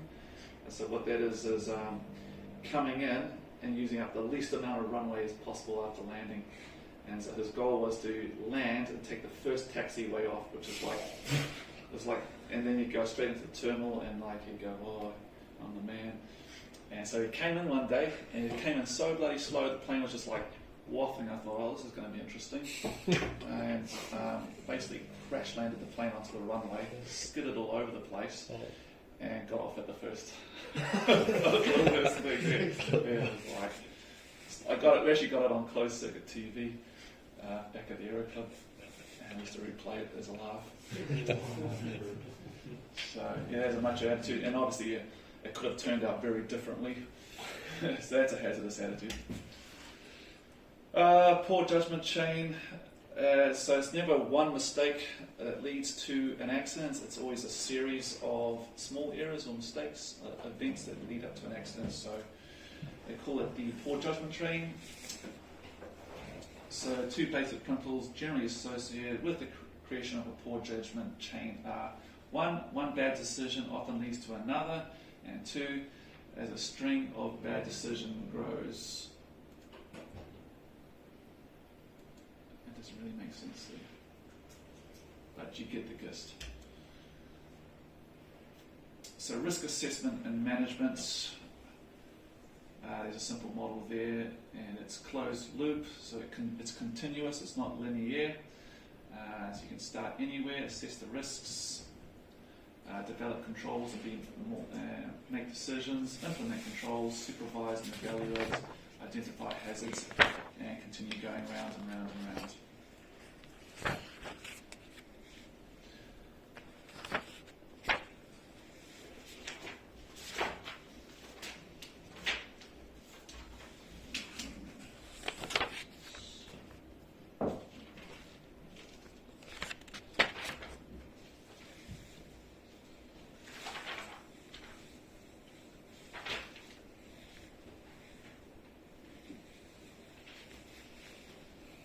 So most organisations, especially the big airlines, have some sort of model for their pilots to follow in order to make a decision, and they usually, most of them cover off all these things here. So what is the problem? Let's identify it. What are our options? So it looks like some alternatives. Say we're a multi-engine plane, so you have one engine fail after takeoff. We've identified that as the right engine, and now we're going to go, okay, what are our options, what are our alternatives, what can we do? Well, we can maybe circle around and return for landing here at North Shore, which is risky because we're only on one engine, and we don't have much runway here to work with, and there's no fire truck on the field. Or we could go to Whenuapai right there, it's got a nice long runway, and we know we've got fire trucks there as well, so we're looking at our alternatives. Okay, we're analysing the alternatives, checking, and then deciding on the most acceptable option, if you like. And then we put it into action, but the whole time, as we're carrying out the action, we're monitoring it as we progress to check it is still the best option.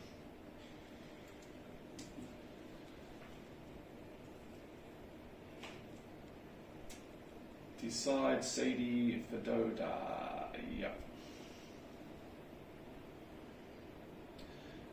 So these are some of the decision-making ones. You've heard of Sadie already, in area, so that's more of a health check for the engine. So you're checking the suction, you're checking the ammeters, the battery's working, you're checking the direction indicator is still aligned with the magnetic compass, you're checking for any icing build-up, so you're getting rid of that, and you're checking the temperatures and pressures of your engine. So that's giving you lots of information, and you can make a good decision whether to continue the flight from that. Fedoda, I think that's one Air New Zealand uses. F stands for continue to fly the plane. And then come up with options, make a decision, action the decision, and then review. And we're going to go into that. So decision-making models. Sadie. I was completely wrong. That's got nothing to do with the engine. It stood for suction amateur. Yeah, exactly. So that's interesting. I haven't used it, haven't seen it used in a decision-making model, but they've used it here. And it's a mnemonic, SADIE to remember. So share the information, analyze the information, develop the best solution, implement your decision, evaluate the outcome. So it's basically a group-making thing, decision-making here, so you're sharing the information with everyone in the crew. Here's the decide model of helping me make a decision.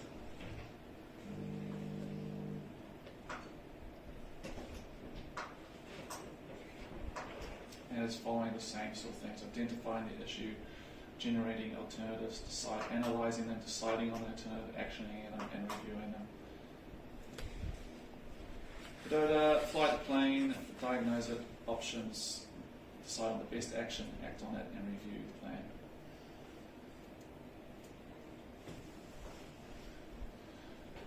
So we need awareness of what our decision making is influenced by. So stimuli such as emotions, stress and environment, your personality, and destination obsession can all affect good decision making.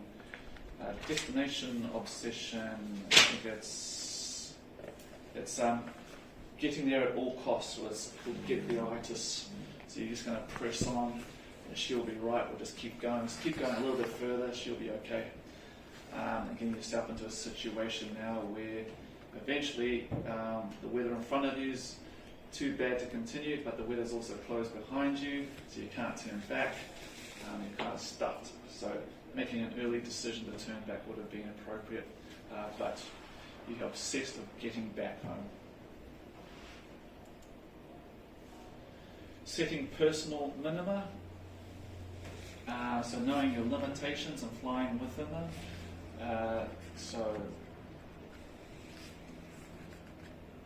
Knowing what your the heaviest conditions, windy conditions you fly at altitude and on the grounds, your crosswinds maximum, and the ceiling or visibility you're most comfortable with them. Still, it's got to be legal. But you can avoid putting yourself in a stressful situation if you fly within your personal minima. Making decision points, so deciding on a point where we're going to abort the takeoff if we're not at airborne speed. Minima will develop with experience and skill, and you can compare forecast to your minima to make. So over time, as you start flying, you'll get more and more comfortable flying in adverse conditions and poor visibility, and your minima will noticeably improve. I remember when I first started flying, I had just a little bit of cloud or wind out there. Oh no, the visibility is really poor. I better not go flying. Explain how outside resources, such as air traffic control, engineers, other pilots contribute to a pilot's management of a flight. So gaining information from the crew, air traffic here's a good question for you guys. Radiotelephony, what does ATI stand for? So, Automated Terminal Information Service. 5 points to Harry. AWIB. Aerodrome Weather Information Forecast. Harry's on 10 points. CH Info. ICH information. Right.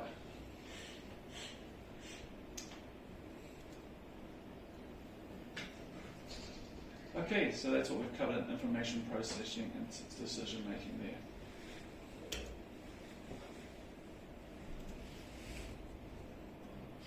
CRM, Crew Resource Management.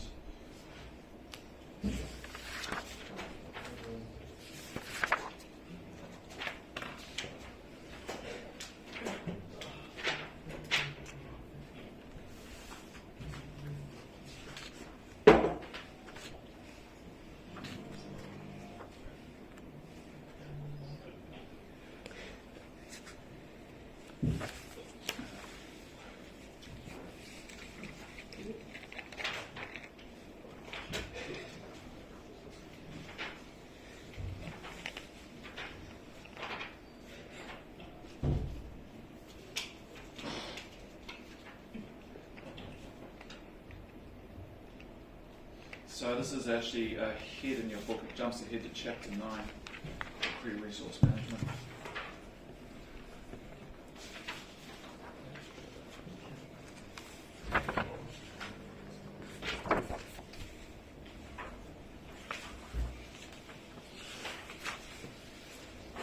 Crew Resource Management is known as CRM. It used to actually be called Cockpit Resource Management, but they're for PC reasons, and realising there's more than pilots involved in the operation of the total big picture. They involved all the crew on the plane, and includes the ground crew as well, so they started calling it Crew Resource Management. It's basically how we interact and interface with each other to keep a safe operation. So we're going to look at how we interface with the software, hardware, environment, and liveware that we have to deal with in flying a plane. We're going to look at the different personalities that we have to deal with, what motivates us, crew resource management, communication, and qualities of leaders.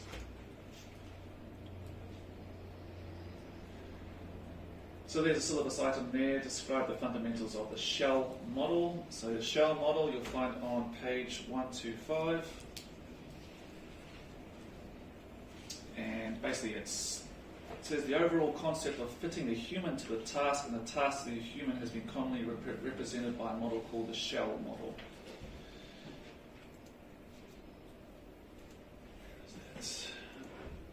And it's actually got it there.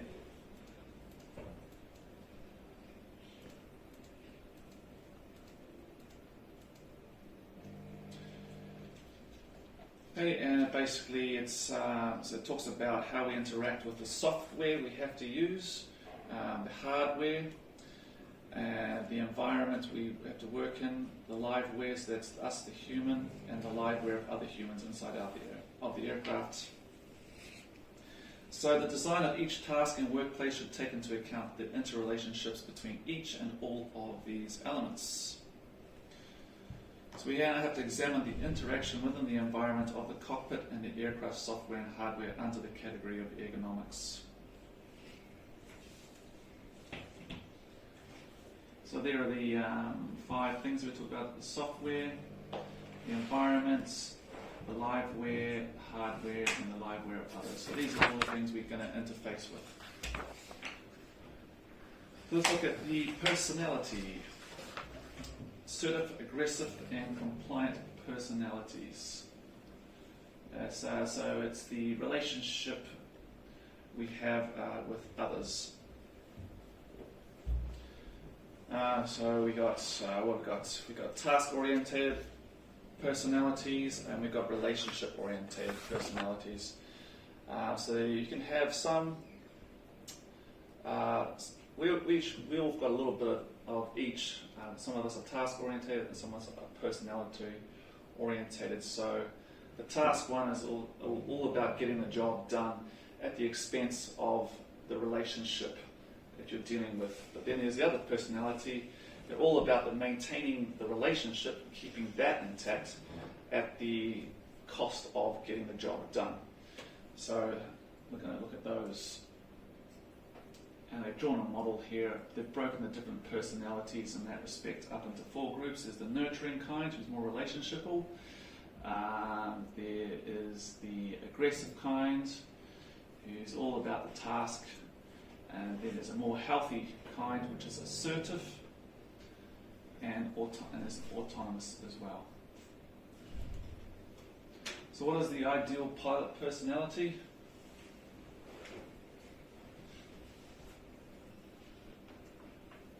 I'd say all of these are pretty good.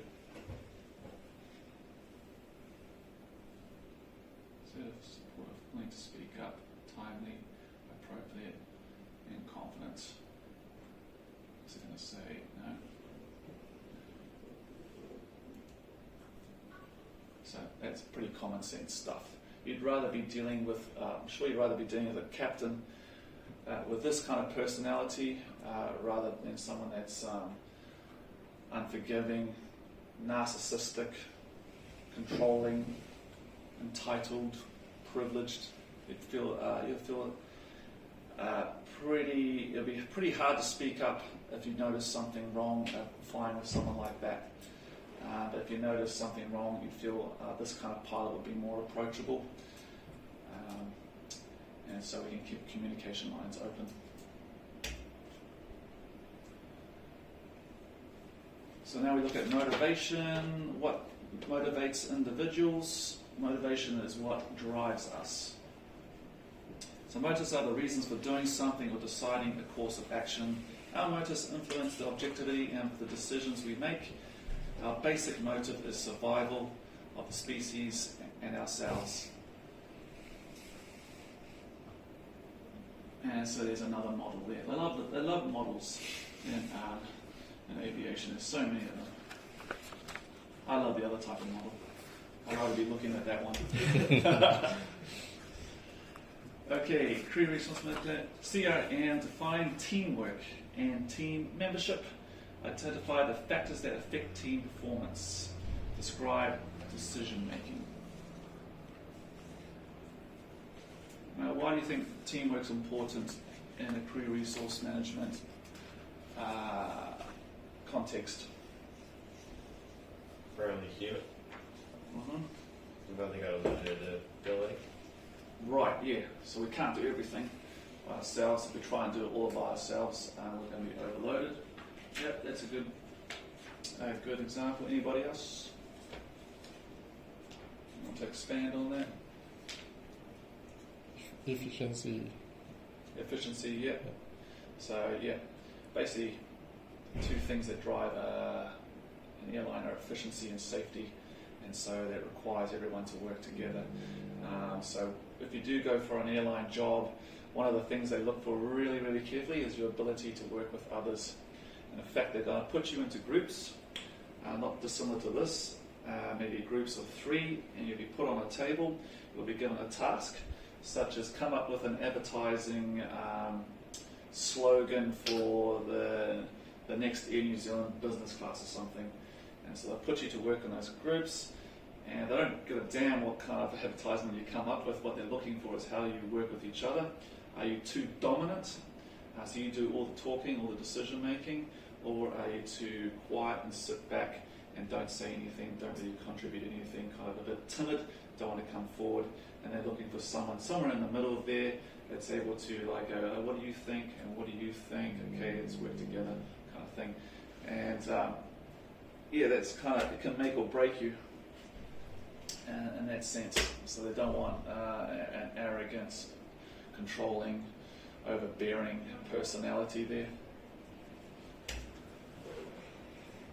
So teamwork and team membership, identifying clear roles. So everyone knows their role to play. There's no confusion about it, and they know how their role interfaces with everybody else's role. And so we all achieve the same objective, working towards the same goal. Factors that affect team performance. Communication, the role we play, the culture, and training. What do they mean by culture? An organisation's culture. The way you're sort of everyone behaves, or what's sort of expected. Yep, what's acceptable, all that kind of thing. You can have good cultures, you can have toxic cultures, where everyone starts to accept something that's sort of inappropriate, as it becomes a norm, becomes okay, and it can lead to a dangerous precedent, especially in aviation. Oh, good, we're going to get another model. And we're going to look at communication and barriers to it. We're going to look at identify techniques to reduce communication barriers and explain the following strategies. Readbacks, standard phraseology, and standard calls. So there's a bit of overlap here with the radiotelephony we've covered. So communication, so we have a source, we have some information encoding. The quality of communication depends on how similar the decoding is to encoding, information decoding, review.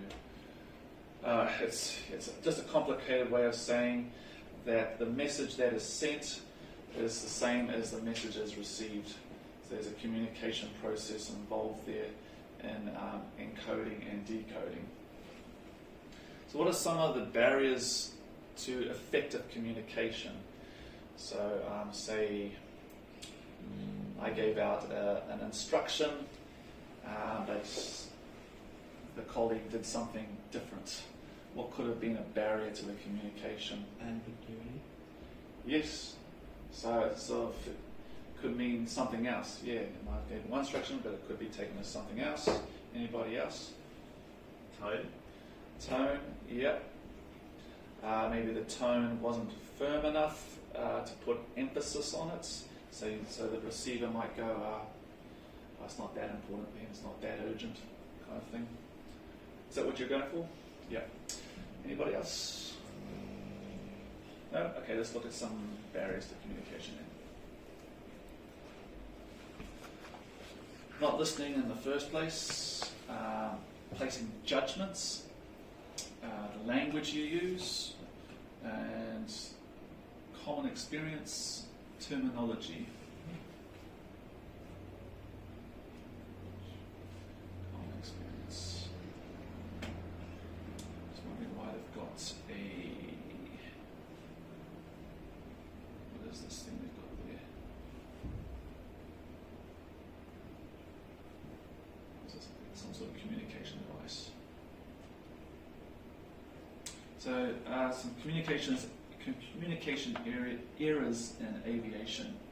So to avoid poor communication or misunderstanding, we've already covered it in light flight radiotelephony. So to establish that the instruction I gave, that you understand, I understand that you understand, sort of thing. We use readbacks. So we read back what the other guy said. Standard phraseology, so yeah, we minimize ambiguity, and we make standard calls such as a position call.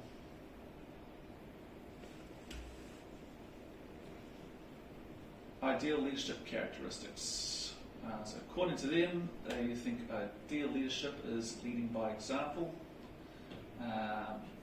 Leaders do, they don't just talk, so they walk the talk, they practice what they preach. Leaders manage risk. Leaders share the success because they recognise that it was a team effort that got there. It's not all about them, it's about the team. Leaders get stuck in. Leaders earn respect, they don't deserve it.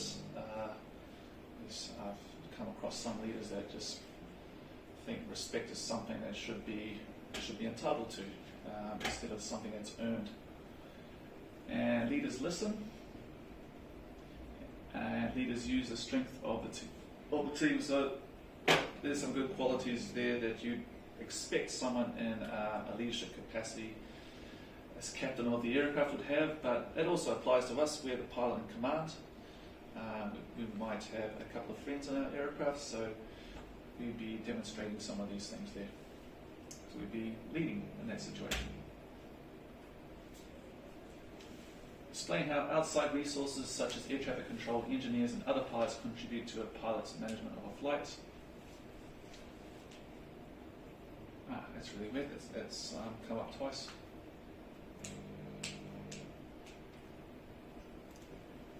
Okay, and so that's just recapping the shell model. So remember that one for your exam. So how the human interfaces with those 5 different things. The personalities, types of hazardous attitudes, leadership qualities, what drives us, what motivates us, get-home-itis, crew resource management, so it's all about the team, and effective communication, barriers to communication, avoiding misunderstandings, ambiguity, etc., and leadership qualities. Cool, we're coming up 2 o'clock, guys, and we've just got 3 more to go. Did you want to do one more and then have a break, or so it feels like everyone needs 5 minutes to go get some fresh air, or am I wrong? Yeah. Yep, one more, or have a break? One more? Okay. Okay.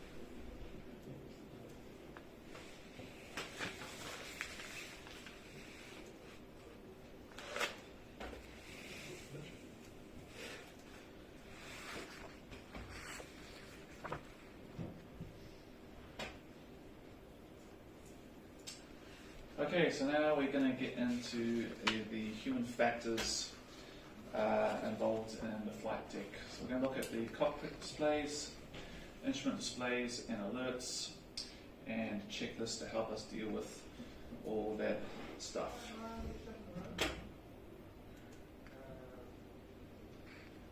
So I want you to be able to explain the importance of the following in the design of instrumentation displays and alerts. The position of the controls, the layout of the controls, the use of colour and illumination. So this goes through to chapter, I think, 10, flight deck itself. So this is basically what ergonomics is. And they explain it, that's pretty good actually. Ergonomics is about milk cartons. How often do you open the wrong side? The carton design is brilliant. The side to open is marked, but then the opposite side is stamped with a use-by date. What was once a clear and simple marker no longer works. This is misspent ergonomics. Our situation is a little more complex, but the principles are the same. To make a task easier, simpler, more reliable, safer, more comfortable, and more satisfying and more efficient.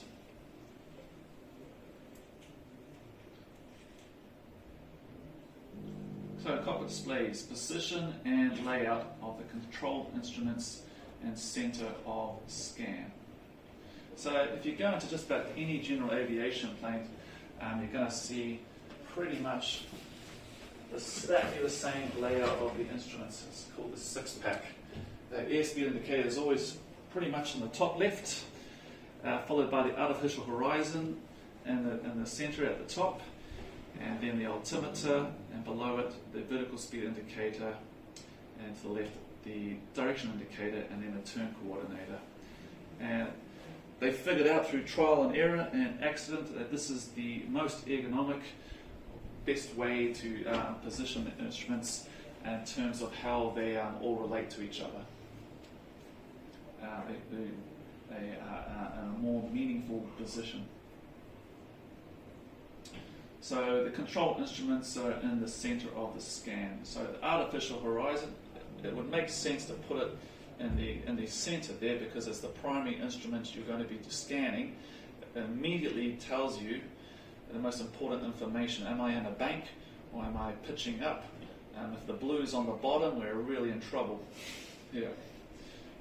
So you can imagine if that instrument was, I don't know, say they decided just to go, I will put it over here. It wouldn't make sense. It wouldn't scan well. So the color coding to tell us whether something is good or something is bad for quick reference. So when we're at the traffic lights, we know red is stop and green is go. If you look at all the temperature gauges and pressure gauges, you see that green indicates normal pressurization or normal temperature, and red indicates warning. The same on the airspeed indicator. You're going to have what's called the green range. So automatically, we know as pilots, if I keep my airspeed within there, that's in the normal range. But as soon as we start getting yellow or to red, then we're going to be going too fast. And then you have the RPM gauge. There's a green range there as well, so that's the normal range of RPM. But there's a red line as well, so straight away, a quick reference through color coding, we know what to keep our aircraft within in terms of limits. Illumination, so night flying, overcast conditions should draw attention to warnings.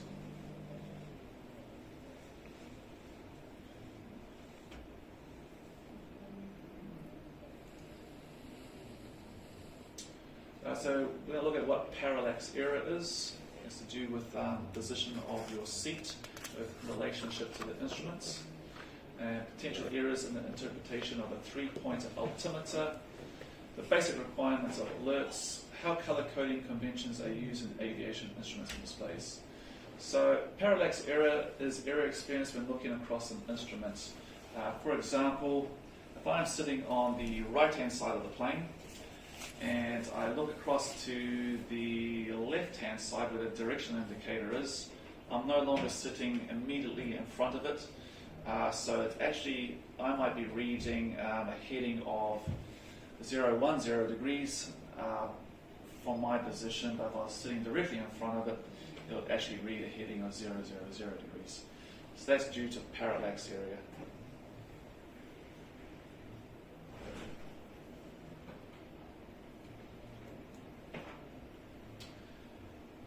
Okay, then we've got altimeters. The old school system was easy to misread. You can see there's a 3-point system here. So we've got 3 different pointers. We've got a long, skinny one, we've got a fat, short one, then we've got a needle one. So which one reads thousands of feet, which one reads hundreds of feet? That's basically the point that can be confusing. So how high would this plane be right now on the left-hand side of that altimeter? Coming up 1,000 feet. Yeah, about 950 feet. So there's the alternative one called the drum altimeter, which displays the altitude clearly in a digitalized format. So there's no room for mistaking what the pointers are saying. So which one's better? I would go with the drum one over here because you're getting a numbered readout, whereas this one it's harder to read. If you look at it straight away, it takes a moment to figure out how many feet you're flying at. If you look at that straight away, you know 28,000 feet. Most of the altimeters I've come across are only 2 pointers like this.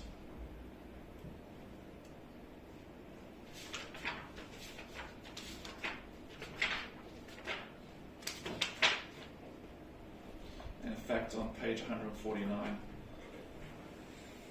they've got a 3-pointer there, and the various ways it could be misread.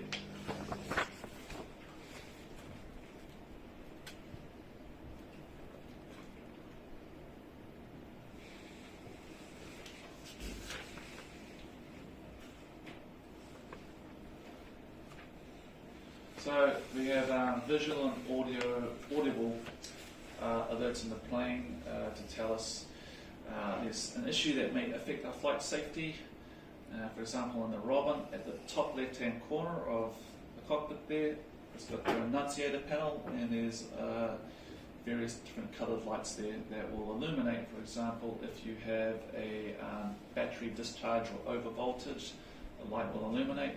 That will tell you to check your ammeter, check that alternator, check that a circuit breaker hasn't popped, for instance, because it will affect your battery, which is obviously connected to important stuff like your radio.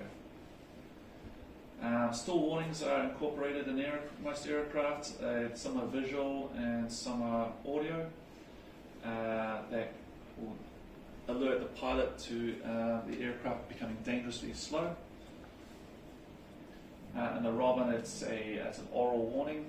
But if you fly like a Piper, there is no oral warning. It's just a light that flashes off like that. Undercarriage configuration warnings. There will be a warning once you get below a certain airspeed, so the approach airspeed. If your landing gear isn't down, you'll start getting a beeping sound like that as well. Just like in that first video when we started the day, that was an undercarriage warning. But due to human factors, they didn't hear it until they landed. They did a belly landing. You can have fire warnings as well, and autopilot mode alerts will also have audio and visual warnings. So that just helps us out to direct our attention to an issue. Sounds.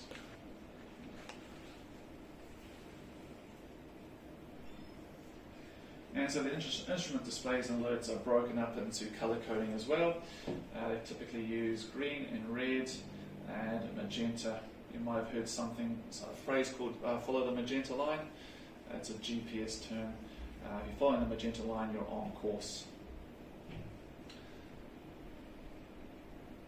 And most of these colours are pretty much standardized now for most makes and models to avoid confusion.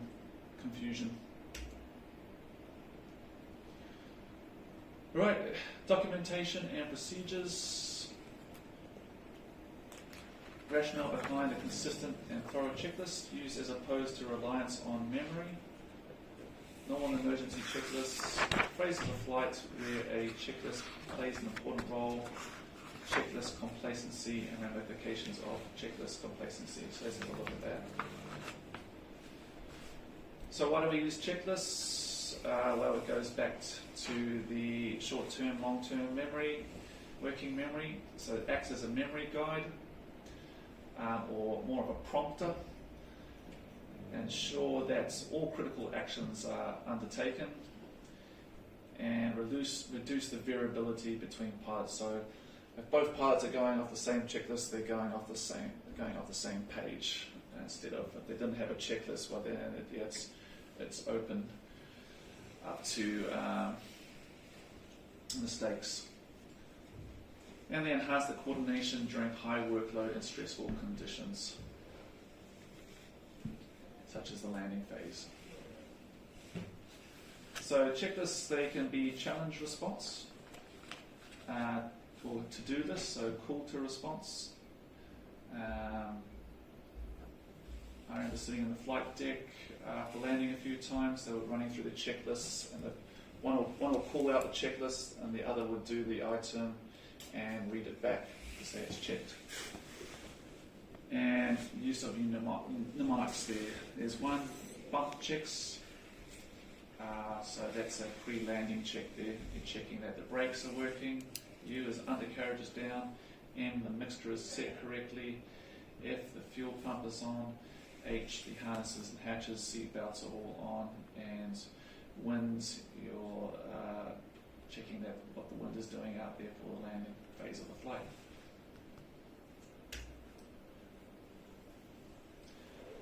But there are problems with checklists. They're not perfect. Shortcutting, workload shedding. If you're in a hurry, it's easy just to shortcut them. And saying but not actually checking. I see it a lot with students. Controls are full and free. They just go wham, wham, wham, up and down, but they're actually not looking out at the control surface around the plane to check that they are fully deflecting.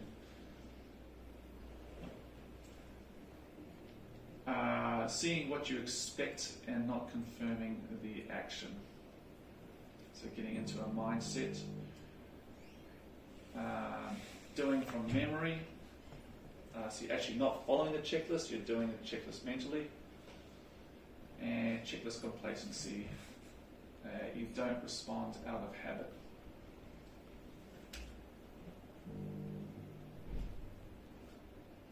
FDODA, so here's an example of an emergency checklist. It's called FDODA, and it's covering the same grounds we did before. So fly the plane, diagnose the problem, and often use a checklist in this case.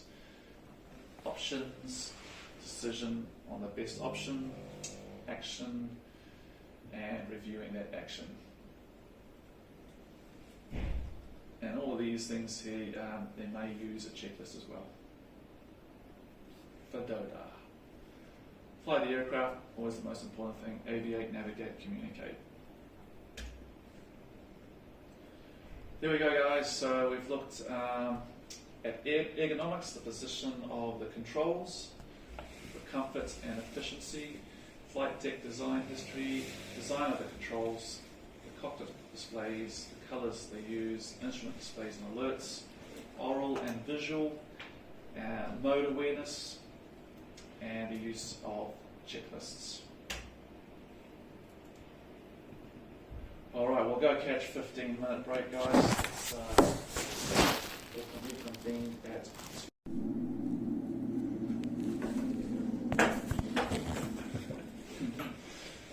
things have changed.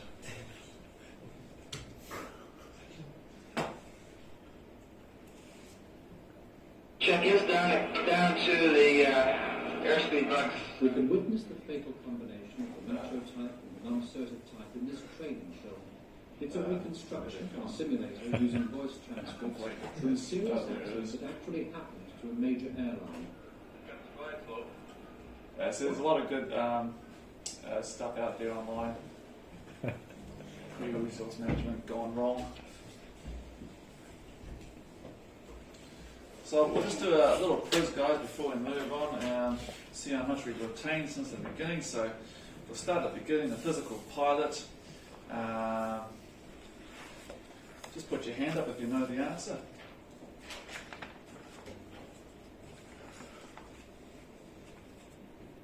Insufficient oxygen in the tissues has two main causes. What are they?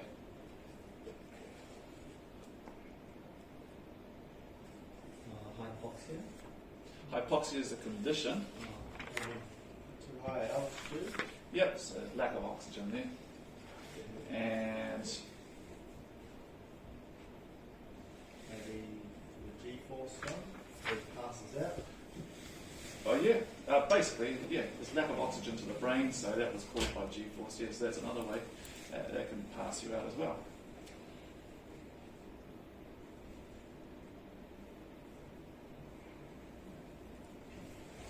So what do you call the pain caused by changing pressure of gases trapped in the body cavities, brought about by changes in external pressure?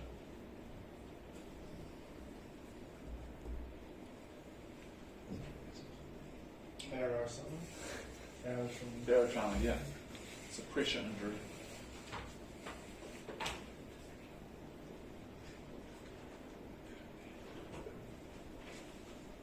So a blocked eustachian tube, remember in your ears, is due to colds and flu can cause serious incapacitation. Is it most likely to occur during an ascent or descent? Ascent. Was it? Ascent? Who thinks descent? Who thinks ascent? Yeah. Descent, yes. You're going to be afflicted by it during descent, yeah. Good. Should pilots take over-the-counter drugs for minor illnesses before flying? Depends on the medication. Yeah, I think it's, the answer is no, but I think it's dependent. over-the-counter medication. Yeah, so that's you don't need a prescription for it. Yeah.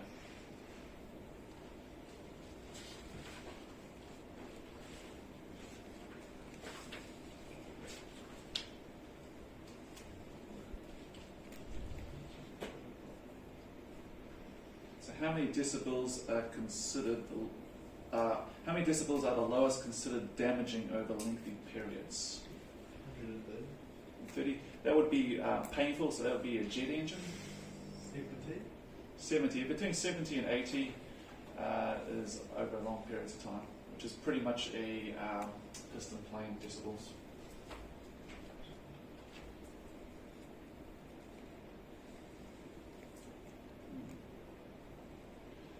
Orientation, spatial orientation is most reliably determined by what? Your vision. Yeah, your vision is dominant. So what are the other two ones that we use for spatial orientation? Yep, ears, yep. So your hearing and balance organs, and there's one more. It's the muscles, yeah, so seat of your pants. Yep.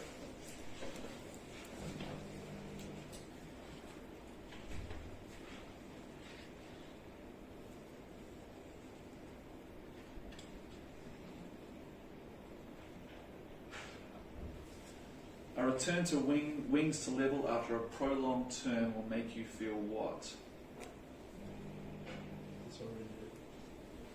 Disoriented. Yeah, it can be lead to that, but there's a specific thing that will happen that will lead you into thinking. A delayed onset of wings level, or your orientation? Yeah, so you can start developing what's called the leans.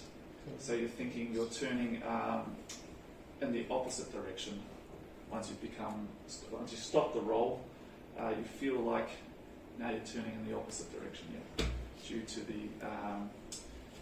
the canals. All right, physiological factors. So I'll just have a couple on there.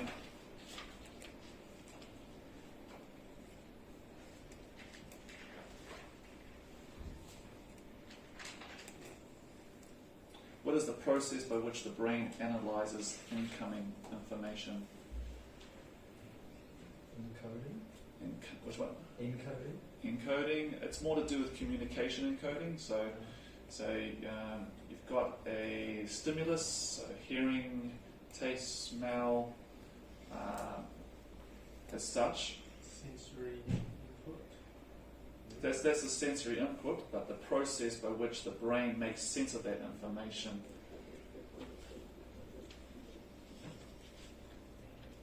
Perception. Yeah. It's how we perceive things. Which memory holds information we are currently using?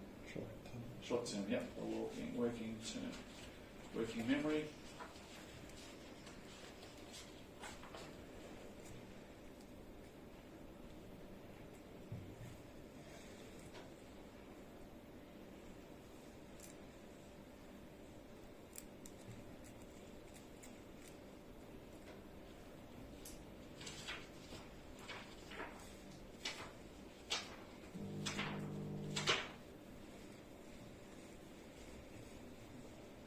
What is parallax error?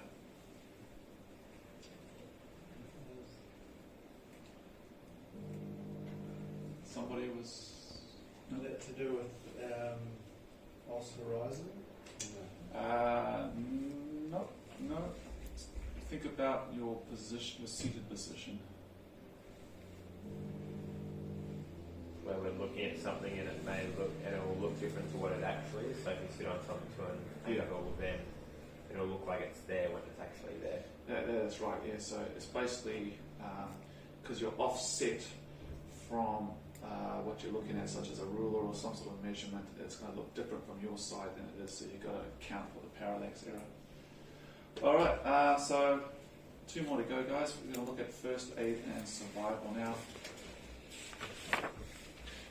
Hopefully we never have to use it in an aviation context, but they've added it into the syllabus anyway. I thought I had already...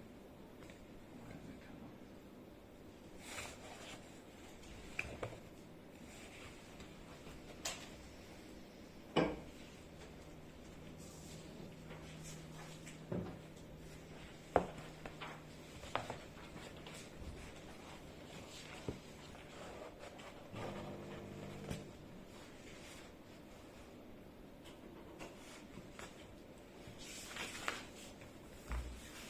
Cool, first aid and survival. So we're going to look at some basic first aid, survival, emergency signals, sea survival, cold climate survival, desert survival, bush survival.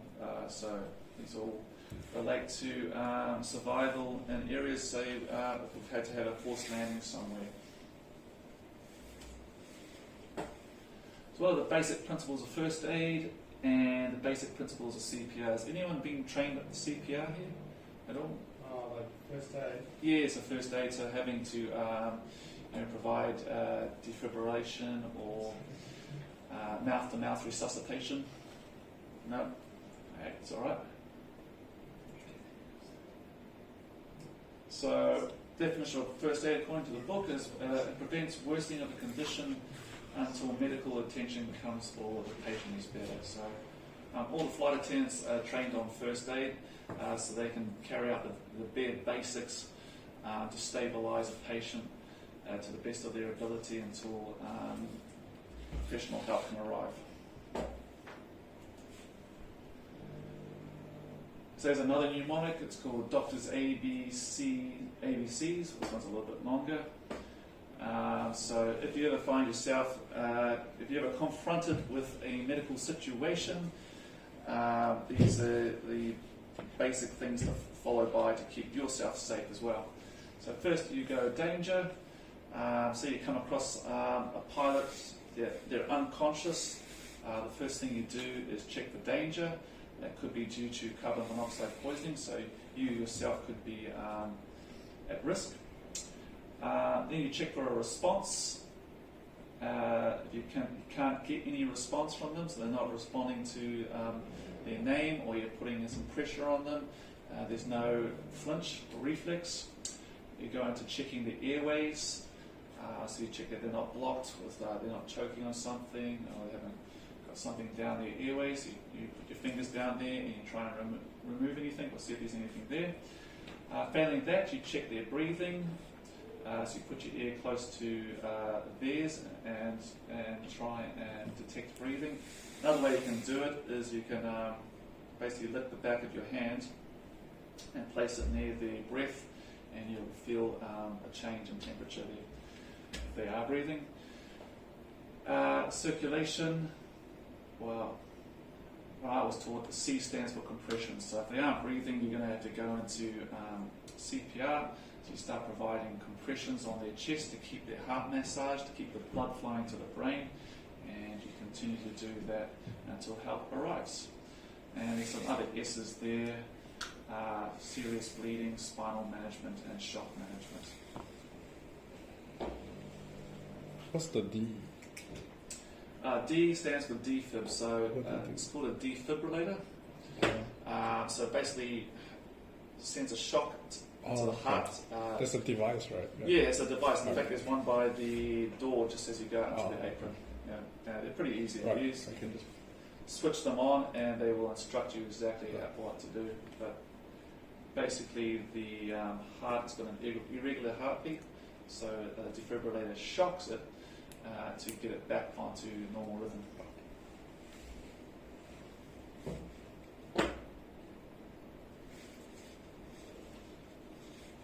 So CPR, someone giving CPR there.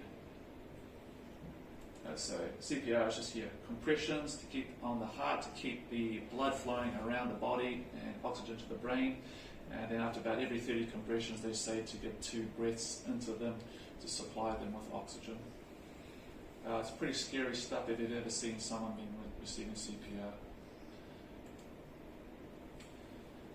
Survival. So, looking at the components of a pre-flight passenger briefing by a pilot with respect to aircraft safety features and equipment, basic steps in the post-crash survivor situation, and priorities of survival in order of importance, and explain the survival items that could be carried on a cross-country flight over bush-clad and mountainous hostile terrain in order to manage survival threats, and explain the process of hypothermia.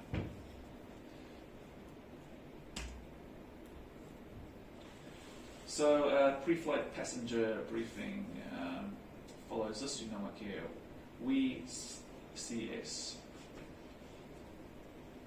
So every time you carry passengers, as a pilot and commander, it's your responsibility to give them a safety briefing. So you've got to cover off things like weather conditions. So you always hear when you're travelling commercially, we're expecting smooth flying conditions or a little bit of turbulence here and there.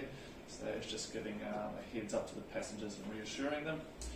Then the entries, you have to point out the exit points on the aircraft and how the door or canopy works, so they can operate it in an emergency. Then you need to point out the emergency equipment on board the aircraft. So most of the aircraft have a crash axe, so you can basically fight your way out of the aircraft, ply away panels. They have a fire extinguisher and first aid kits. And emergency procedures, so the procedure to follow in an emergency, say if we have a forced landing without power.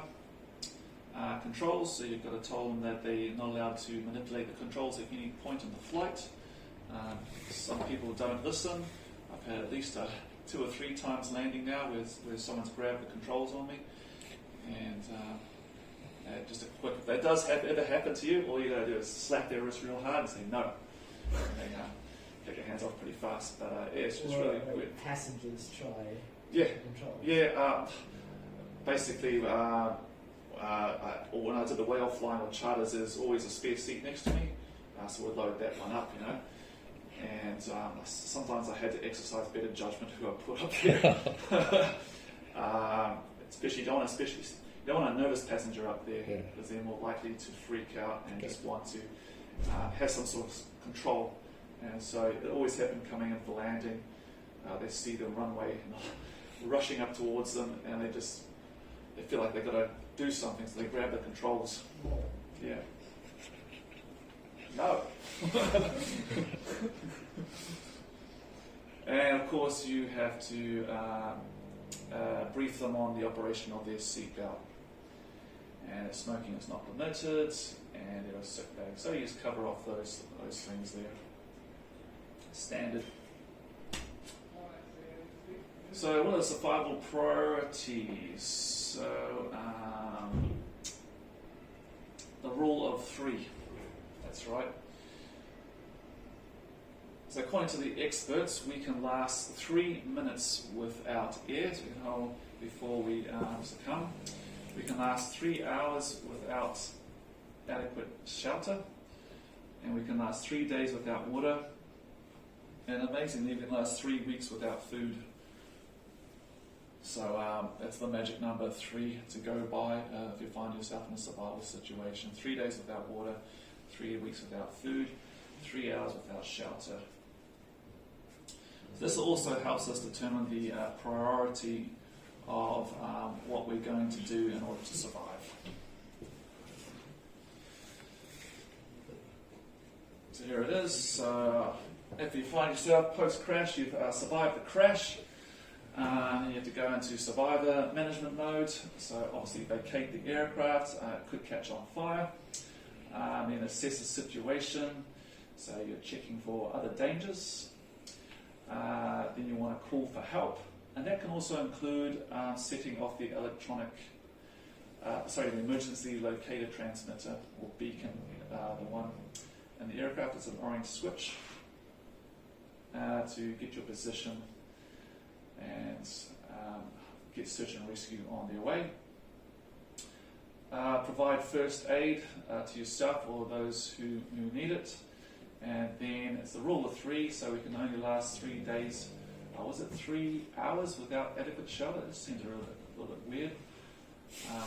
3 hours without shelter, yeah. So is it more if you like in a cold environment? Yeah, I'm thinking you're in water.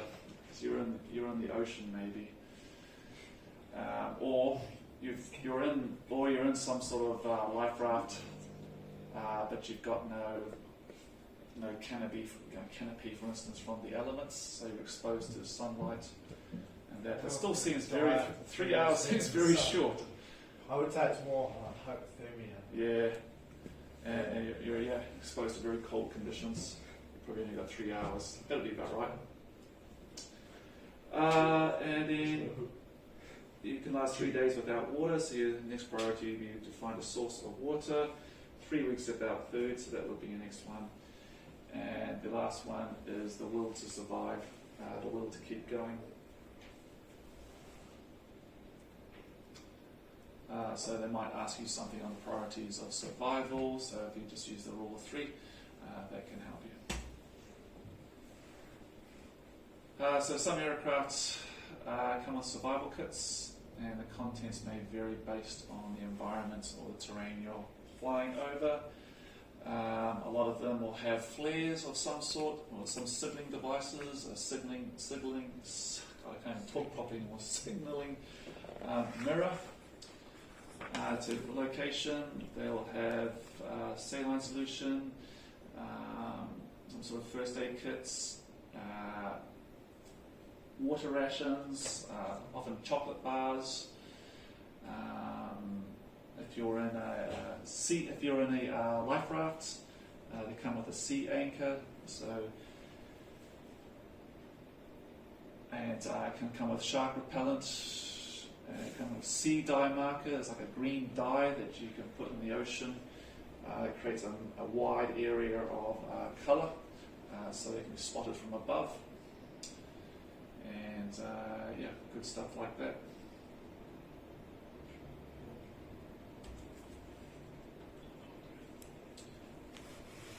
So hypothermia is it's the body temperature falls substantially below normal. So 37 degrees is your normal body temperature.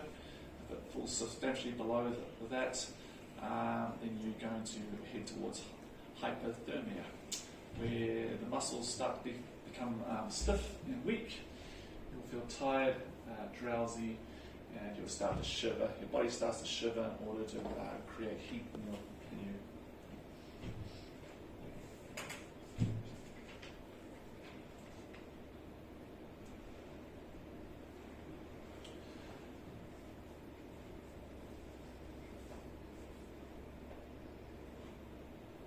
Okay, it's interesting they haven't gone over sea survival, cold climate survival, desert survival, or bush survival, but cold climate survival is, it's all about exposure, so you only got 3 hours before you will succumb to hypothermia in that case. And sea survival, we actually did a lot of sea survival at Qantas for, in case we do a ditching out in the ocean. They told us how to go about it. It's all kind of ridiculous. I don't think you could even get out of the aircraft in time and get all the life rafts out, because the life rafts they weigh an enormous amount. It'd take about 3 people to get them off the aircraft through a narrow door. And there's the other consideration is that if you pull on the wrong handle or tag, the thing inflates, and it can happen inside the cabin. And during the confusion and commotion where everyone's jumping out of their seats, it's not really going to work. But in the amazing event that everyone, you can get out and get into your life raft, there's various things we can do there. Alright, so on the home stretch now, guys, threat and error management, TEM they call it.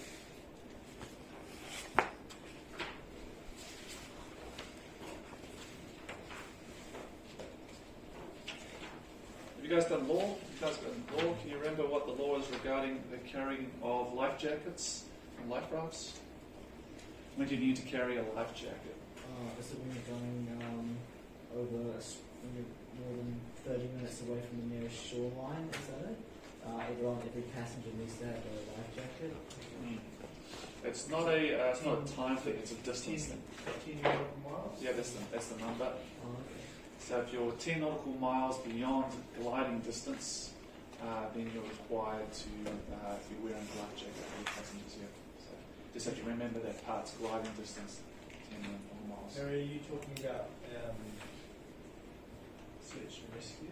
Must be. It's something for 30 minutes. I'm not sure which one it was. Right, okay. Flight, simulating a flight plan, is that related to that? We're over 30 minutes away from the coast, we have to simulate one, is that law? It's interesting they would use a time value in that case, because 30 minutes can be, in a small plane can be very different 30 minutes in a fast plane. Yeah. I'll see if I can remember as we go along. Yeah.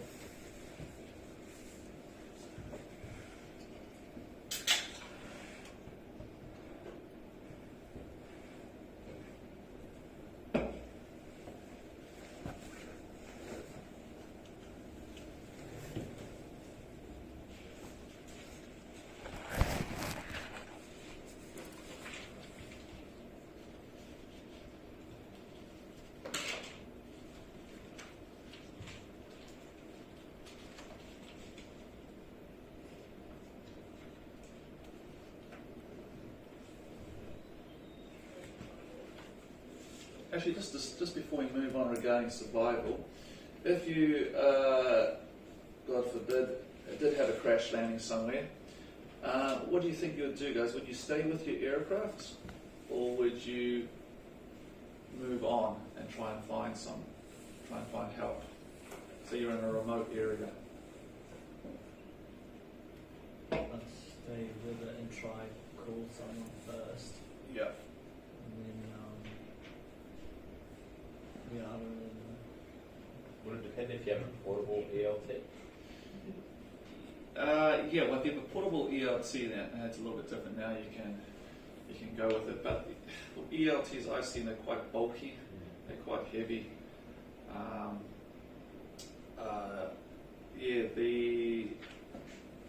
They say to stay with your aircraft. It makes you're more visible. So if you're at the crash site, they can see the crash site from above.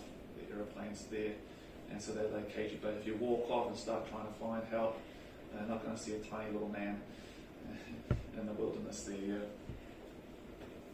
Another thing with portable ELTs, since we're on it, you want to put it in the highest place you possibly can to get the best transmission and reception.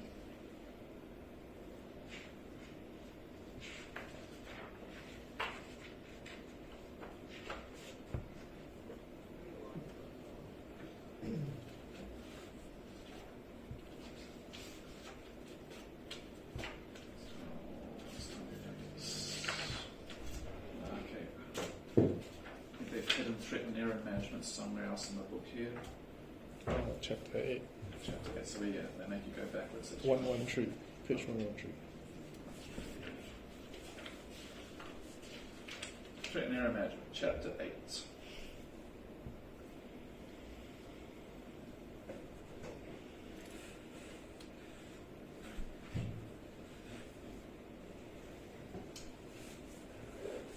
So a little background on the history of threat and error management, how it developed. So they say previous research of human performance in aviation had overlooked the most important factor, that is the interaction between people and their operational environments, i.e. the organization, the regulations, and the environmental factors within the flight, which the flight crew worked. So what is threat and error management? According to the book, in considering the environment in which aircrews work, the researchers identified factors that threatened the safe conduct of the flight. They next classified inappropriate crew actions, labeled as errors, which were the result of or independent of the threat situation, but which could lead the aircraft being placed in a less desirable situation. These undesired aircraft states, as they call them, could lead to an accident or an incident outcome. Thus, the TEM model was developed, which sorts out the complex factors in the aviation world into these categories, and it also examines the links between them and how the chain of events could be interrupted.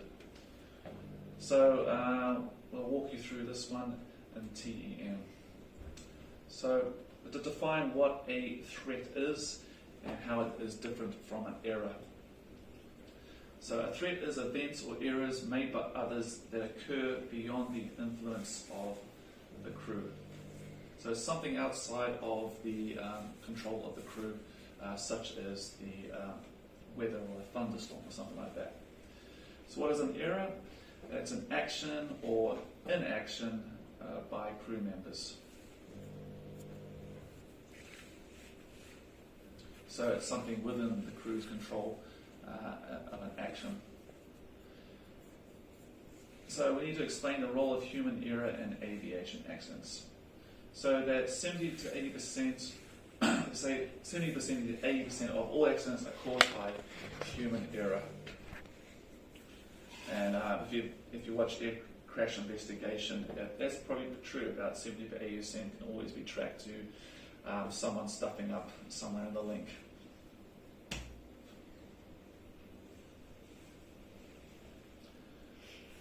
Can a human be completely eliminated from flying a plane to eliminate human error? So there is talk of basically drone planes happening where they're pilotless,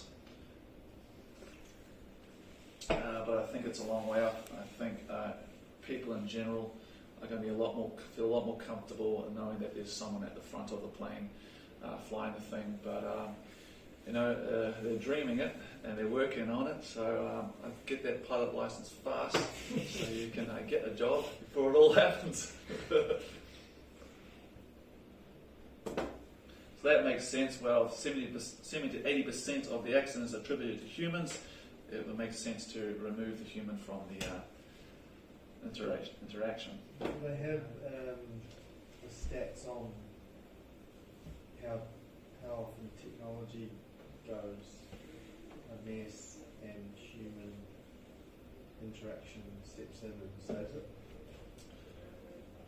Right. That's an interesting way of looking at it. So you're saying, the statistics where, so we've looked at humans stuffing things up, but have they considered humans saving the thing when the technology goes wrong? I'm not sure. what the Because statistics? obviously, as soon as something goes wrong and the pilot is able to deal with that, Yeah. land safely, and I guess that's their whole argument at the end of the day.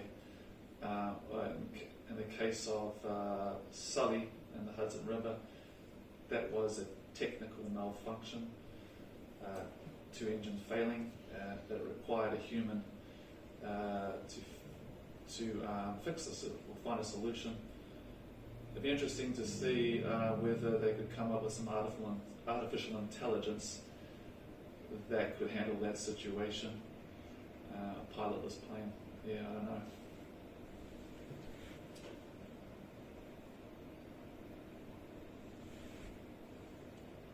So let's think about knowing what threats are now. So it's something outside of our influence or outside our control. What are some potential threats out there as pilots we should be aware of?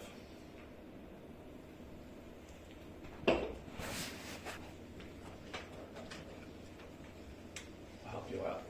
I got my own mnemonic. Hang on.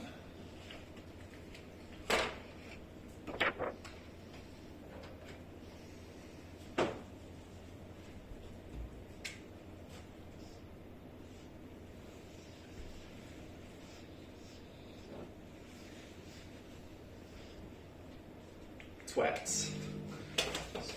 So when we're flying, we're always looking out for twats. These are the threats out there. So help me out here, guys. Thinking outside. What do you think T might stand for? Temperature. Very good. That's a threat. Sure. What's W? What do you think W might stand for? Something out. It's a threat, so it's outside of weather.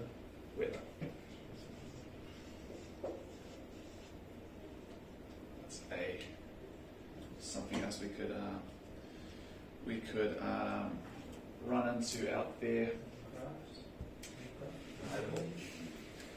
T, traffic. There'll be other aircraft.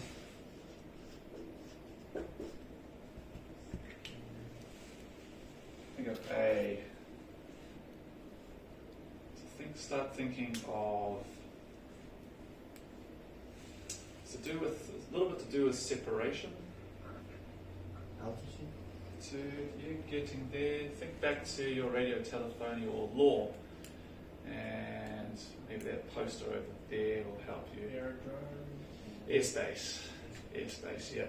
So we can inadvertently run into a controlled airspace, and we could threaten the other aircraft in there as well. S. Might have to think outside the box for this one. To do with people. Now,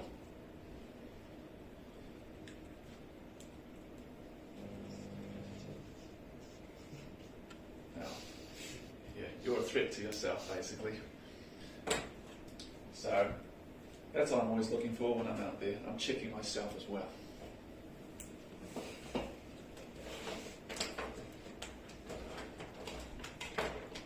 I don't think that'll be in the syllabus.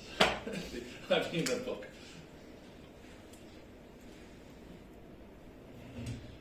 Okay, has anyone heard of the Swiss cheese model? No, it's also known as the Reason model. There was a guy called James Reason who came up with a model to explain the basic elements of how an aircraft can find itself in an accident situation. From research, they've identified that there's no single one event that leads to an accident. It's basically a chain of errors or a comedy of errors that lead to accidents. So we have layers of protection. You can think of them as layers of cheese, if you like, slices of cheese that are all lined up in front of each other, and they provide a certain layer of protection from an accident. But however, nothing is perfect, so sometimes there could be a hole in one of the slices of cheese, and if each layer of protection, or each slice of cheese has a hole in it, and all these holes line up. There's a chain of errors, and then our helicopter in this instance will find itself in an accident. So these errors can be automation policies, automation procedures, automation training, program or aircraft handling skills. In this example, they were insufficient and it leads to an accident. Stand by for 1 second, guys.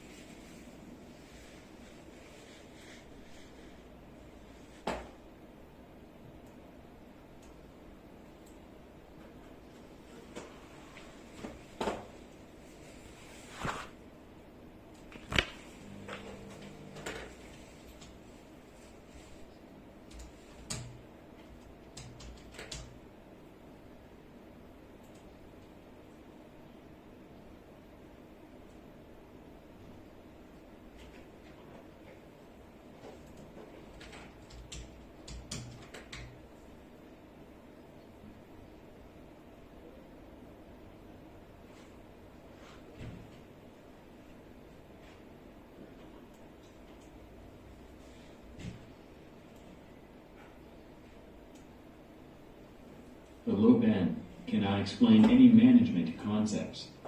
Professor Siegfried, what is the Swiss cheese model of accident causation?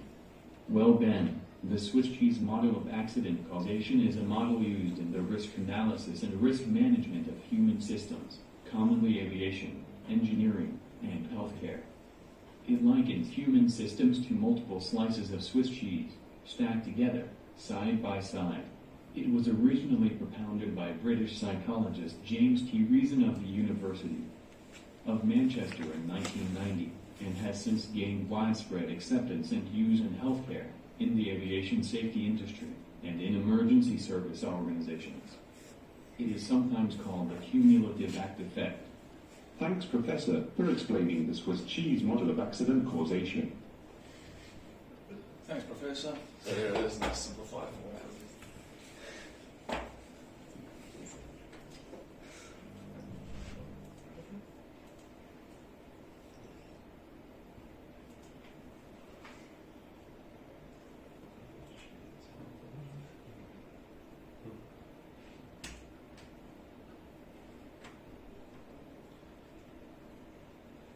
Describe threat management including means of recognizing threats, avoiding threats, mitigating the effects of threats. So the elements in a safety culture, there's that word again, culture, learning, informed, reporting, just, and flexible. What is it? Have you ever heard of a just culture? What a just culture is? So in aviation, they're moving away from something called a punitive culture, where if you make a mistake, you're automatically going to be jumped on and punished for, right? So the problem with that, a punitive culture, is that it prevents people coming forward and reporting, self-reporting or reporting an incident or a mistake they've made. So it's just going to go unknown. And of course the problem with that, if something is broken or the next pilot gets in the plane without reporting it, it can lead to an accident. So they come up with this thing called just culture, where each mistake is judged on a case-by-case basis, and it's to make you feel more comfortable coming forward if you have made a mistake or an issue, so you can talk about it without fear of repercussion. And ultimately, that keeps everyone safer. It means more reports are coming in, and they can start to see trends happening and put together something to prevent an accident. So just culture has 3 layers. So at the top is you've made an error because of recklessness. So you've deliberately behaved in a reckless manner and it's led to an accident. So in that case, yeah, you would be punished. But if you made an error just out of negligence, so you didn't take enough precautions before you went flying, so you didn't check the weather or you didn't check the NOTAMs, that can be regarded as negligence. And at the lower level, there is, you just made an error. You intended to do the right thing, but you made a mistake, so you're not going to be punished for it. But nevertheless, you need to come forward with that because people need to know about it. Just culture.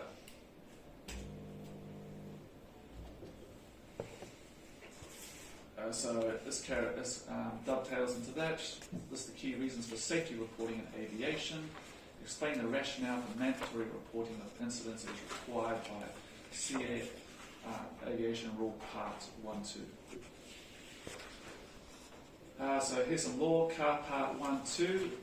The objective of Part 1.2 is to ensure that the authority receives information about accidents and incidents. The information will be analysed to identify any necessary corrective actions with an overall objective of improving aviation safety. So that's the crux of reporting. It's to identify any basically threats out there, improve everyone else's safety. So this is just referring to just culture here, so it's distinguishing what I just talked about between normal errors, risky behaviour, and high culpability behaviour. So recklessness, risk behaviour is negligence, and normal errors, just, we're human, we're meant to do the right thing, but we stuffed it up. Negligent and reckless behaviour, so we just covered that, and the role of punitive sanction.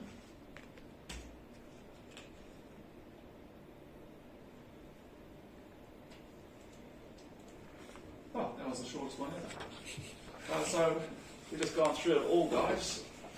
We've still got some time. I can see you're all chomping at the bit to get home, but we can make the most of the time. Do you guys want to do a mock examination? Go through one? Yep. Yeah, you'd like to give one of those? Okay. Give me a minute, I'll print some off.